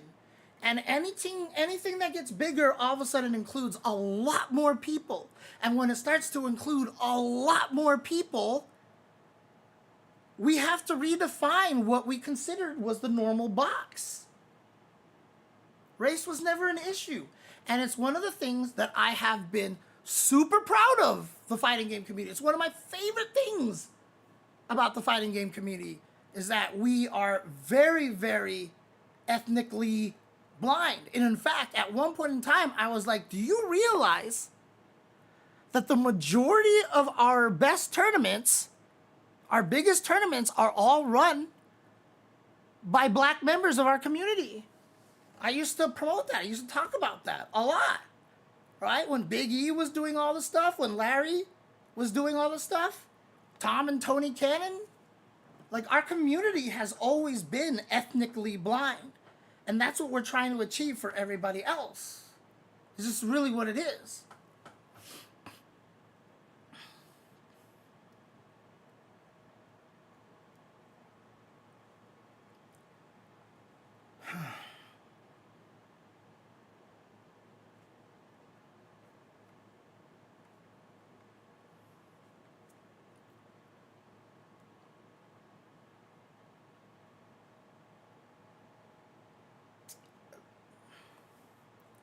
The whole thing is that, the funny thing is that the goals, and this is one of the hardest parts of this conversation here, is that, you know, if we are stupid enough to divide it into this issue or that issue, because obviously it's a giant, like, I don't want to be like, oh, both sides kind of thing like that, but I'm going to say it, both sides.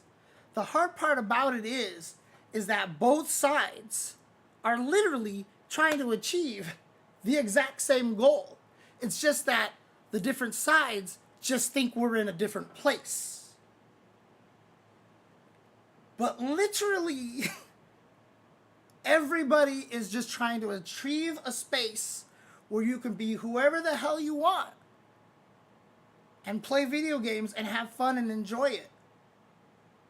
But the problem is that some people think it's being shoved into our face, but that's because we're not used to it, right? That's where my argument comes from.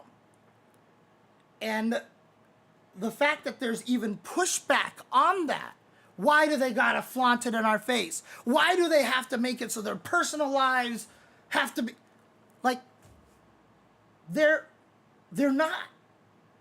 They're not.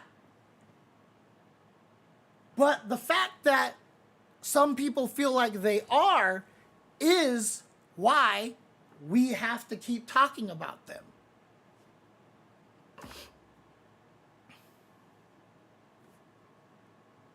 That's all it is.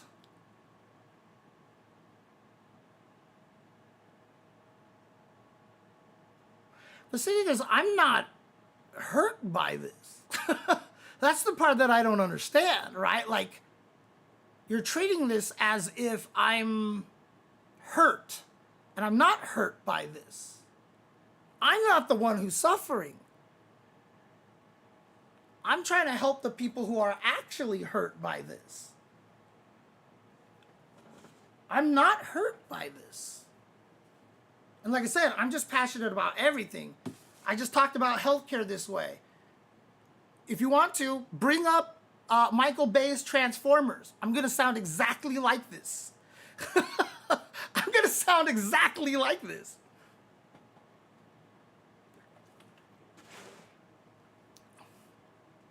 That's all it really comes down to. We're all trying to achieve the same damn thing. We just think we're at different starting spots.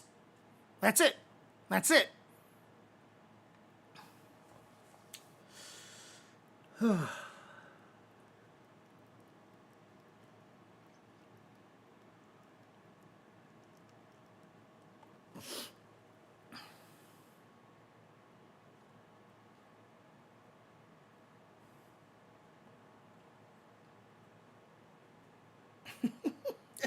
God.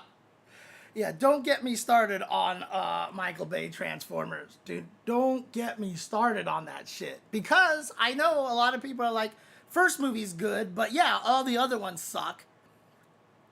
My number one most hated movie of all time is the first Michael Bay Transformers. I fucking hate that movie. I fucking hate that movie. I can complain about that movie longer than the run of that movie. And that movie is like 2 hours and some minutes long. I will complain about that movie for longer than that movie lasts.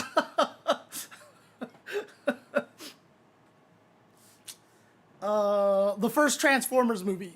The first Michael Bay Transformers movie. God, I fucking hate that movie.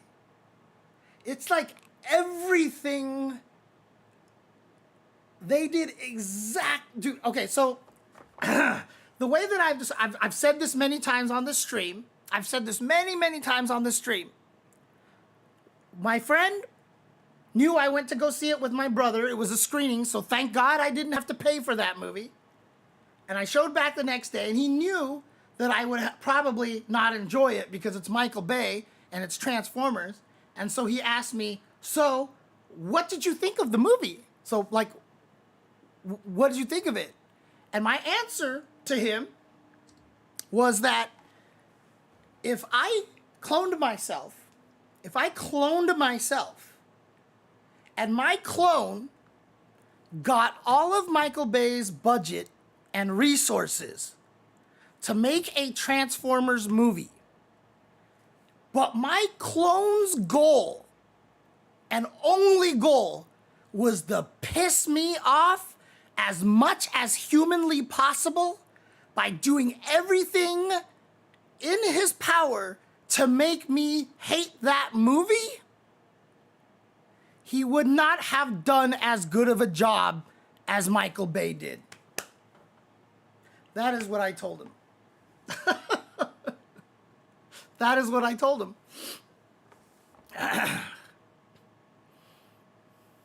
Fucking hell, I hated that movie so much. I hated that movie so much. My clone, who knows everything about me, would not have... I have never seen the TMNT movie. I refuse to actually see it. I refuse to actually see it. I thought The Rock was fine. I thought The Rock was fine. I think I saw Transformers 1 and 2, and that was it. That's all I've seen. That's all I've seen. Yeah. But I really hate that first Transformers movie. Really, really hate that. Oh, that's a whole nother issue, Naughty Senpai. That is a completely different issue. That Transformers the animated movie, while, by the way, is actually an amazing movie. However, it's so flawed. And it's just like, there's so much, like, what the fuck were you thinking? And the more you dig into the rabbit hole about that movie and find out how much it was just like fuck, we can't do this. Oh, we changed our mind. We did, like, it's amazing that that movie even got made in the first place. Oh, man. Holy crap, I hated the first Michael Bay Transformers. Like I said, I don't want to get into it. I don't want to get into it because if I do, I will go on for another 5 hours. Seriously, I fucking hate that movie so goddamn much. I hate that movie so much.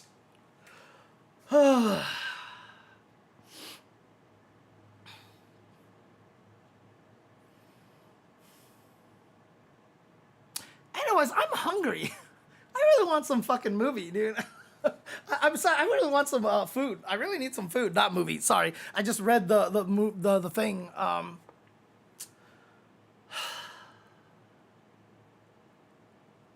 Don't make me answer that question, Layman, because like I said, I will be talking about this for like 1,000 years. 1,000 years, I'll be talking about it. Oh man, Jesus Christ, I hate that movie. Holy crap. Oh boy, I hate that movie.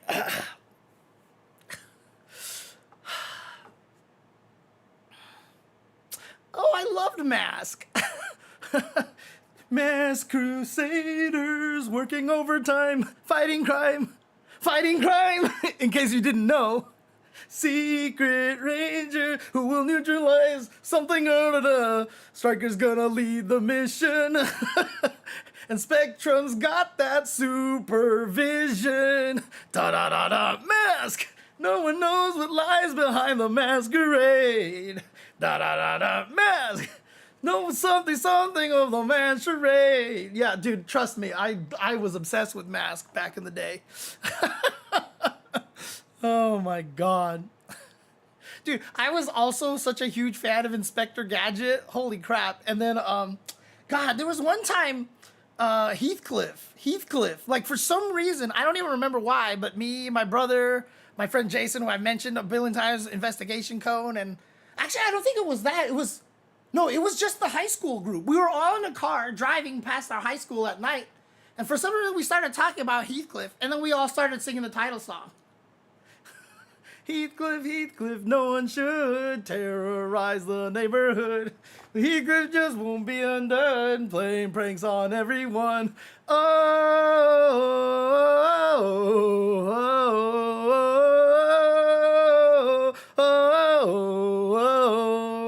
key change. Heathcliff, Heathcliff, no one should. So yeah. Dude, my favorite thing about Riff Raff, dude, the Riff Raff and the Junkyard Cats was the best. That was where, like, we loved Wordsworth, right? We loved Wordsworth. But, like, my favorite thing, because, Riff Raff was like, all right, let's go, we take care of this, blah, blah, blah. When I went to Taiwan in 1985, I want to say, yeah, it was about 1985 when I went to Taiwan, we were watching Heathcliff in, like, Chinese. And Riff Raff, dude, like, they gave him, like, he was just like, like, I was just like, what the hell? Like, he sounds like a Bruce Lee character, dude. He was just like, and I was like, oh my god, like, what is happening over here? Oh, yeah. No, for sure. I mean, Mike, before you go, I mean, look, again, we all want the same thing. Trust me. We all want the same thing. We're all trying to fight for the same thing. And I think that's important to acknowledge. I think that's important to show. So, again, it's not... The way that Mike is thinking, the way that he's feeling is not evil intentions. It's not caked in racism or misogyny or transphobia or anything like that. Again, we're trying to get to the same place. We just think we're in different starting points. That's it. So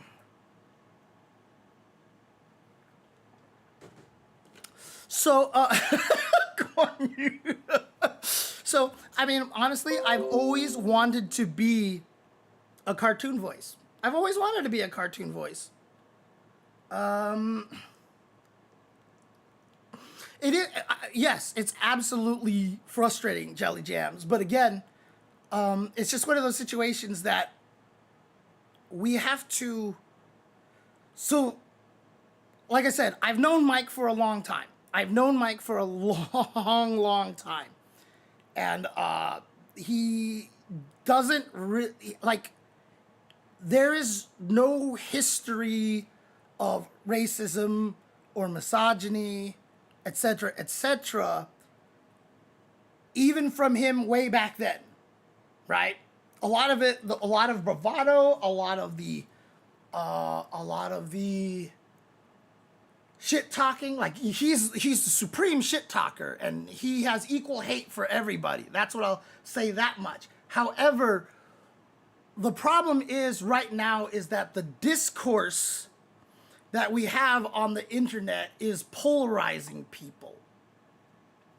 And so a lot of the times we end up with people who aren't necessarily far right or radical right or anything like that, but because the conversation has now divided us so that there's just literally no middle ground anymore, I just see a lot of people like getting polarized, and it's very frustrating. But we're not going to solve that by treating it that way, I guess is the best way to put it. I know there are some people that I cannot talk to about this at all. The only reason why I can engage Mike in this conversation and talk about it with him here and not worry that like it's just going to turn into just like the most devolved shitty Twitter conversation in the world is because I have that history with him and I know him, right? I do know him. I do know Mike.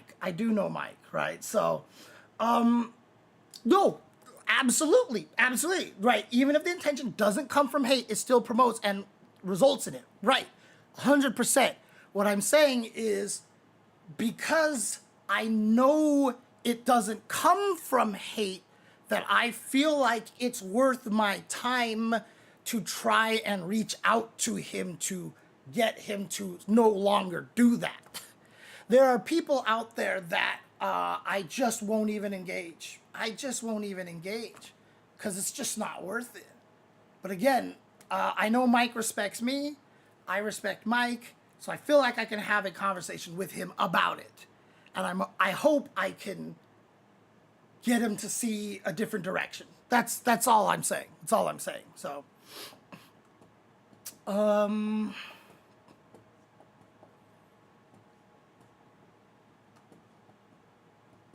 yeah. Unfortunately, he didn't listen to anything I said.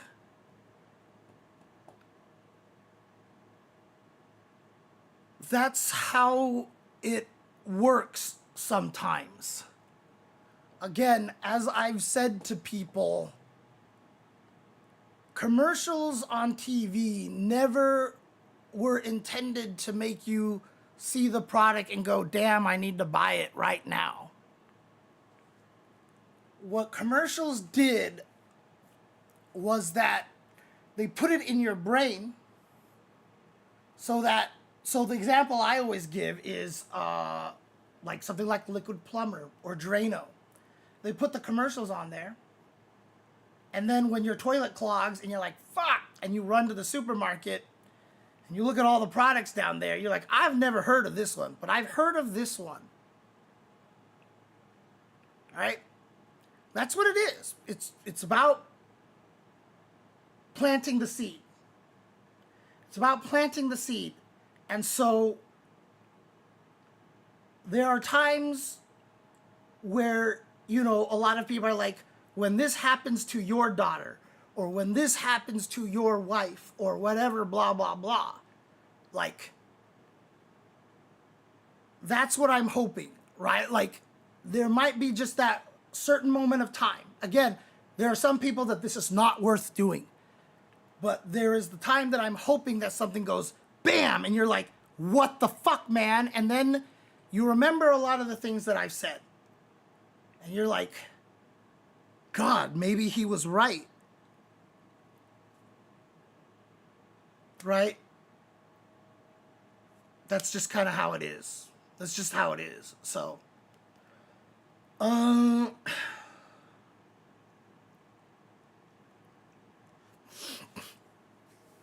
um, and that's a lot of it too, Jelly Jams. Honestly, that's a lot of things. That's a lot about that as well, and that's why it's important. And again, like I said, I hate saying it this way because it's very self-serving, etc., etc. But it is why it is important that people who are not gay, who are not trans, who are not, all this stuff, speak out on it. It's why I will get so passionate and why I will fight it and why I get so loud about it, because a lot of the people who are affected by it don't have that ability or don't have the opportunity, or literally it's a danger to their life. Right? so like, again, people talk about allies, all that stuff like that. That's what it's about, right? That's what it's about. Just trying to help in those ways. And, a lot of times I don't go out of my way to talk about it. And it sucks, right? Like, because people are like, well, James, like, you didn't speak about this issue, blah, blah, blah. It's rough, man. Like, it's rough being in a public figure thing, because you don't know that you might have just pissed off just the wrong person and now you get no gigs anymore. It sucks. It sucks that, yes, even as I am very woke and stuff like that, I have to navigate all this myself, right? Because it's really hard to be in this position.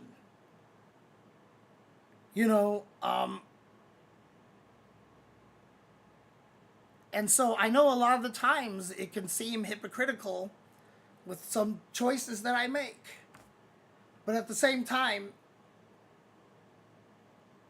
if I'm homeless, I can't help anybody. So, it's the best way to put it, honestly.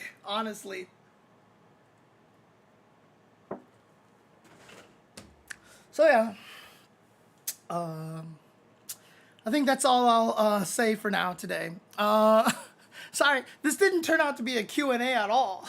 We just talked about how much I've been suffering, and then we just went down this path of, why the FGC has to be as inclusive and why we're trying our best to be inclusive, and I'm fine with that. I'm fine with that because, again, I hope that I can actually... The wizard appears! Oh my god! Oh my god! Oh, Jesus Christ. Can I still do it? Oh, wait. Okay. If I take this away? No, that's not the one. Ooh, oh, it might be this one, actually. No, actually, I think I have to do this, and then I have to do this. There it is! Yeah! Yeah, okay.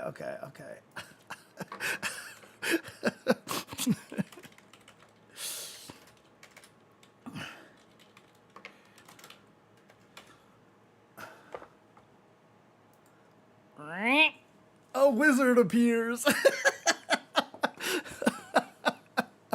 Oh my god. Yeah, that's old school right there. Jesus. Oh man.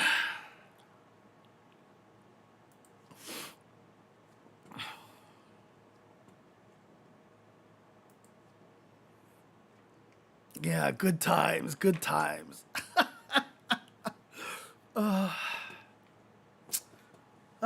I mean, like I said, I'm always appreciative of people who help me out in these situations. I appreciate the donations. I appreciate all that stuff. But at the same time, a lot of that responsibility is going to fall on me. I'm trying my best to overcome the ADHD problems. I'm trying to find ways to defeat a lot of the things holding me back, etc., etc. And again, I really, like, it's funny I tweeted about this. I had no idea the stream was going to go this way. But I really do hope people, I mean, again, I get very passionate, so a lot of times people mistake that for, you know, like, oh, you look at you, emotional idiot, right? Like, but I do hope people do appreciate that I do try to talk about a lot of this stuff in very mature ways, and in ways that I hope, like, really do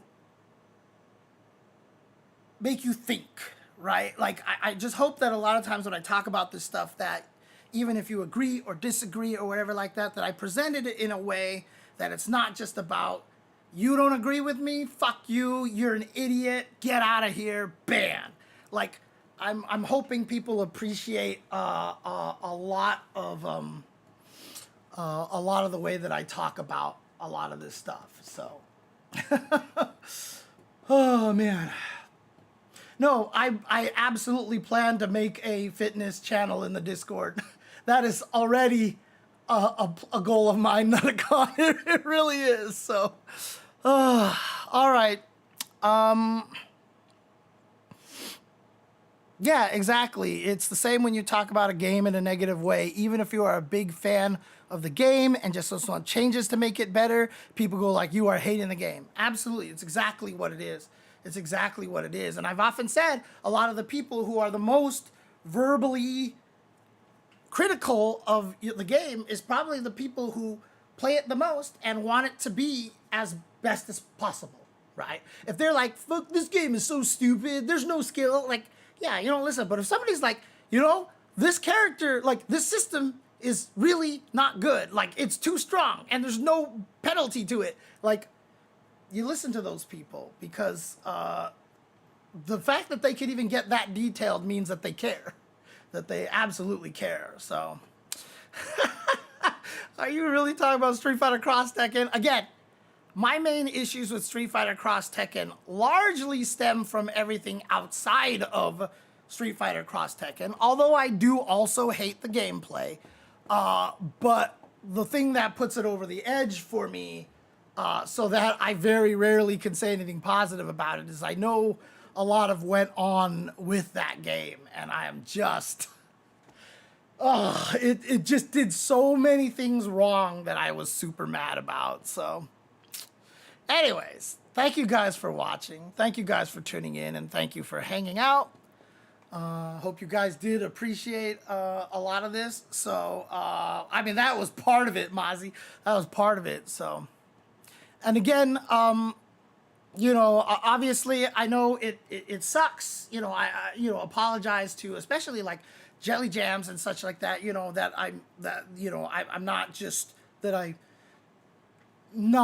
like openly like condemning, you know, Super Dojo and stuff like that, like straight up. But again, full caveat, like obviously I know him very well. I've known him for years and years. So it is a different kind of situation. So I apologize about that, but trust me, I will try to do I always do try to do everything that I can to help. And like I said, the worst part about it is I know, like, there will be actions that I will take, and I know that it's going to seem antithetical to certain things, but like I said, I